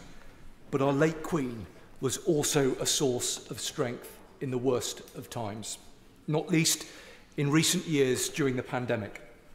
Her address to the nation in April 2020 was the tonic to a fear and hopelessness that seemed almost insurmountable. She said, "We will meet again," and we did. We will miss her deeply. Madam Deputy Speaker, all of those who've had the privilege to serve in our armed forces know there will be a distinct sadness amongst the armed forces community. This is because, as our head, the late Queen cared about us deeply. Indeed, of course, during the Second World War, as a princess, she chose to serve in the Auxiliary Territorial Service. That closeness to and affection for the armed forces was reciprocated by all who have served. It wasn't just because we knew she was formidable. We also knew that she had a great sense of humour. Many of us, the Honourable Member for Edinburgh South nodded to it, have enjoyed the story that was told during the Platinum Jubilee celebrations by a former Royal Protection Officer, Richard Griffin. Whilst accompanying Her late Majesty on a walk near Balmoral, a group approached, asking, "Have you ever met the Queen?" Her response was no, before pointing to the protection officer and saying, "But he has." People did not have to be close to the late Queen to appreciate her sense of humour, and the world remembers and will always remember the opening ceremony of the 2012 Olympics, when she famously was seen to parachute out of a helicopter with Commander James Bond. And who could forget, of course, her double act with Paddington. I am certain, Madam Deputy Speaker, that history will judge Her late Majesty as an extraordinary monarch adored by her people. But it will also note that while the world changed at a rapid rate, the Queen struck the balance perfectly between stability and tradition versus change and modernisation. A new era now begins, and at this testing moment we must now support the King, who is grieving for his mother while leading our nation through a time of mourning. He has already lived a life of service to others in so many ways, serving in the Royal Navy and the Royal Air Force, establishing the Prince's Trust and being the patron of many, many charities. Just one example is his role as the Colonel-in-Chief of my old regiment, the Parachute Regiment. Recounting the time he took the parachute training course at RAF Bryce Norton, he said, "I felt I should lead from the front, or at least be able to do some of the things that one expects others to do for our country." It is clear that the King will follow the example that has been set before him, to serve, to lead. The torch has been handed to a new monarch, and that sense of duty will continue to burn brightly. Rest in peace, Queen Elizabeth. God save King Charles. I must urge colleagues again to try to stick to the guidance of the Speaker, which, a reminder, was 3 minutes, just so that we can think of each other and make sure that we get everybody in. Dame Maria Miller. Thank you, Madam Deputy Speaker, and it's with great sadness that I rise to pay tribute to Her late Majesty the Queen. On behalf of my constituents in Basingstoke, the late Queen was held in the highest esteem in my constituency and throughout the borough of Basingstoke and Dean. And our Mayor, Councillor Paul Miller, said only today that the commitment that Her Majesty made to her role and public service, the service that she has given, is matchless. My constituency has a proud loyalist history. In the siege of Basing House, our ancestors, as committed royalists, supported an earlier King Charles. And we proudly, but with sadness, welcome our new King Charles III as our sovereign. As we all come together to grieve the loss of her late Majesty the Queen, we remember the remarkable woman that she was, an inspiration for a nation, and a person who made us proud to be part of a united kingdom. Her loss will be felt not only at home but abroad, and particularly by the people who make up our Commonwealth. And just 2 weeks ago, the Commonwealth Parliamentary Association met in Halifax, Nova Scotia for its annual meeting, and we toasted Her late Majesty as our patron, and we will remember her fondly. Madam Deputy Speaker, it helps at times like this to share some of our personal memories by way of grieving. And I will always remember the first time I had the privilege of meeting Her late Majesty. It was at Balmoral in September 2012, being appointed as a Privy Councillor. As many have already referred to, there are a number of briefings when you have these sorts of encounters. And perhaps knowing my shared love of dogs with Her late Majesty, I was warned not to encounter the corgis too closely. Because they can, Madam Deputy Speaker, be quite selective in who they like and demonstrate their feelings towards strangers quite overtly. I kept my distance, but my right honourable friend, the member for Chipping Barnet, did not.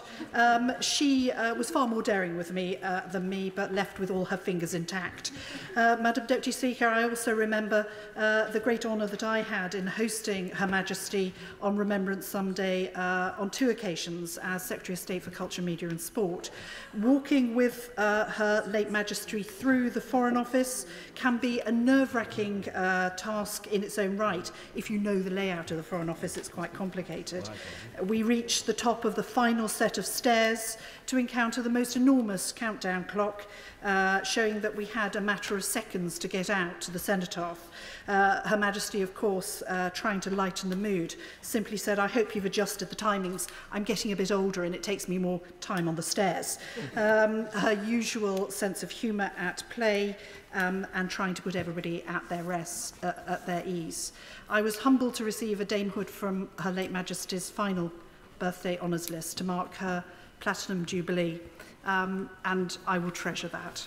Each of us here today took an oath of allegiance to Her late Majesty, to her heirs and successors. So may Her late Majesty rest in peace, and God save the King. Julie Elliott. Thank you, Madam Deputy Speaker, and it is a huge honour to be able to take part in this tribute session this afternoon, and on behalf of my constituents in Sunderland Central. And as has been said before, we must remember that Her Majesty's family are grieving the loss of their mother, grandmother and great-grandmother, and the loss of someone in that position in a family, to those who've been through it, is huge, immense, and changes people's lives forever. And my sincere condolences go to the family. The role of public service we all chose to do. The Queen did not. The Queen was born to serve, and how she has served for her 96 years. To have seen that photograph the other day, receiving the new Prime Minister, she looked very frail, clearly not in the best of health. But did any of us really think that a day or two later she wouldn't be with us? So serving to the very end has been her life. And I think we are all grateful for that. And her wisdom and the way she has done that has been immense. I just want to mention a couple of things in my life and memories of the Queen. The first time I saw the Queen was in the Silver Jubilee, when the Queen was travelling from Gypsy's Green Stadium in South Shields to Sunderland. And the village I'm from is right in the middle of those two places. And we all went to the Coast Road, and we only saw her for probably seconds, but it felt like a lifetime, and we'd stood there an hour. But it was so exciting and so uplifting.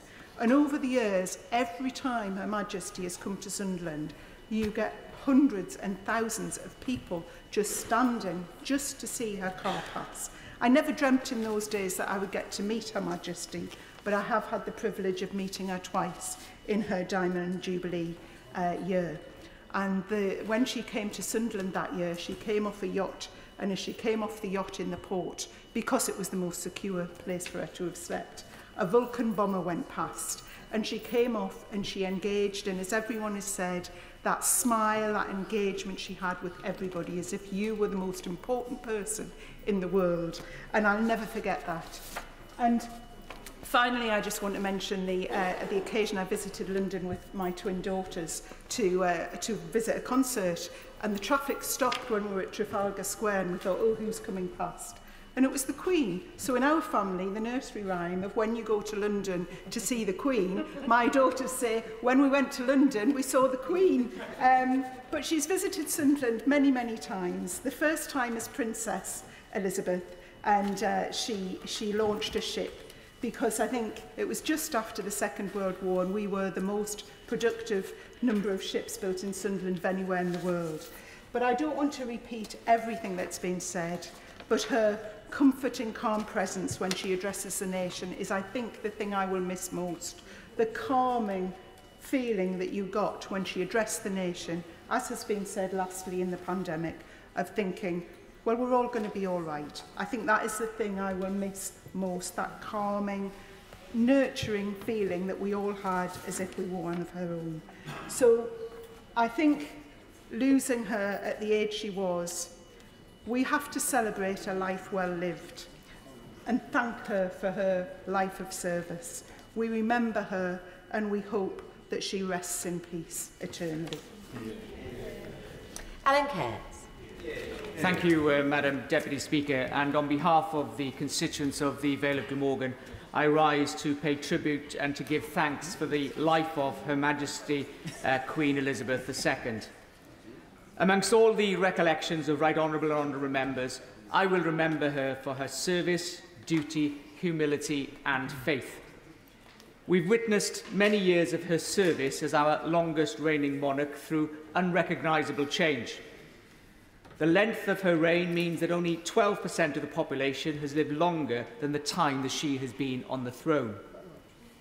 Her duty to communities in all nations of the United Kingdom, to the Union of the United Kingdom and to the Commonwealth was recognised across the globe. In spite of the admiration in which she was held and her standing here and around the world, her humility was obvious in the way she acted, the way she spoke and the way she related to us all. This demonstrated her understanding of the challenges we all face. And at a time of increasing secularisation of society, she is someone who turned to her faith for inspiration in challenging times and to give thanks during the better times. Faith was something that she celebrated rather than hid away, something that was reflected on by the Honourable Member for Birmingham Ladywood and my right honourable friend for Gainsborough. Now, I had the privilege of meeting Her Majesty on many occasions. At one time, the issue of pronunciation of Welsh place names came up in conversation.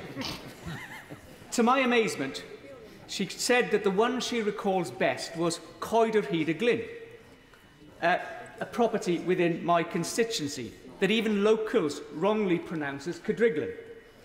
It turned out that she spent many summers during her childhood playing on the estate of the late Sir Kenneth Treherne, Coed yr Hyd y Glyn. And she'd said that she was determined during her childhood to learn to pronounce the place properly. At these sad times, we now owe the service and commitment that she showed to us, to her son and to King Charles III. Madam Deputy Speaker, God save the King.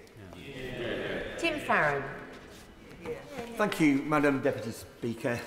Cumbria mourns the loss of Her Majesty Queen Elizabeth II. And I personally, and all of us in our county, want to express our genuine and deep condolences to the royal family. We have lost our Queen, and it touches every one of us. We can tell in the contributions so far today that this is a personal loss for us, but how much more is it a personal loss for those who have lost a mother, a grandmother, a great-grandmother? We grieve with them, and we thank her for her service. The news reached us yesterday as we were winding down the Westmoreland County show. The news was devastating and yet it caught us while we were together. And it feels like an honour that that was the case. There had been a tremendous couple of days of thousands of us being in the same place, in those same muddy fields, enjoying time together, and then that moment of dismal unity came about. But I am glad it happened when we were all together. The landmarks of her reign have been the landmarks of each of our lives. Many who are even older than me will of course remember her acceding to the throne, but I remember the Silver Jubilee, dancing around a maypole at the age of 7 in 1977, as a father of a new young child with the Golden Jubilee. We think of the Diamond Jubilee and the joy earlier this year of the Platinum Jubilee. Her life was our life, and her history has become our history. They are inseparable, indivisible, and we will ever be touched by it. Her reign united us. Her passing must also too, and I believe it has, and it will already, as we transfer our allegiance to her beloved son, King Charles III. Cumbria, the lakes and the dales were loved by Her Majesty the Queen, and we loved her in return. Her visits to Cumbria were always massively special to us, and relatively recently her visits to Kendal and Windermere, where she was presented with Westmoreland wildflowers to honour her, with Lakeland wool to warm her, and Kendal mint cake to sustain her. My times of spending time with the Queen was relatively few, but one in particular I recall where I'd been an MP for a very short period of time at this stage, and she offered me some advice about what you do when a constituent who has had a letter from you thanks you for it and you don't remember the details. And she said, that happens to me all the time. And I always say, it's the least I could do, which is a wonderful get-out phrase, and I confess to a few of my constituents I have occasionally deployed it. And as has been said, Her Majesty did not seek her office. She practiced it with utter humility, the most famous human being on planet Earth, and yet she acted with a grace and humility that none of us here, no offence please, has ever managed to match. So she was a constant to us all, and has been said already, but the constant in her life was her faith in Jesus Christ. Now, let's remember this, that for many people, you know, it may have been, but for her, it was not a perfunctory, ceremonial faith. It was a living, active faith in a living Saviour. Let us remember this, that we have sung for 70 years, God Save the Queen. If her faith is accurate, I am certain it was. God has saved the Queen. We now transfer our allegiance to King Charles III, who I am proud and honoured to serve. God save the King. Robert Jenrick.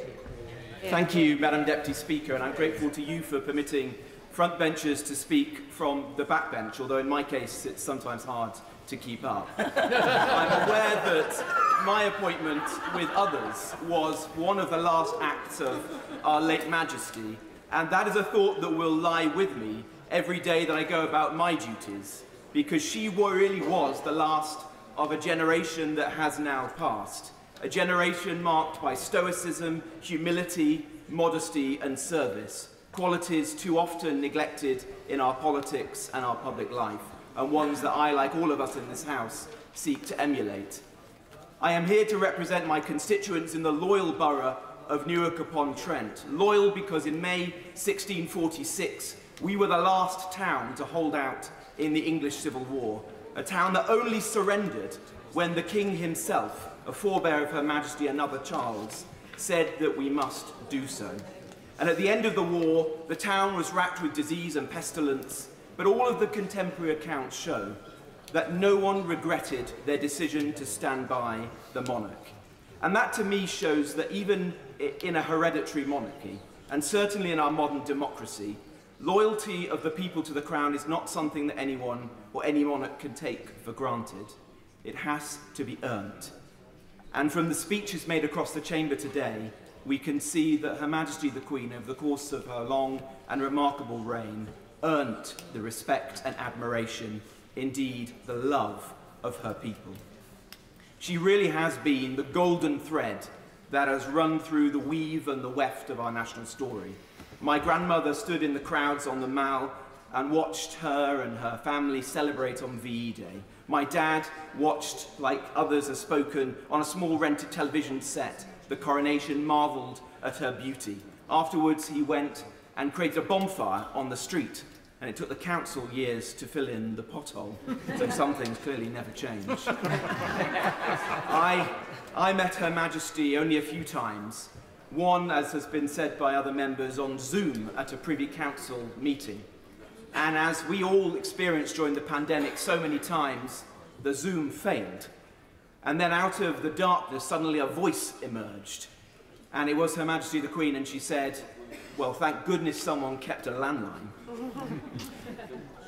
Just the other day, I went with my family, my children, who are the great-grandchildren of Holocaust survivors, to see Anne Frank's house. And my children came to me, they were ahead of us in the tour, and they said that in the secret annex ahead, amongst the images on the walls, were photos of Her Majesty the Queen, Princess Elizabeth, and her sister Princess Margaret. And I later researched with my daughters, why was that? And Otto Frank, their father, is recorded later in life in saying, Anne Frank loved the royals, but it wasn't just that. He wanted to put some photos on the wall that would give the children strength. And Anne Frank said, it was also the beautiful smile that kept her going. May she rest in peace, and God save the King. Valerie Vance. Madam Deputy Speaker, and it's a pleasure to follow the honourable member for the loyal constituency of Newark.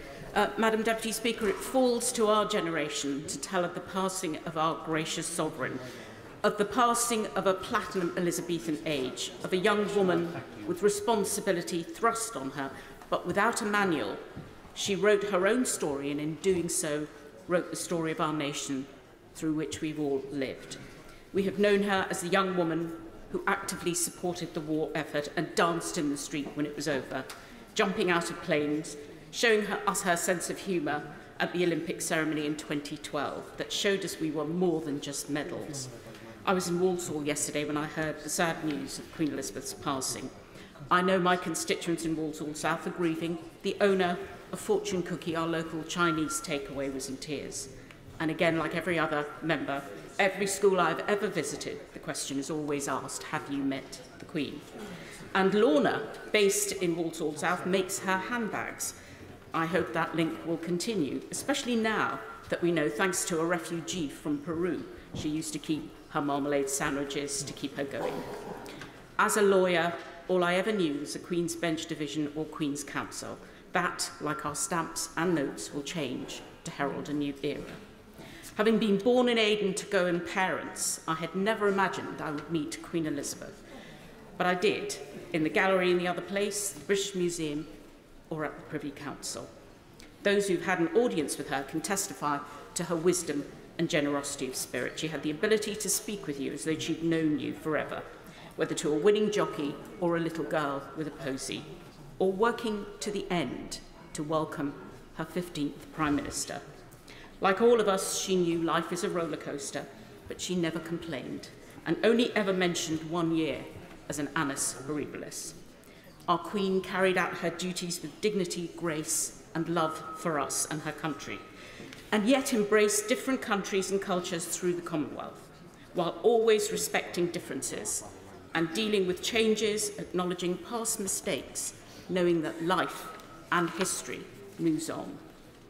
Queen Elizabeth reminded us that we are human beings first and members of a race second, and our duty is to help each other make this world a better place and live in peace, just as she said in her first broadcast. And how we will miss those quiet, reassuring messages to the nation at Christmas and at difficult times. Duty, service, defender of the faith, and love for her United Kingdom, a constant that brought us all together. The bright full moon shone down last night, and there was a rainbow over Windsor Castle, and it reminded us of God's promise to his faithful. We pray for her grieving family to get through this difficult time, and especially for King Charles III. Eternal rest grant unto Queen Elizabeth Alexandra Mary Windsor. May she rest in peace. Tobias Elwood. Thank you very much, Madam Deputy Speaker. These are indeed the saddest of times for us to gather here today to pay tribute to the late Majesty the Queen. I suspect that we all will remember where we were yesterday when news came that doctors were gravely concerned about Her Majesty's health. Our world was suddenly put on hold, and then came the announcement that we had dreaded to hear. Our rock of stability, the one person who came to symbolize the very best of Britain, was no longer with us. Her Majesty's sense of duty to serve was especially appreciated by our armed forces. That phrase, for Queen and country, is not just a catchphrase, it's the allegiance you pledge when you join Her Majesty's armed forces. The Queen was our Commander-in-Chief, and she was only too aware, having served herself, of the sacrifices personnel were willing to make, all done in her name. This emptiness that we now feel is a testament to the admiration, the respect, and the affection that we all had for her. We have not known a Britain, indeed, without her. Perhaps we can consider ourselves fortunate that the nation was able to come together this year to mark the Queen's Platinum Jubilee and celebrate with her a most incredible life of service, from the street parties across the country, including in my constituency in Bournemouth East, to that wonderful celebration outside Buckingham Palace where the Queen and Paddington Bear stole the show.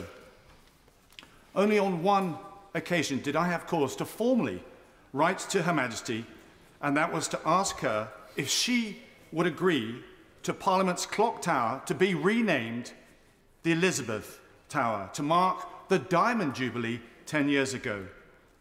I was truly honoured when she accepted. That name was formally changed, and we now have a constant parliamentary landmark honouring Her Majesty.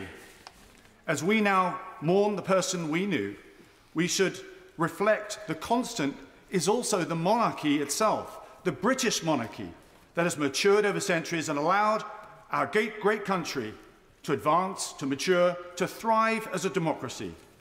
Her loss does, of course, leave a mark, the end of an era. But in our new king, who is well prepared to serve, the monarchy will continue to play its role in how our state functions. So yes, we do mourn the loss of our Queen, but we also transfer our faith, our allegiance to our new King, His Majesty Charles III. Long live the King. Angela Rayner. Thank you, Madam Deputy Speaker, and thank you to colleagues across the House for their moving words today. Like other members, I have found the outpouring of affection from both our shores and across the world for our Queen deeply heartwarming. I hope the royal family finds solace in this over the coming days and weeks. I have always taken great inspiration from our Queen.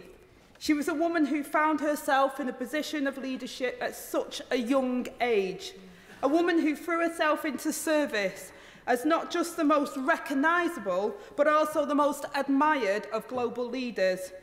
A woman who steered those of us through loved times of joy, darkness, and always drawing on her own experience and inner strength to help those that most need it.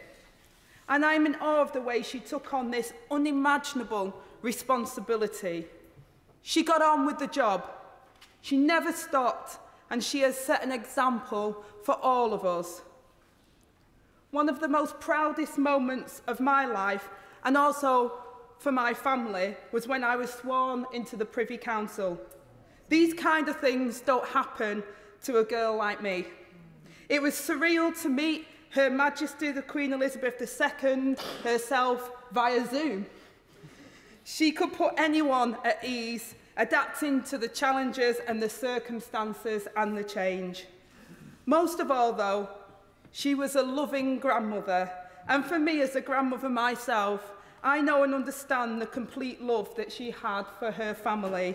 Her children and her grandchildren were the centre of her life, and I know the whole house shares in both their pain and their pride.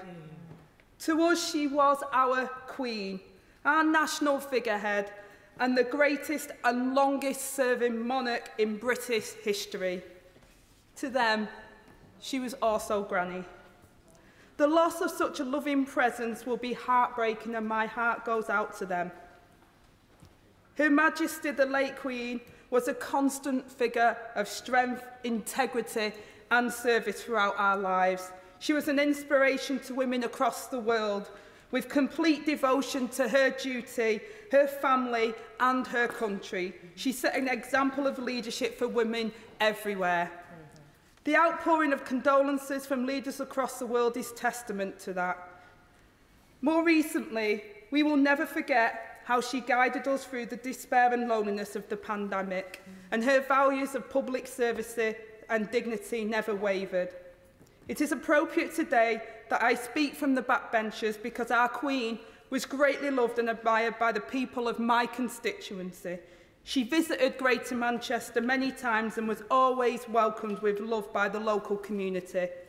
And she was last in Manchester a year ago to visit Coronation Street, where the cast greeted her at the Rovers Return pub to celebrate the show's 60th anniversary.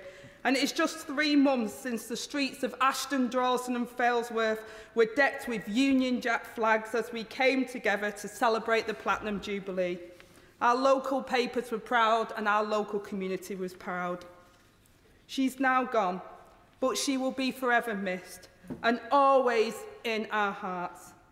May she rest in peace. God save the King. Yeah. Alex Chalk.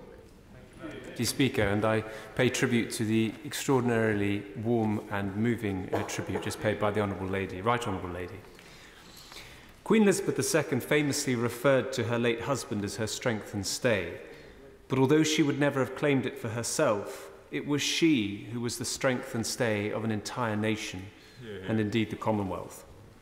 The constancy and humble commitment to duty were the hallmarks of her life. She embodied values that are the best of our country. In a world of increasing noise and self-promotion, she provided that counterpoint of quiet poise and dignity. We in Cheltenham are proud of a lifetime's connection with Queen Elizabeth II. It was as a young princess that she came to our town. She gave her name to Princess Elizabeth Way, which remains a major Cheltenham thoroughfare, and she did so by planting an oak tree in 1951 to mark its completion. Later that same year, she was at the races, the Cheltenham Gold Cup with her mother. Now, history doesn't relate which Cheltenham event she joined more, opening the road or going to the races. We may have our suspicions, but she was far too professional to ever let on. Prince Philip was back in 1957 to open an extension to what is now the University of Gloucestershire. And in 2004, she was in Cheltenham to open GCHQ, or the Donut as we refer to it.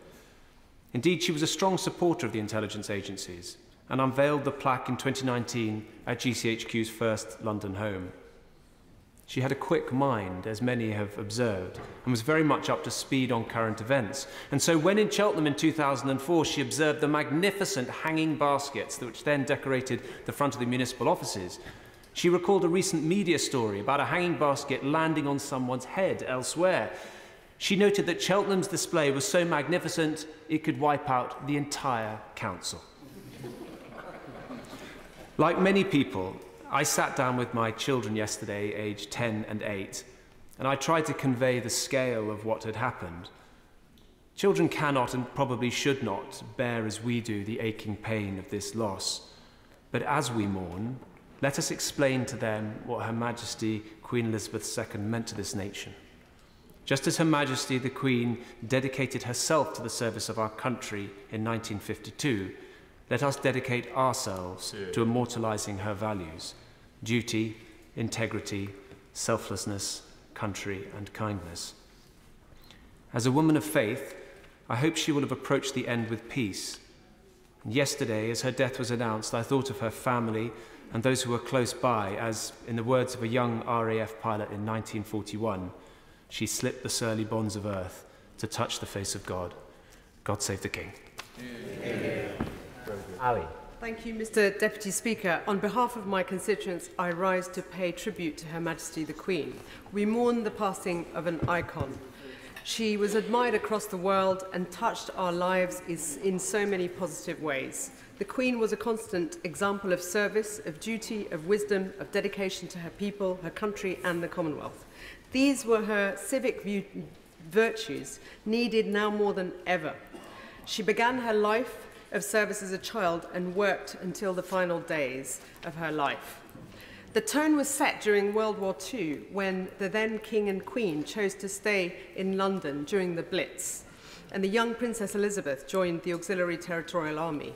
When their home, Buckingham Palace, was bombed, the Queen Mother famously said that she could now look the East End in the face. Ever since then, EastEnders have embraced the Queen and her family with a particular bond of love and loyalty. Of course, today's East End is a very different place, more diverse and more connected to the rest of the world, and in particular the Commonwealth countries. Her Majesty reimagined Britain's post-colonial place in the world, and the Commonwealth has grown to 54 nations with nearly 2.5 billion people. Mr. Deputy Speaker, I can personally relate to the story of the Commonwealth as a child born in a Commonwealth country, Bangladesh, which joined in 1972. And I remember in 1983 watching with pride the Queen visiting that very new country with Prince Philip. It was a state visit and a big moment for a new nation. And it was a time and a moment that made us feel proud to be British, made us feel we belonged not only to this country, but also to the Commonwealth family. And across the Commonwealth, people are remembering when the Queen came to town with a great sense of warmth and affection. And here at home, in my constituency, I had the honour of receiving the Queen during the Royal London Hospital visit when the new facilities were opened, the hospital that was at the heart of our national life and at the epicentre of coping with the pandemic. The Queen's words during the pandemic was so necessary to give hope and comfort when constituencies like mine were hit so hard.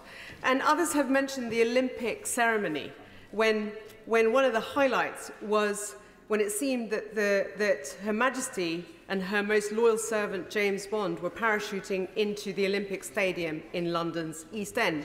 Mr. Deputy Speaker, we pride ourselves in being the coolest part of the country. Her Majesty made us the coolest place on earth with that stunt. On behalf of my constituents, our thoughts are with her children, her grandchildren, her wider family, and her heir and successor, His Majesty King Charles III.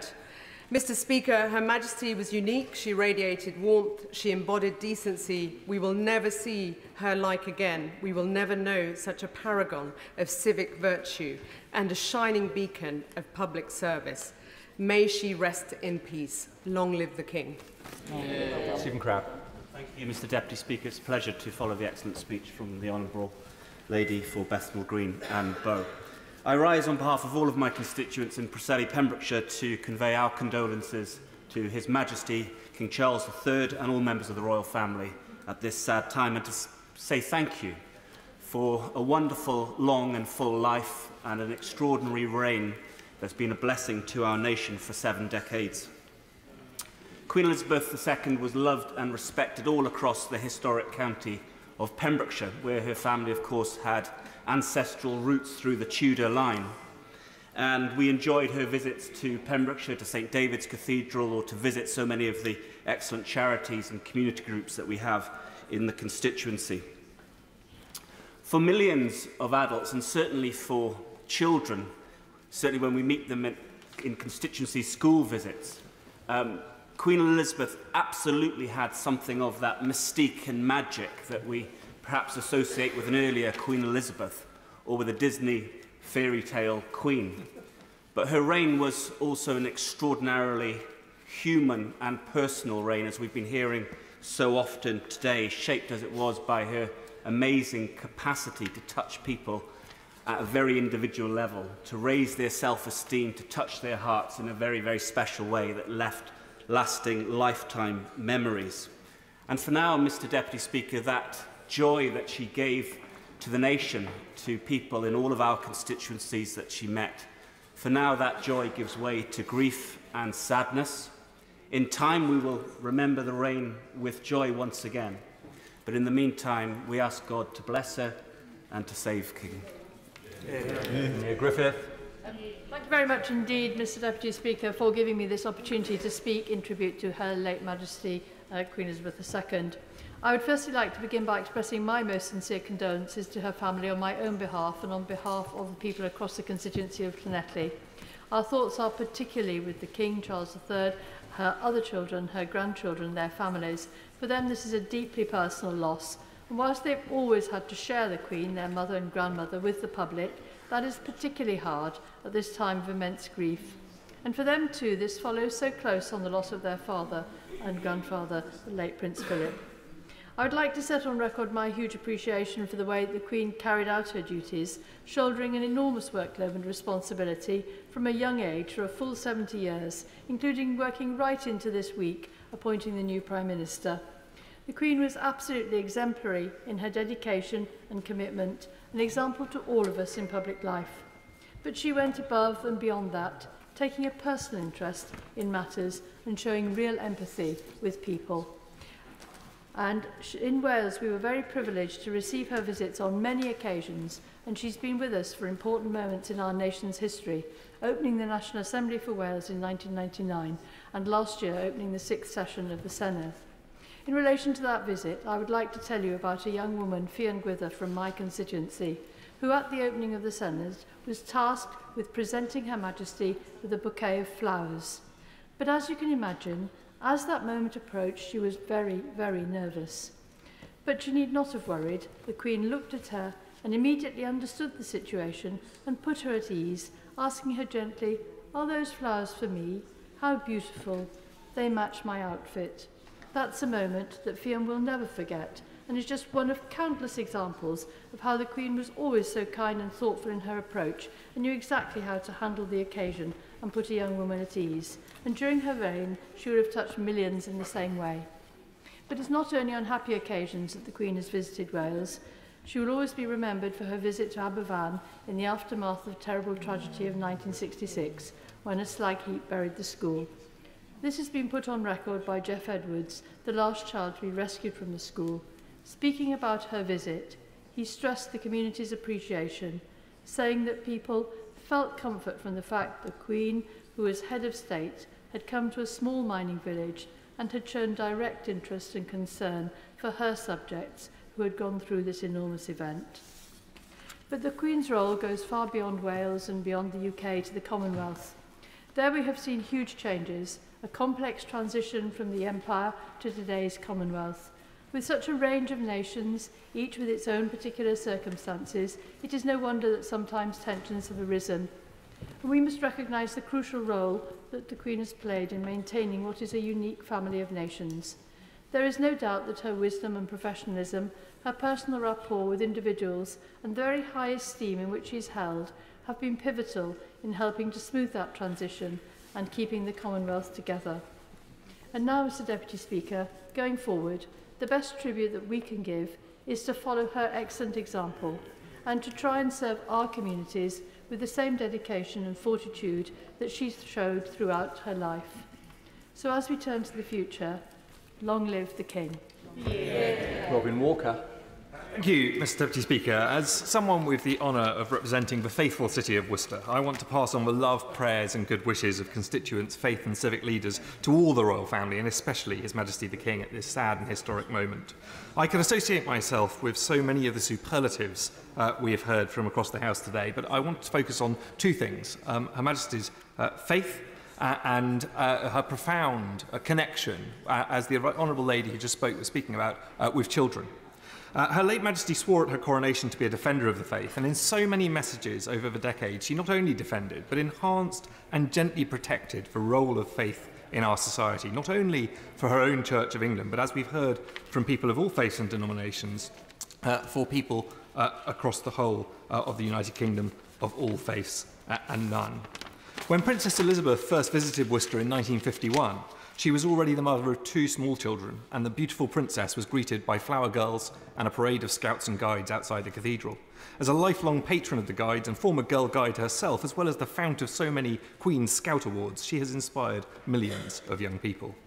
She returned as Queen in 1957 and visited New Road, the most beautiful cricket ground in England, with her consort Prince Philip, touring the boundary in an open-top Land Rover to the cheers of 5,000 local schoolchildren. After more visits in the 1980s, when she distributed Maundy money and celebrated the anniversary of the city's charter, her final visit to Worcester, and the proudest moment of my life, was at her Diamond Jubilee.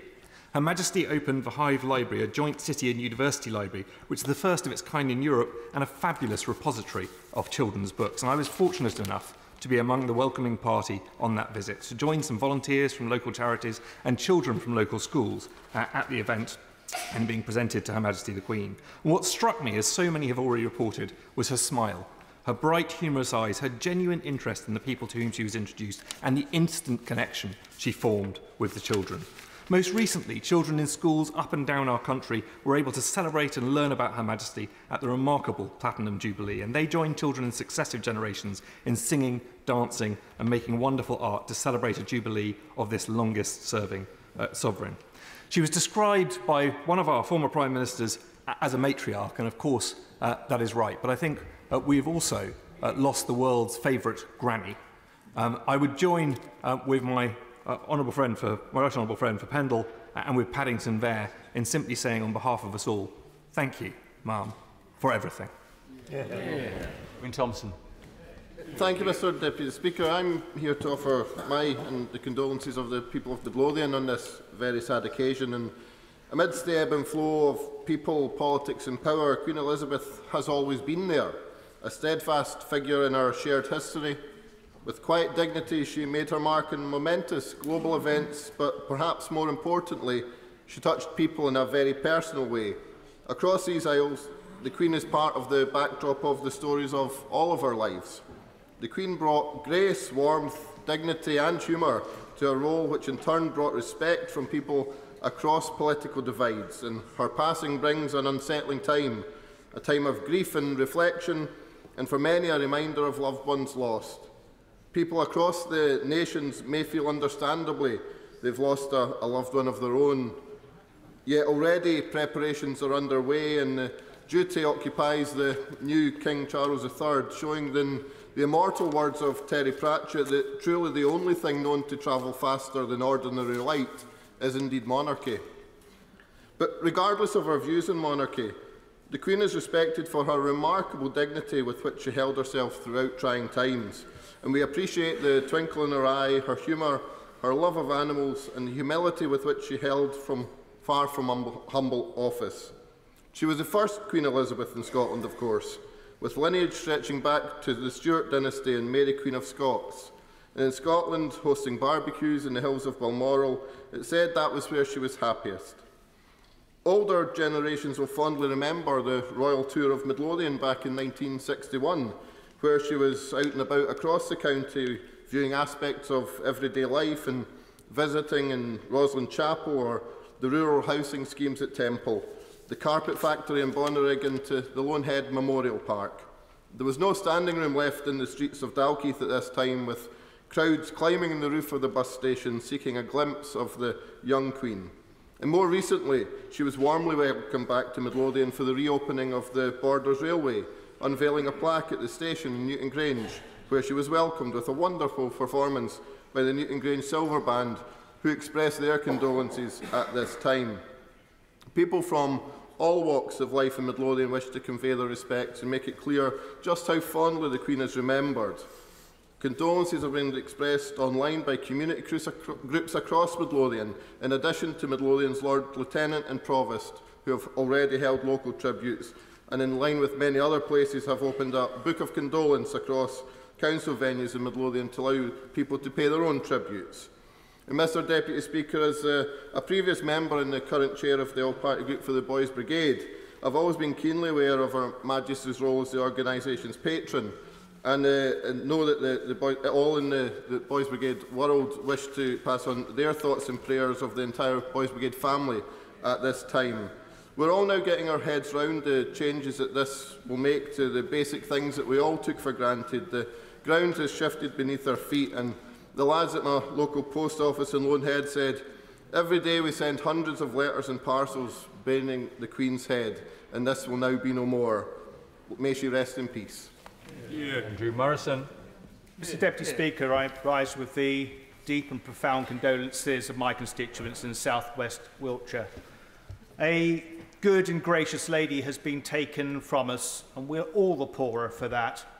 A lady who has shaped the contours of our national life for 70 years has gone, but her legacy endures. And if you doubt that, just see the pictures of His Majesty in the hour of his grief, greeting the crowds that have gathered outside Buckingham Palace today. Mr Deputy Speaker, grown men don't cry, do they? Well, they do. And I've cried twice in my adult life, once when my father died, and once last night, for a woman that I had only met once at the aforementioned gin and tonic opportunity that a number of right honourable members have cited today. But unfortunately, in my case, there was no gin and tonic.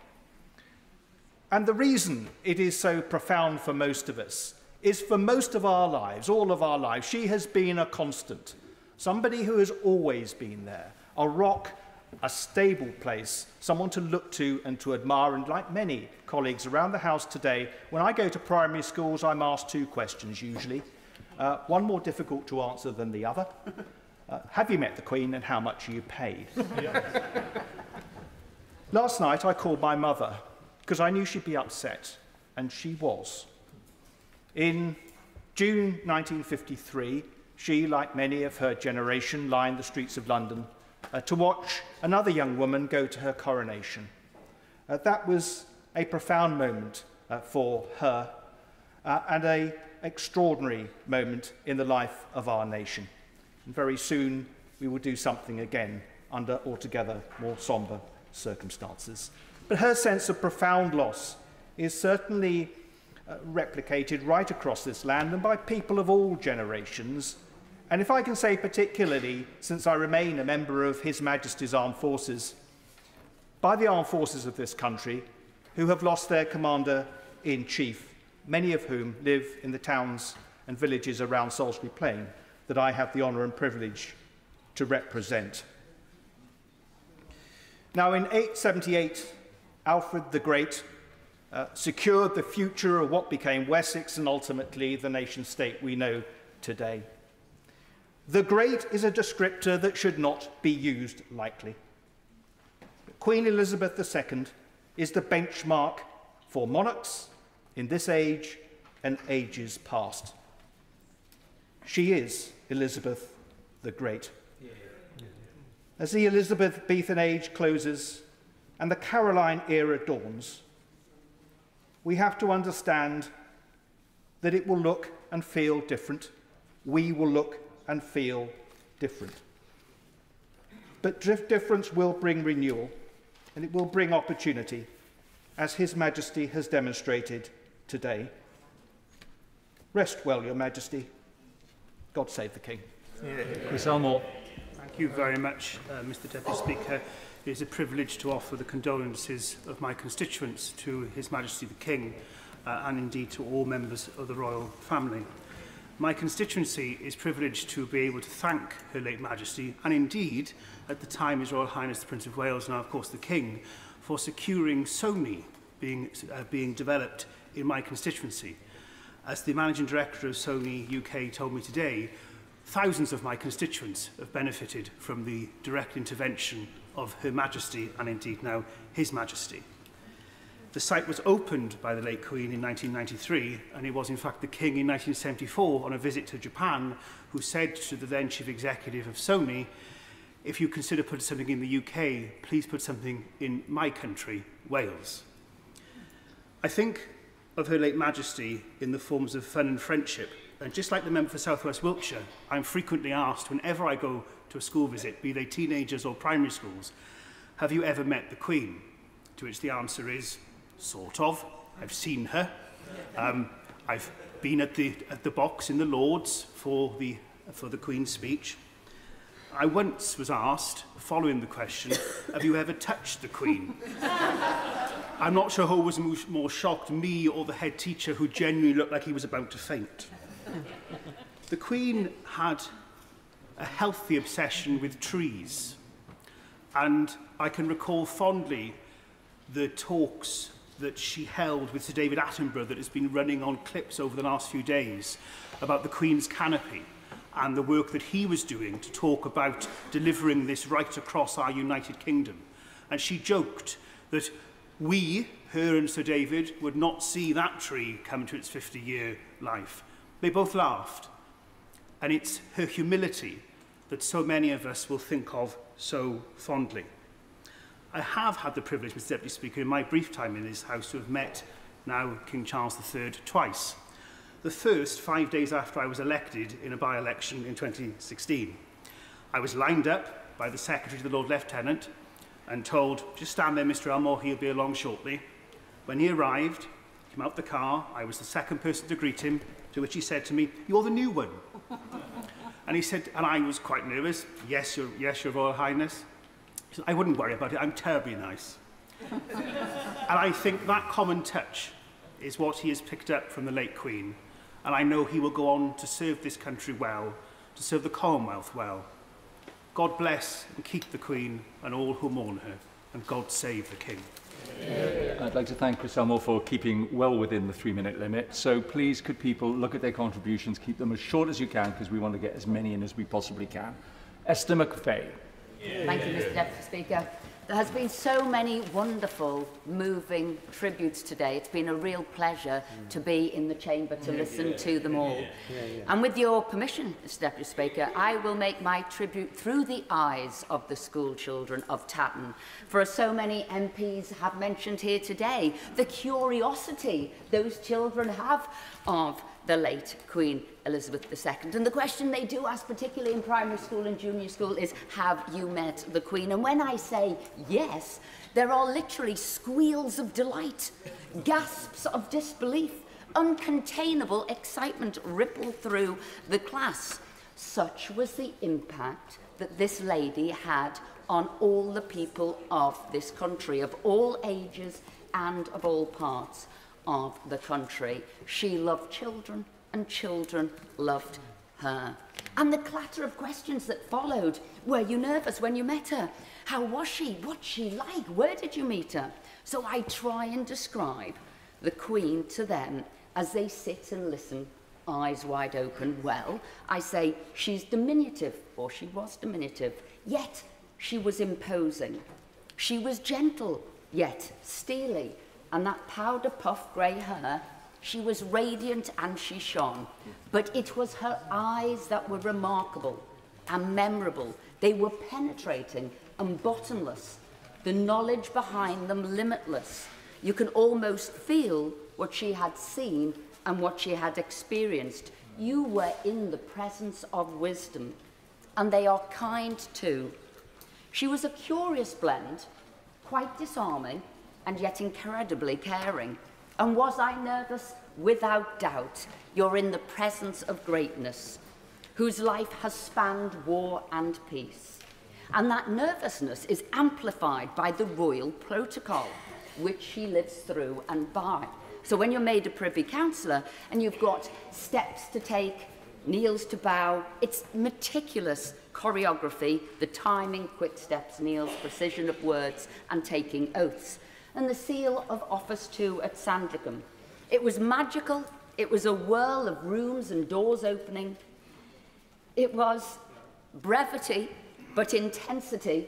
And as we left, we were all handed a packed lunch. And all I could say, it was thoughtful, but simple, no frills. I think it was nutritionally balanced. There was no, there was no fuss whatsoever. It was all bother and nonsense. And as Deputy Chief Whip, I was also Treasurer to Her Majesty's household.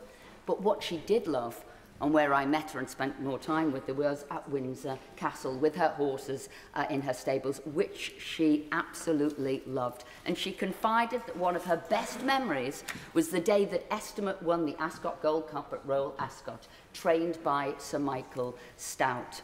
And she spoke to her trainers without fail every week, Nicky Henderson and John Gosden. But that was what she loved. So I'm absolutely delighted that the St. Leger is going ahead this weekend, not least because the Queen won the St. Leger in her Silver Jubilee year, with Dunfermline ridden by Willie Carson, one of her favourite jockeys. But kind and finally thoughtful. And my final conversation with her, she questioned social media and the impact it had, and she said, could anybody these days keep a secret? She talked about Operation Mincemeat, the deception that fooled Hitler and helped us win the war. And she said, can people keep things to themselves, or do they feel that they'd sooner tell everybody and maybe spoil what should be done? So when I leave children, I say, have you got discretion? Can you keep a secret? Are you selfless? Can you think of the greater good more than you can think of yourself? And if you can, then the Queen has done her job, and her spirit and her qualities will live on in all of us. God bless the Queen. God save the King. Thank you very much, Mr Deputy Speaker. It's a pleasure to follow the Honourable Lady from Tatton. Queen Elizabeth was just 10 years old when her uncle abdicated, and she became heir to the throne. She was just 13 when war broke out, and in the 6 years that followed, we saw the pattern of her whole life to come. Standing with her people in those dark hours, at home and across the Commonwealth, sharing in their grief when her own uncle fell in service, leading our national celebrations when victory and freedom was finally secured, and throughout the war, setting the perfect example by rolling her sleeves up and doing her bit for the collective effort.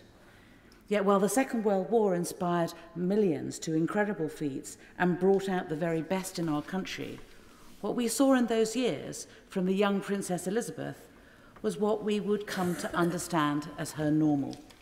For the next 7 decades, she continued to set the perfect example of dedicated, selfless, timeless service and embody the values that unite our people.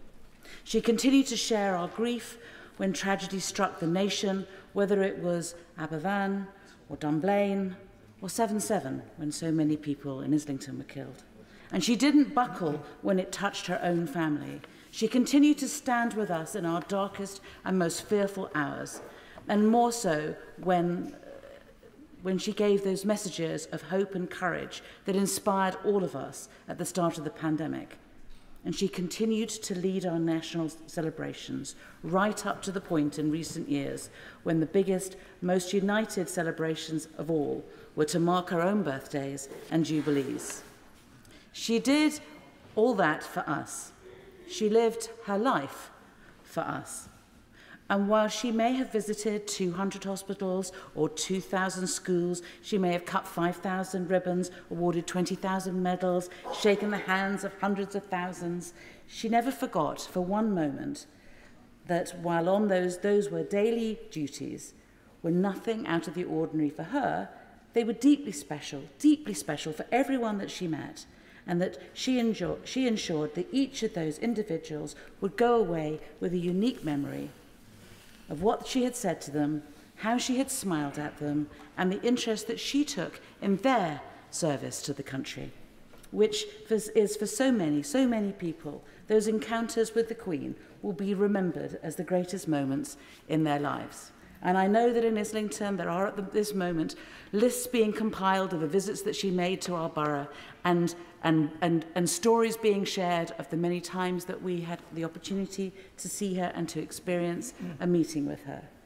And so we join today to thank the Queen for 9 decades of devoted service, every one of them filled with setting the right example, filled with giving her people courage, sympathy and joy, filled with making others feel special, and doing it all day after day, year after year, right up until the very end. that record of duty would be unfathomable, astonishing, and worthy of celebration in this House, even if she had been a humble librarian or a long-serving charity volunteer. But to do all that in the pressure of her roles as heir to the throne and head of state places her public service on a pinnacle which is unmatched in the history of our country, and the like of which we will never see again. On behalf of the Honourable Artillery Company, the Charterhouse, Farringdon Cross Rail, with all of whom she shared a particularly strong links, and on behalf of the people of Islington South and Finsbury, who loved her so dearly, I thank you, ma'am. God save the King. Stuart Andrew. Thank you. Thank you very much, Mr. Deputy Speaker, and it is with sadness that I offer my tribute to Her late Majesty the Queen on my behalf and of course on behalf of the people of Pudsey, Horsforth and Aireborough.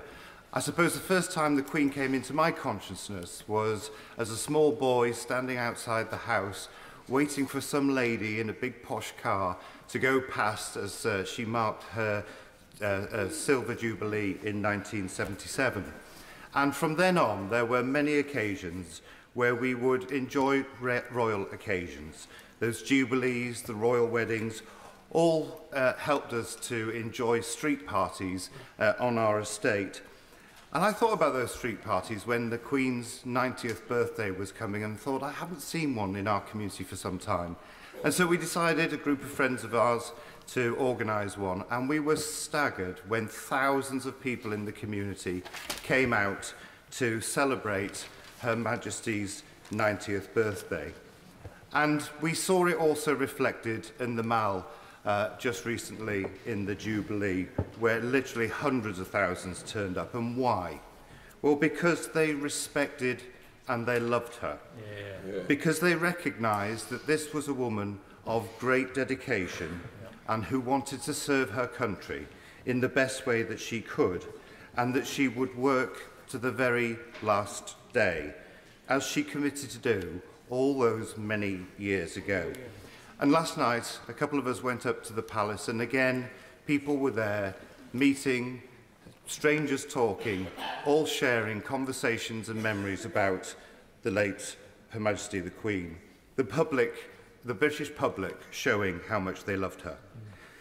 And then she was there when we needed her most. Many have talked about the pandemics, but also when our country has had those awful terrorist attacks. And she has always given warm words, comfort to those victims and to their families. And we will remember that amazing speech she made in the hospital in London, where she said that they will not change our way of life. I don't know about anybody else, but whenever I visit a constituent who's celebrating their 100th birthday, the card from Her Majesty the Queen is front and centre in the living room, because of course, why wouldn't they do it? It's such a proud thing for them to have. And many have also mentioned about school children asking, have you met the Queen? And for many years in this place, I was unable to say that I had, until I was honoured to be appointed as the Vice-Chamberlain of the household. And I remember my moment when I was being introduced to her, waiting for these doors to open.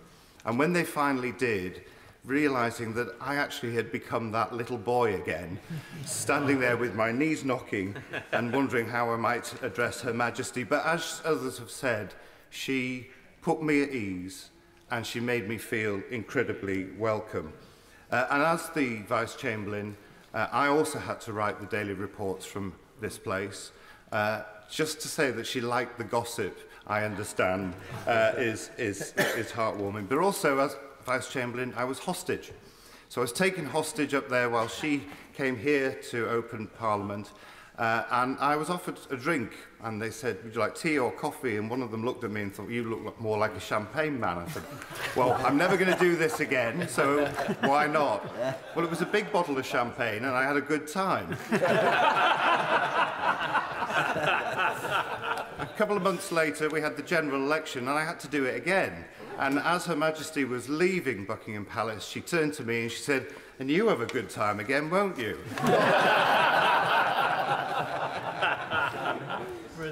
To conclude, Mr. Deputy Speaker, During the awful attacks of 9/11, the Queen said to the people of America, "Grief is the price we pay for love." Well, we all loved her, and that is why we are grieving. And we send our thoughts and best wishes to His Majesty the King and his family. And we say, God save the King. So say, please look again at your contributions so that they are sticking to the 3 minutes. Alistair Carmichael. Thank you very much, Mr. Deputy Speaker.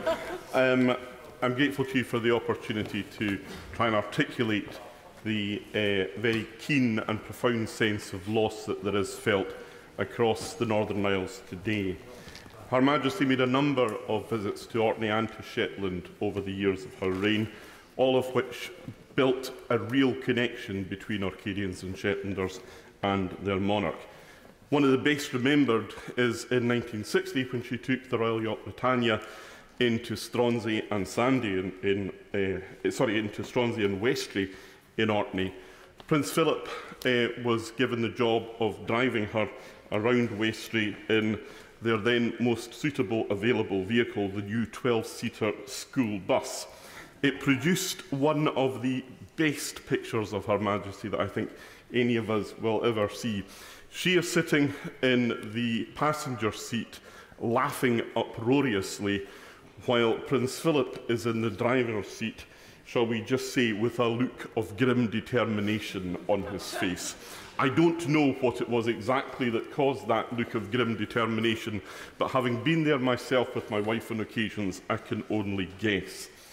Her Majesty also visited Shetland in 1981, as Shetland's oil came on stream through the Sullomvo terminal, and she opened the terminal then. That was remembered in Shetland, unfortunately, because it was a day when the IRA detonated a bomb in Shetland in the power station there.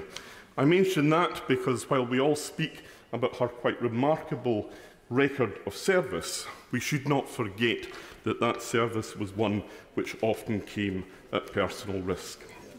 Like others, I had my moments meeting Her Majesty, which I treasure as very private and special moments.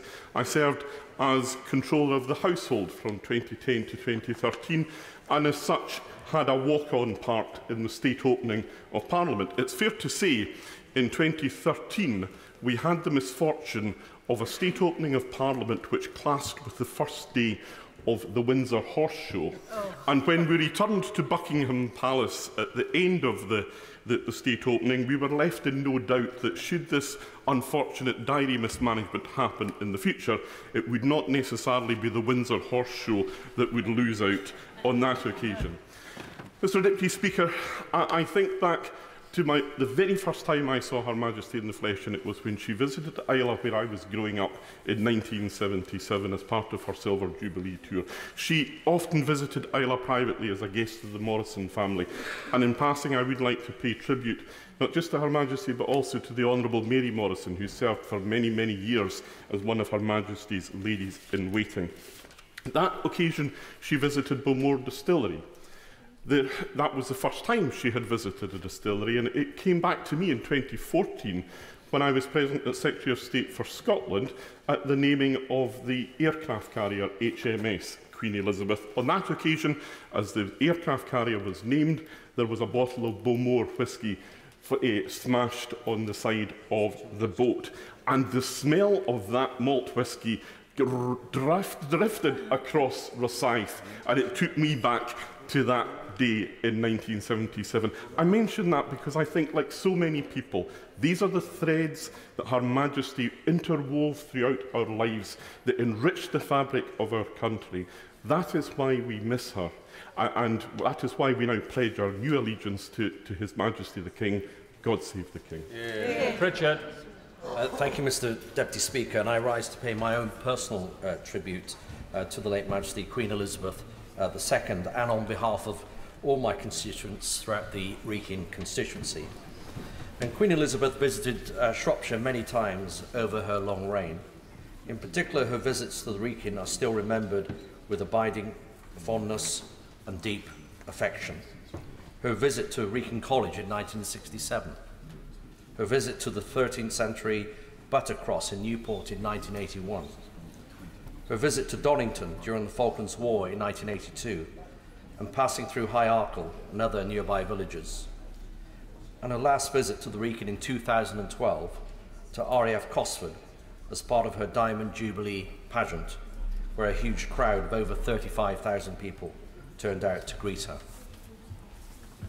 The late Queen Elizabeth was the personification of duty, integrity, selflessness, steadfastness, and resoluteness, and always with a superb sense of humour, observation, and wit.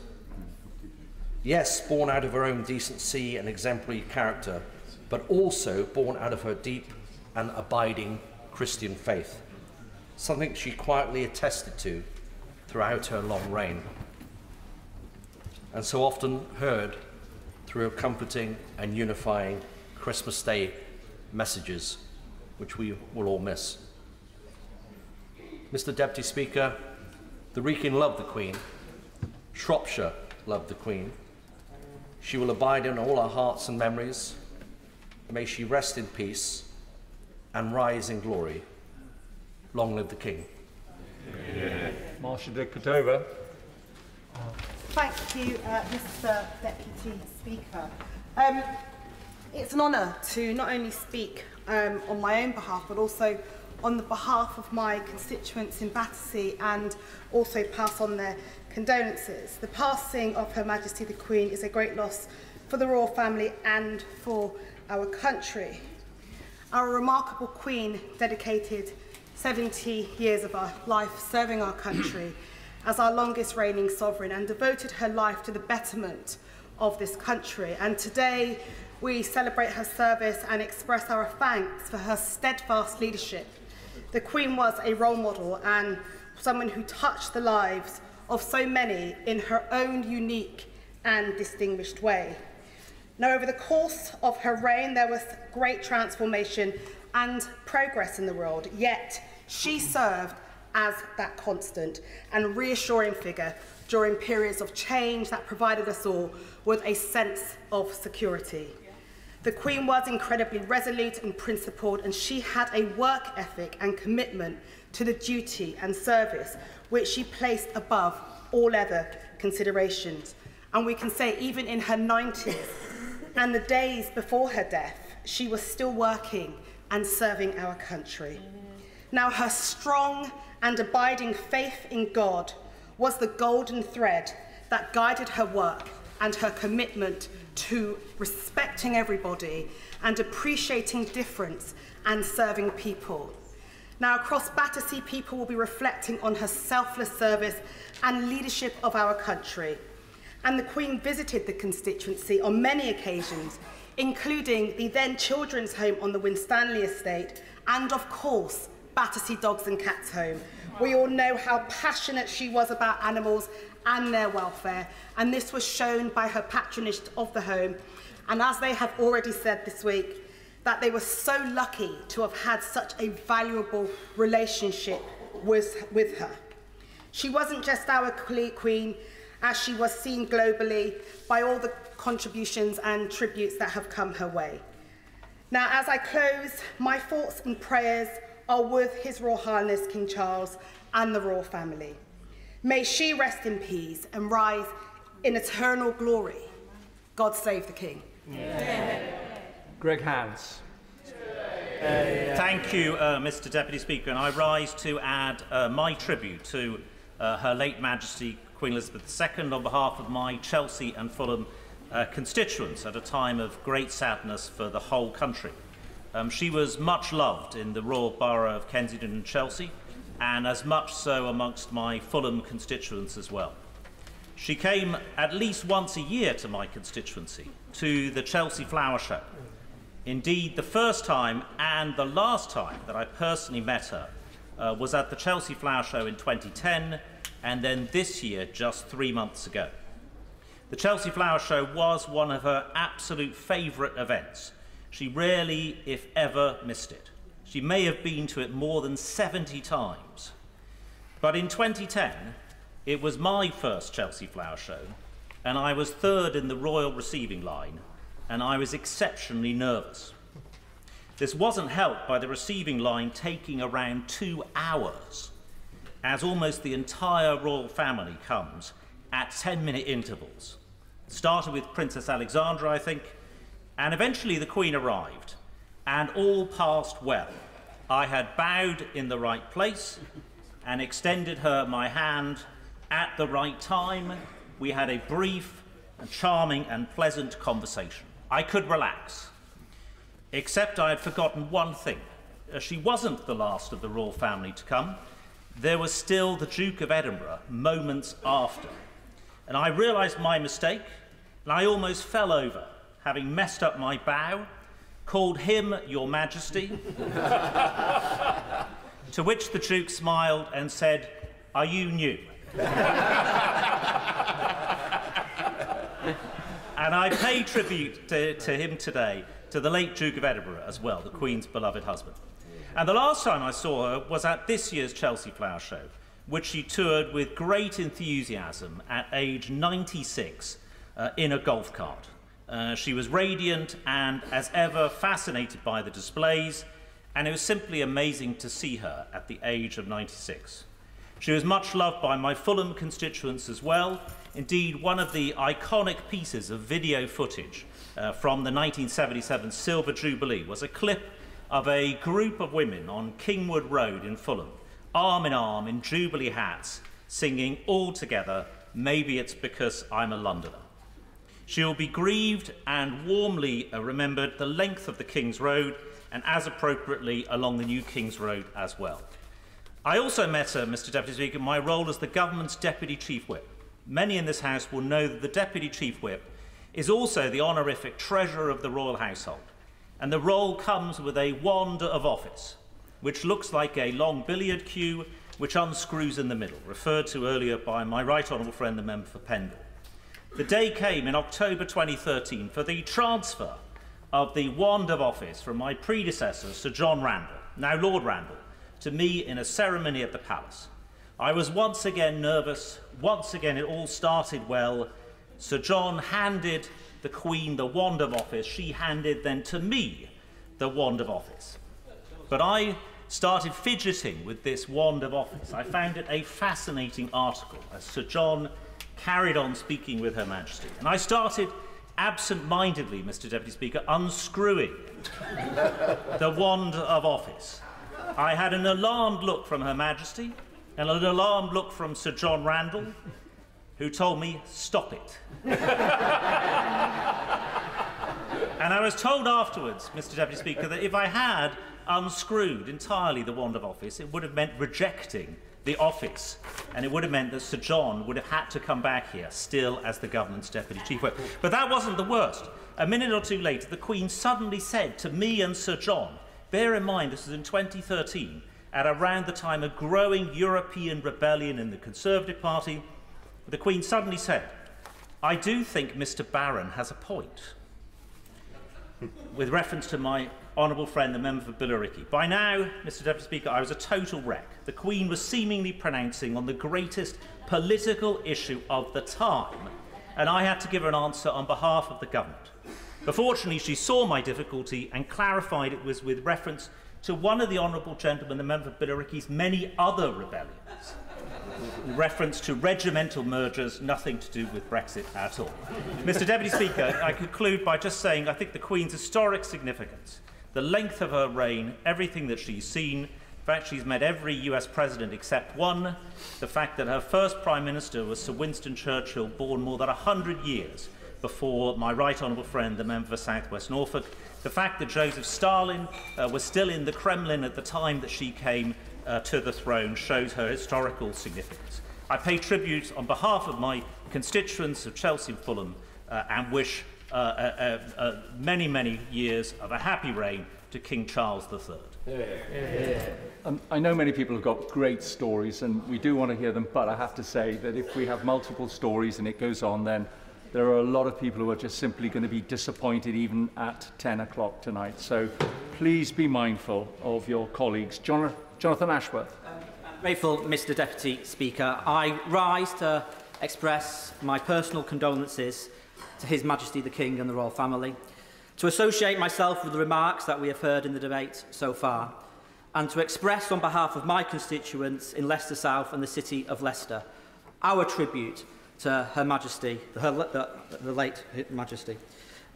Leicester is proud of its radical tradition, but notwithstanding our history as a parliamentarian stronghold, across Leicester, Her Majesty was held in deep affection, with deep reverence and deep love, and we are united in our grief today.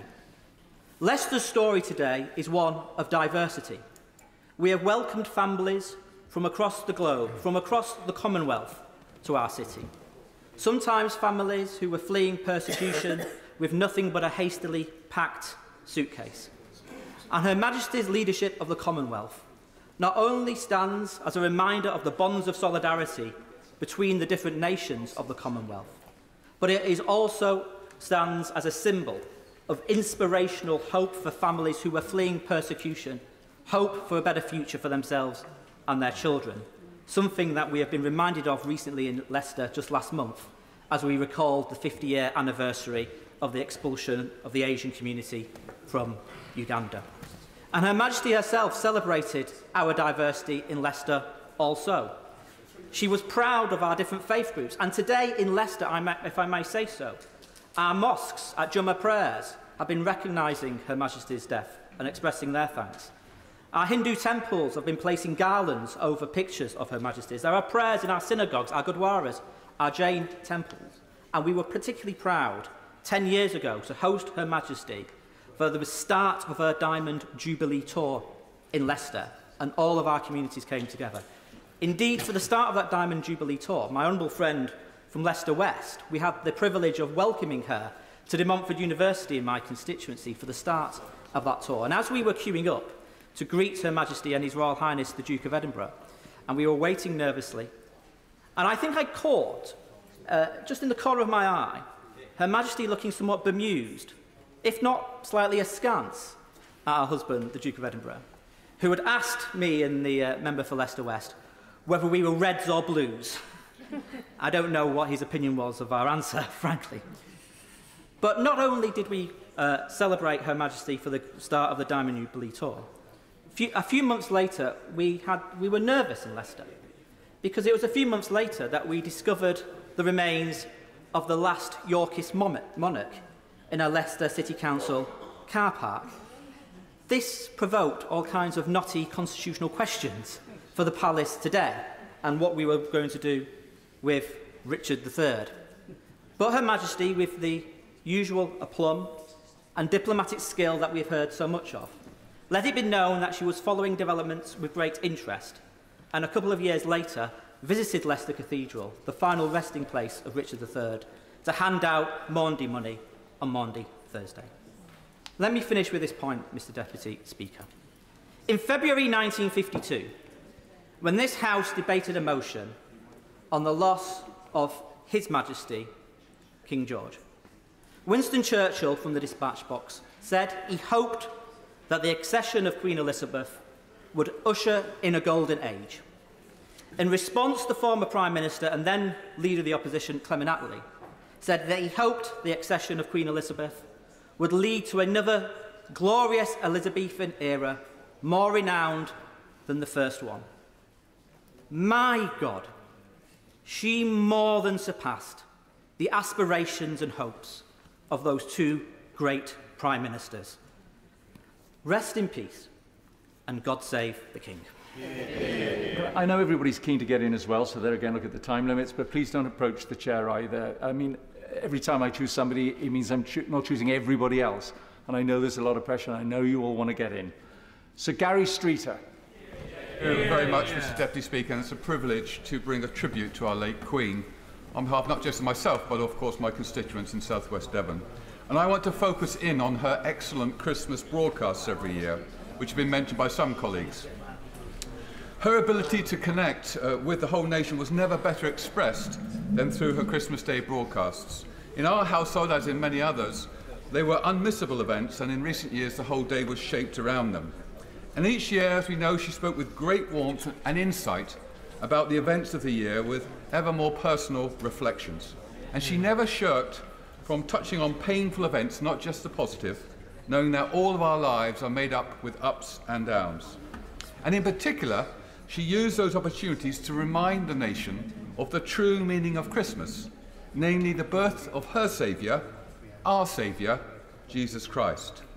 On the 3rd of August this very year, she said this: "Throughout my life, the message and teachings of Christ have been my guide, and in them I find hope." It was, Mr. Deputy Speaker, a simple but clear explanation of the influences that had shaped her life. And in our celebration of her greatness as a monarch, she would want us to recognise the significance of the gospel message that produced such fruit in her. If she was the rock on which modern Britain was built, it was because she stood on the true rock, the Rock of Ages.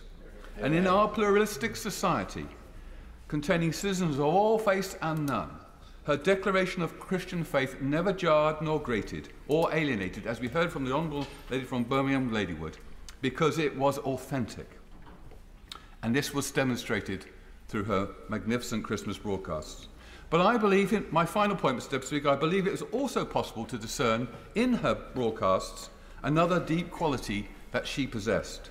That even in her 80s and in her 90s, she did not stand still or remain static. She was moving forward, learning, developing year on year. She became more intimate with her subjects during those broadcasts, more personal, ever more bold. She had an appetite for progress and advancement to the very end. So an authentic life shaped by her sincere faith that produced in all the vicissitudes of life a remarkable woman and a great monarch. On behalf of the people of South West Devon, thank you, Your Majesty, for your life of service on our behalf. May you rest in peace and rise in glory. Steve Reid. Thank you, Mr. Deputy Speaker. We've heard some really wonderful anecdotes and stories this afternoon of members' meetings with Her late Majesty the Queen. But for most people who met her, those moments would have been more fleeting. But they lodge in the memory because of the huge importance the Queen has played in our life as a nation and our sense of who we are. I first saw her as a schoolboy during the Silver Jubilee walkabout in Windsor, feeling so excited, as so many other children will have done over the years, simply to snatch a photograph of her with my little plastic camera. It would be an iPhone today, of course. Another was when she came to open the Lambeth Academy in Clapham. The students were besides themselves with excitement that the Queen had come to visit their school. And it's these little moments like these, through these little moments, that the Queen has been a constant presence who lit up our lives for as long as most of us have been alive. The stability of her presence eased our country through periods of drastic change as Britain moved from being the centre of an empire to becoming the modern, diverse and more inclusive country that we know and love today. She really was, in T.S. Eliot's words, the still point of the turning world where past and future are gathered. My constituency of Croydon North is one of the country's most diverse. People who came there from the Commonwealth feel a special bond with Her late Majesty as a connection between their past and their future. Many others who arrived from outside the Commonwealth would consider their citizenship ceremonies, where they swore allegiance to Her Majesty, to be among the most important moments in their lives. During the Platinum Jubilee celebrations, we saw a great outpouring of love for Her late Majesty. In Croydon North, as elsewhere, our diverse communities came together to celebrate a woman who united us as a community and as a country in a way that nothing and no one else could do. Her loss will be felt keenly, and it will be felt personally. 3 months ago, my father died, and the next day a rainbow appeared over his house, and we took that as a sign that he was at peace. I take the rainbow that appeared over Windsor Castle in the same way, and as a sign that Her late Majesty has been taken into the arms of God and has found her eternal peace. On behalf of the people of Croydon North, I offer my deepest thanks to her late Majesty for a lifetime of service, my condolences to the royal family on their loss, and my loyalty to our new King Charles III as he ascends the throne to meet his destiny and ours. Mark Francois. Mr. Deputy Speaker, we have lost our sovereign, the most remarkable woman, the longest reigning monarch in British history, who in 70 years barely ever put a foot wrong. She was perhaps the most famous person in the world, and possibly the most popular too. If the House will indulge me, it's almost a year since we lost our great friend Sir David Amess. I mention him because I think it's fair to say he was rather keen on the monarchy. And on Her Majesty the Queen in particular. I well remember how he was bursting with pride when the Queen knighted him with an investiture at Windsor. He subsequently told our local paper, The Echo, who would ever have thought that a boy from the East End of London would one day be knighted by a queen in a castle. If he were here today, he would pay the most fulsome tribute to Her Majesty, so perhaps I could do that for him in lieu. From my own perspective, I also had the immense privilege of serving Her Majesty as Vice-Chamberlain when I served in the Coalition Whip's office from 2010 to 12. It's an ancient office, but it essentially has three modern functions. Firstly, to act as the Queen's messenger to Parliament. And on the first occasion I had an audience with her, I was completely terrified. I think it's to the Queen's credit she well understood that people who met her, especially for the first time, were extremely nervous. And she had that most wonderful manner in asking you one or two extremely gentle questions, which even a Member of Parliament couldn't get wrong, to settle nerves. It was a wonderful skill with people, which I think was but one of the reasons why her subjects loved her so much. Secondly, each evening when the House was sitting, the Vice-Chamberlain's duty is to compile the royal message, a one-page summary for Her Majesty of what's taken place in Parliament, printed off on special paper, to be collected by Royal Courier at 6 p.m. precisely. All went well until one evening, as the message was just about to be printed, there was a complete IT failure in the Whip's office, which led to a state of pandemonium. By about 6:30, the Royal Courier, by now drumming his fingers, looked at me and said mischievously, "You do realise, sir, that if it's more than an hour late, you'll have to go down there and apologise to her in person." At which point my blood ran cold. Mercifully, the Lord was kind, and 5 minutes later, a scream of delight emanated from the Whip's office when Claire, the senior Whip's assistant, emerged with a look of absolute triumph and said simply, "We've fixed it." And when I wished the Courier Godspeed, I meant it. Thirdly, following a rather unfortunate misunderstanding with Charles I in the 17th century, on the day of the state opening, the Vice-Chamberlain has to go to the palace to be held hostage as surety for the monarch's safe return. When I once asked what would actually happen if something went wrong, the royal courtier smiled at me and said, "Oh, they'll probably just cut your head off." This was vaguely in the back of my mind on both occasions when I performed the duty. On the first, the Duke was unfortunately unwell, but on the second, he accompanied the Queen as they came down the steps. I was standing there in morning dress with my wand of office, and suddenly he walked up to me and said, "Who are you?" I was stunned, but before I could reply, the Queen said with slight exasperation, "He's the hostage." To which the Duke replied, "Oh, jolly good." They got in the coach and went to Parliament. I was there when they came back, and as they passed me, I bowed my head and said, "Well done, Your Majesty," when the Duke turned on his heel and walked straight up to me and said, "I bet you're bloody relieved to see us." Mr. Speaker, on her 21st birthday, the Queen Elizabeth famously proclaimed, "My whole life, be it long or short, will be spent in the service of my people." In modern parlance, she then did exactly what it said on the tin, and my constituents in Raleigh and Wickford and the whole country loved her for it. We have lost our Queen, but her legacy lives on. God save our King.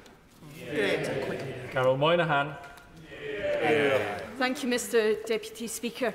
On behalf of my constituents of Glasgow North West, the people of Glasgow and my fellow Glasgow MPs, I wish to pay tribute to Elizabeth, Queen of Scots. Her passing is a time of profound sadness, Queen Elizabeth was a constant in our lives, the only head of state we have known. Unlike most of the other speakers this afternoon, I've never met the Queen, although as a young girl I did go to see her at her Silver Jubilee when she came to Glasgow and was visiting Kelvin Grove Art Gallery. Of course, the crowds were so big I couldn't see her, and my dad put me up on his shoulders and I was able to wave at this beautiful big car and the Queen as she came out. And many people in Glasgow have similar memories as this. And it's right that we remember and pay tribute to Her Majesty's tireless work, her dedication to her role and her strong sense of duty. For members of the armed forces, she was their Commander-in-Chief.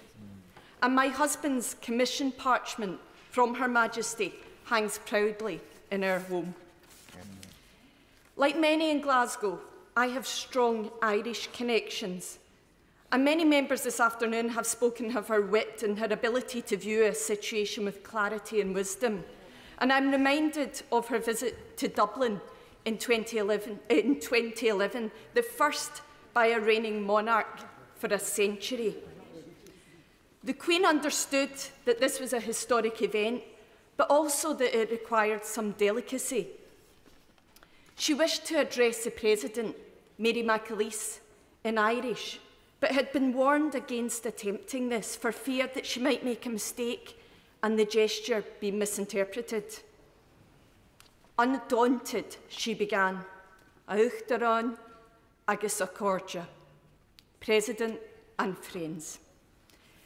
Instantly, all tension was lifted. President McAleese mouthed the word wow, and the audience at Dublin Castle burst into applause. Wisdom, understanding and respect, such as this, was why she was loved by monarchists and republicans, people of all faiths and those of none.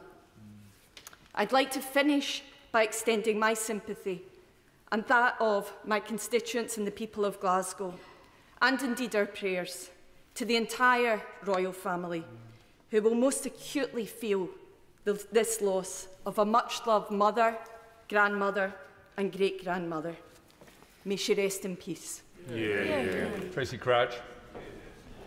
Mr. Deputy Speaker, I rise humbly and with great sadness to pay tribute to Her Majesty the Queen on behalf of my constituents of Chatham and Aylesford. The outpouring of love and respect for her is heartfelt and genuine, demonstrating her reach into the most local of communities across the nation. Given the length of her reign, it is no surprise she has visited my constituency several times, most recently in Aylesford in 2019, but she has an ever-presence in a variety of ways.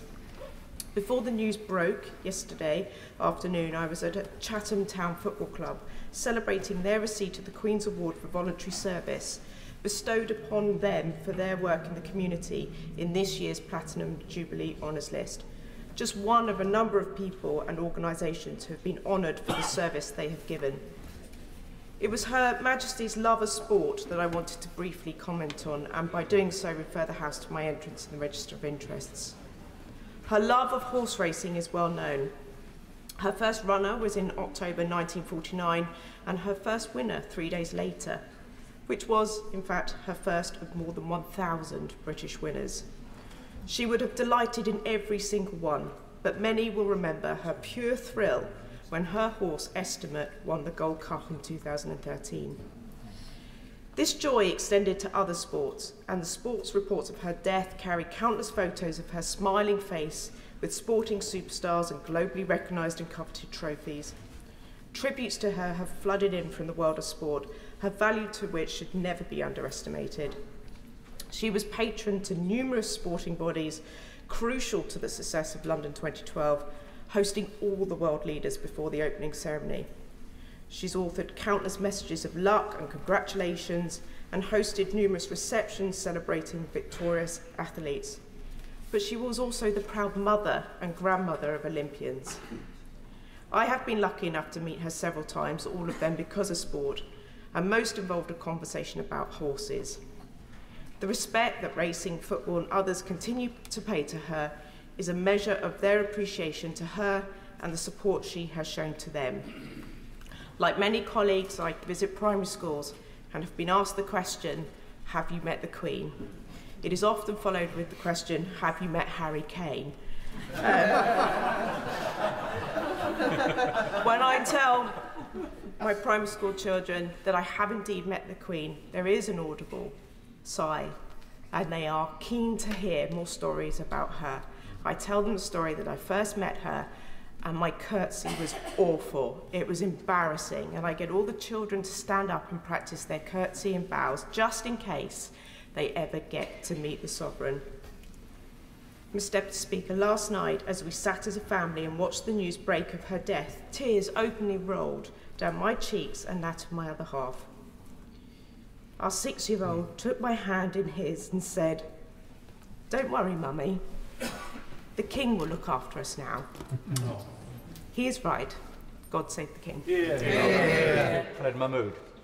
Thank you, Mr. Deputy Speaker. I rise humbly to pay tribute to Her Majesty the Queen on my own behalf and on behalf of my constituency, Birmingham Perivale. I came to this House in 2001, and I was placed on an esteemed committee of Commons, Media and TV Committee, which was chaired by the Right Honourable Member for North Thanet, not in this place at the moment. The only privilege I think we had, and anybody knew us, was that we got an invite to the Christmas reception at the Palace. So, as a new member who'd just come in, I attended to the Palace along with my colleagues. And luckily, as the Queen was circulating, I was able to meet her first and obviously introduce myself, and she was very pleased to do that. But then took it upon myself as the school monitor to be the representative for the whole of the committee and started taking them across to the Queen and introducing her to them. The petulance of that didn't occur to me until I'd come back home and thought about what had happened. But her greatness was that she wasn't irritated by what I'd done. You know, she wasn't annoyed by what I'd done. She must have realized that I must be a newbie in Parliament and just decided to encourage me to go along, and never saw a harsh expression on her face or anything else. That was the endearing memory that I have when I first came in to this place as a Member of Parliament. She was the head of the church, and as a lot of people have said, she supported all of the religions. She does that, but she also supported a lot of other beliefs as well, the Maoris, the Aboriginians, and some of the African tribes. But she also, above all, supported people who had no faith at all. She supported people. She had trust in people. She gave her life to service, in dignity, in humanity.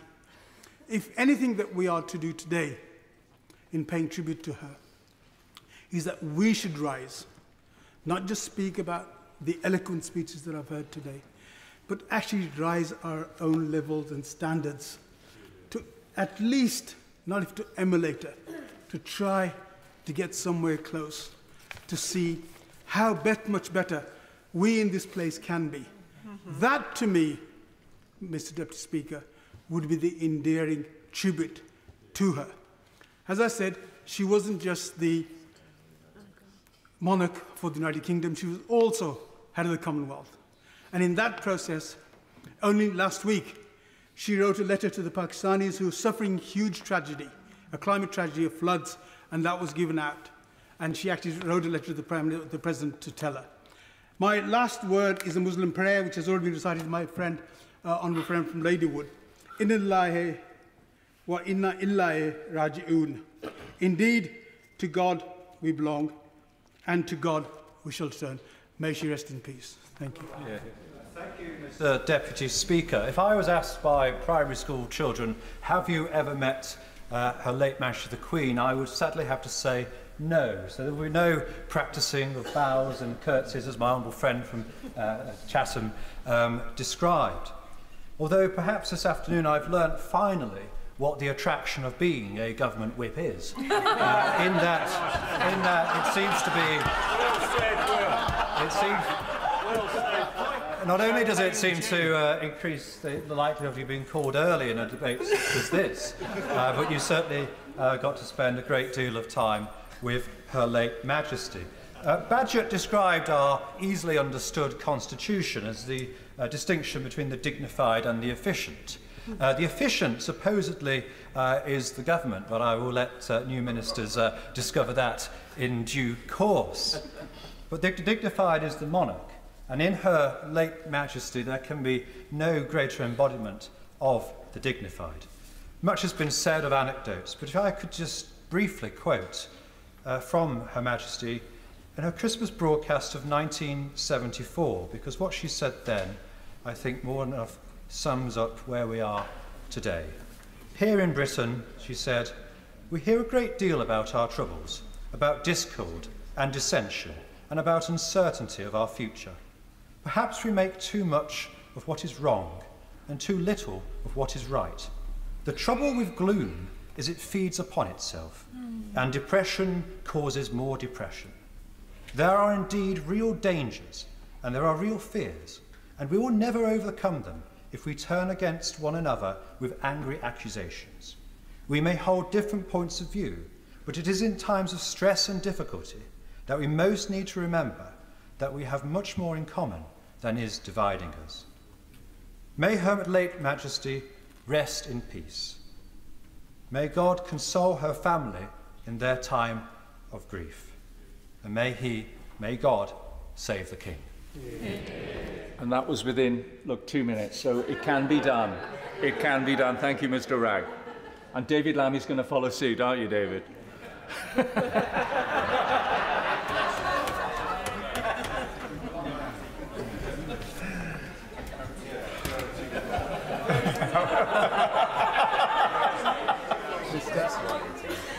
Mr. Deputy Speaker, I rise on behalf of the people of Tottenham who mourn the late Her Majesty's loss very, very greatly. And on reflecting about Her Majesty, I want to begin by evoking my parents' generation, who arrived and are described as part of the Windrush generation. My mother was the kind of woman for whom there were only two important people in our house. One was Jesus Christ, and the second was Her Majesty the Queen. And anything to do with the royal family, many will understand this, involved a lot of memorabilia in our West Indian front room. But it's also the grace and the dignity and the strength with which the Queen approached the Commonwealth that I think she should be remembered. She guided the Commonwealth from a community of countries that had been colonised to a voluntary association of 56 countries. She travelled to 117 countries over the course of those 70 years. And while she was assiduous in her duties, there was a sense that she knew right from wrong. In 1979, she went to Zambia. It was controversial at the time, and it heralded the independence of then Rhodesia and what we now know as Zimbabwe. And of course, she was rumoured to be very concerned about the apartheid regime in South Africa, and she had a long-standing friendship with Nelson Mandela. All of that is noted in her duty and her commitment to the Commonwealth. But as I said, it's also important to remember her supreme governance of the Church of England. She did this quietly, but right up and down the country, in every constituency, her at the head of that very important English, British institution, Anglican institution, is something that we should hold very, very dear indeed. I have my own small story, if you'll let me, Mr. Deputy Speaker, and that is the Privy Council, of course. It was the most important day of my life. It was on the November the 5th, 2008. And on that day, I was very, very sleepy indeed. I was sleepy because my friend Barack Obama had become President of the United States the day before. I had not slept when I got to Buckingham Palace at 6 o'clock in the evening. I knelt on the footstool, my eyes closed, I bowed, and I headed towards the Queen's lap. She reached out and put her hand on my bald head. She was generous and she was gracious in all of the Privy Council meetings that I attended afterwards, for which I'm grateful. She understood the importance of Barack Obama becoming the 44th President of the United States of America. She carried herself with great dignity. Yesterday, I was at Dumfries House when I heard the news, and Prince Charles was unable to meet with us. We were there to discuss the Commonwealth. We were there to discuss his commitment to skills and young people. He will be a very, very good king indeed. Thank you, Mr. Deputy Speaker. Stephen Hammond. Thank you, Mr. Deputy Speaker. I rise on behalf of the constituency of Wimbledon, Morden, Rains Park, Botsford Park, and I want to stay on behalf of all of my constituents. I wish to pay tribute to our beloved monarch and all that she has done. I also want to express on behalf of them our sincere condolences to King Charles III and the whole of the royal family on the loss that they've suffered. For many have today spoken of not only their ceremonial, but of course their personal loss. Her reign has transcended, as many colleagues have already said, including my friend from Stockport, times of turbulence and times of gloom.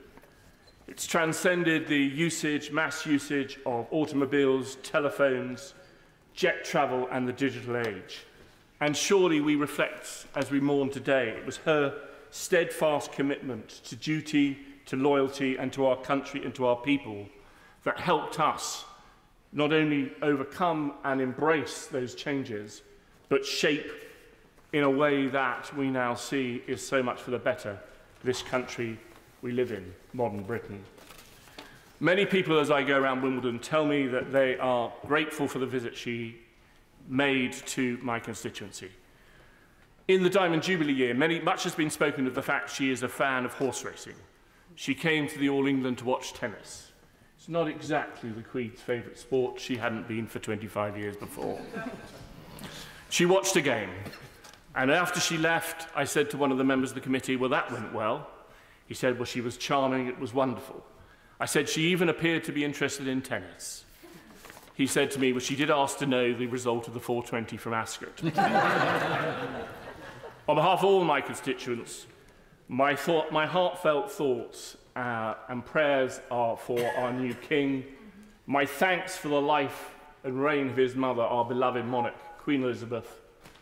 God save the king. Yeah. Carla Lockhart. Thank you, Mr. Deputy Speaker. I join with members across the House in expressing my deepest sorrow and that of my constituents in Upper Bann on the death of Her Majesty Queen Elizabeth II. To His Majesty King Charles III, Her Majesty the Queen Consort, and to the entire royal household, our love, thoughts and prayers are with you as you mourn the loss of such a special mother, grandmother and great-grandmother. All of us in this place and right across the country have been a blessed people to live under the second Elizabethan age. We have benefited abundantly from her leadership, her wisdom, her discernment and the grace of one who for over 70 years devoted her life to the unstinting service of this nation and the Commonwealth. When the United Kingdom faced dark moments, her radiance and fortitude shone through, guiding her people to better days. In times of celebration, she led the nation with a sense of fun, warmth, of style, and a sparkle in the eye. Prime ministers were to come and go, but Her Majesty remained constant, steadfast, and sure. And that sense of surety for Her Majesty came from her faith, her love for Christ that she often spoke of in her Christmas message. That faith gave her the strength to fulfil her earthly vocation. And whilst we thank her for her service to Today, she receives her heavenly reward for service to her King. Mr. Deputy Speaker, this country is the poorer for the passing of Queen Elizabeth II. The depth of grief is reflective of the love and affection in which she was held. To our adoring, loyal subjects in Northern Ireland, we hold fast to the wonderful memories of Her Majesty's visit. These were often symbolic and a testament to her commitment to a better future for everyone in Northern Ireland. Importantly, she also ensured that those who served her in our most troubled times were sure of her appreciation for service and sacrifice, and those victims of terrorism knew the caring spirit of the Queen. Mr. Deputy Speaker, every corner of this kingdom has now embarked on a new era. We commit to the service of our new King, His Majesty King Charles III. His too a life of service, his too a record of commitment to duty. To close my remarks on Her Majesty Queen Elizabeth II, I quote a Bible text which is fitting for her life of service to our nation. 2 Timothy chapter 4, verse 7. I have fought a good fight, I have finished my course, I have kept the faith. I pray that God will grant King Charles III wisdom and good health in his reign over us, and that he too will keep the faith as his beloved mum before him. God save the King. Victoria Prentice. Thank you. In her address to the nation during the pandemic, resplendent, you remember, in her NHS scrub-coloured dress and brooch, Her Majesty praised, and I quote, the attributes of self-discipline, quiet, good-humoured resolve, and of fellow feeling, which she felt characterised our nation.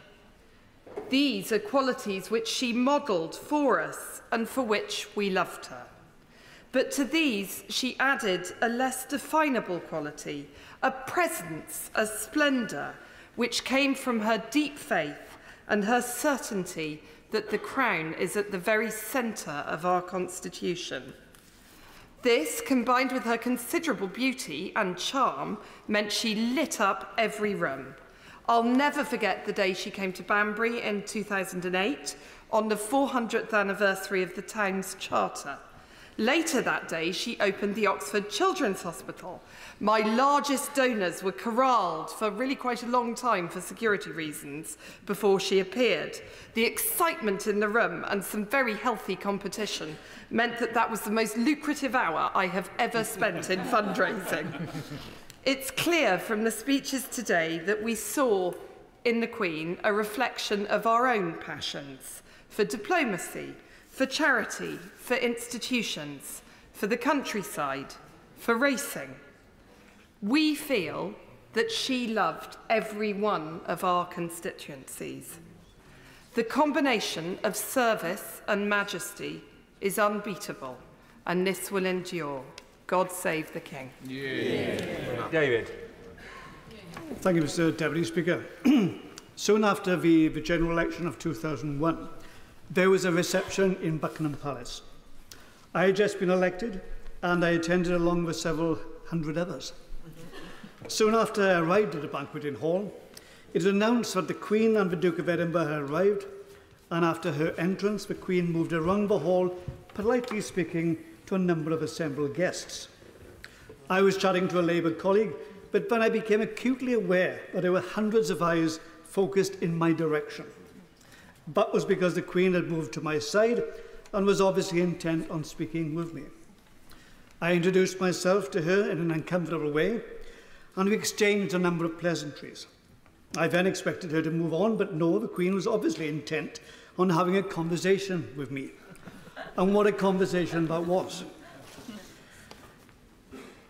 With me slightly awkwardly talking about the royal yacht, and then going on to talk about the royal train, and how I recalled to Her Majesty how, as a schoolboy, I was excited to see the royal train pass near my home village of Kevin Cribble.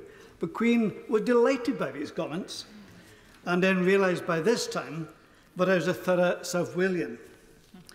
The Queen then proceeded to ask me about how Welsh devolution was progressing. These were the early days of devolution, and I gave a diplomatic answer. The Queen was pleased with that answer, but then moved on to ask me how I saw things with regard to the Assembly in Northern Ireland. Given that the store-bought Assembly was at that time suspended, and the situation was extremely delicate, I gave a general response, explaining how difficult things were. I will not say what her responses were, but suffice to say I was extremely impressed by her. Her Majesty showed her overwhelming desire to seek peace and reconciliation in Northern Ireland, but more than that, her comments showed an impressive knowledge of complex issues and also a real decency, integrity and compassion. These qualities were in evidence throughout her long reign and were clearly seen in all parts of the United Kingdom. A few years ago, the Queen visited Ystrad in my constituency of Caerphilly. The people of the area will always remember her real warmth and genuine interest in them. But my memory of Her Majesty will always be how she had time for the children who met her. The Queen loved those children, and the children loved her. Undoubtedly, Queen Elizabeth II was an exceptional monarch. We will miss her enormously. May she rest in peace, and God save the King. Marcus Jones. Thank you, Mr. Deputy Speaker. I speak for all of my constituents in the Neaton when I speak of our deep sadness at Queen Elizabeth's passing and our gratitude for her long and distinguished reign. On behalf of my constituents, I would like to convey our deepest condolences to King Charles III and our late Queen's family. Like a number of Right Honourable members today, I've had the absolute honour and privilege of being the Vice-Chamberlain to the household and the Controller to the household. When I was made Vice-Chamberlain, I was dispatched off to the palace with my Right Honourable friend for Pudsey, who spoke earlier. We did the exchange of wands of office with Her Majesty. I was as nervous as a kitten, but it went extremely well, and I was very pleased with myself. Moments later, I was handed a humble address that I was to ask Her Majesty to sign, and then I would bring it back to the House and deliver it in the House as per norm. I went back into the room and handed Her Majesty the humble address. She looked at me and said, "I don't have a pen." I'm then searching around inside of my jacket frantically, and it seemed like for an age, but it was only a few seconds. And I said, "Ma'am, I'm afraid I don't have a pen either." She then, quick as a flash, said, "Don't worry, follow me." And all of a sudden, I'm on this surreal journey, trailing in the wake of Her Majesty Queen Elizabeth II, along this long corridor, stopping on the way to give a bit of a fuss to one of the corgis. We then come to the Queen's study, and you could see the volumes of papers, the number of red boxes. This was 2 weeks before the first lockdown, so you could see the number of things that the Queen at that time was doing on our behalf, the work she was doing. She signed the humble address with her own pen. She then started to speak to me and ask me about my wife and my family, and it was fantastic. I came out of that room feeling on top of the world. Now, I feel that whether it probably a president, a prime minister, a school child that the Queen was speaking to on a school visit, or a patient in a hospital or a hospice, all of those people will have gone away with exactly the same feeling. That was one of Her Majesty's abiding qualities amongst many others. Thank you, ma'am, for your dedication and service to our nation. God save the King. Alison McGovern. Thank you, Mr. Deputy Speaker. And on behalf of everybody in the Wirral, particularly in my constituency, I extend our profound condolences to the royal family. We have all lost our Queen. They have lost a beloved family member, and we hold them in our hearts. As my friend, the Right Honourable Member for Wallasey, mentioned earlier, the Queen first visited my constituency in 1957, where she visited the famous Port Sunlight villages and the cottages, named the Duke of York cottages, named after her father. Since then, many in the Wirral have felt strongly about the Queen and have supported all that she has done. And Mr. Speaker, I want to talk above all else in favour of the Queen's constancy. The news of the end of Her late Majesty Queen Elizabeth's reign has felt like the ground we stand on shifting beneath our feet. All that we have known is changed. Down the years, our country has been drawn together in celebration and in sorrow by Her late Majesty, and it simply feels impossible to know how to react without her. She had a peerless understanding of the country that we love, hard-won through her life, which saw our country's growth, but also its emergence from the darkness of war. And I reflect on what her generation saw in all of them. They knew not only the pain of loss, but also the overwhelming devastation of war. And we've heard so often about that profoundly important visit to Ireland in 2011 and her role as a peace builder. The Queen's example to us all is that patient constancy, and that is the best path to change. In her 20s, she said she could not do what the men before her in her role who preceded her could do, but that unlike them, via modern communication, she could broadcast across nations. I think she was a fan of new technology, whether it was speaking to us all from the dawn of television, or whether it was just recently, again as we've heard, on Zoom, working from home during the pandemic. She was a marvel. And in politics, it seems so often that change comes too slowly, and when it does come, we fall back. So I ask myself, with relevance to the Queen's legacy, how is it that our country makes progress? And I think it's not that any individual can make progress by themselves, but rather it's in our institutions, those institutions that persist when individuals fail, that really shifts our country from darkness to the light. That's progress. And it's what Her late Majesty made with the constitutional role that was hers. She could always see what the future had on offer, and she built a path for us all. It has been utterly humbling to hear from leaders across the world, and I trust that global outpouring brings her family comfort. Our country is not perfect, but in Her late Majesty's example, we have seen not only the model of service, but also the never-ending hope in our future that sprung eternal on these islands through her reign. Long live the King. Philip Dunn. Thank you, Mr. Deputy Speaker. Today marks the end of an era, the modern Elizabethan era, the only monarch that I and almost everyone in this chamber and most of our nation have ever known. I join those who've spoken so movingly from across the House in mourning the death of our longest-serving sovereign, Her late Majesty Queen Elizabeth II, and pass on my condolences with those of my constituents from South Shropshire to members of the royal family who grieve her loss. We reflect today with a mixture of great sadness and sense of loss, but also remembering with great joy the inspiration which she gave in devoting her life to the service of others.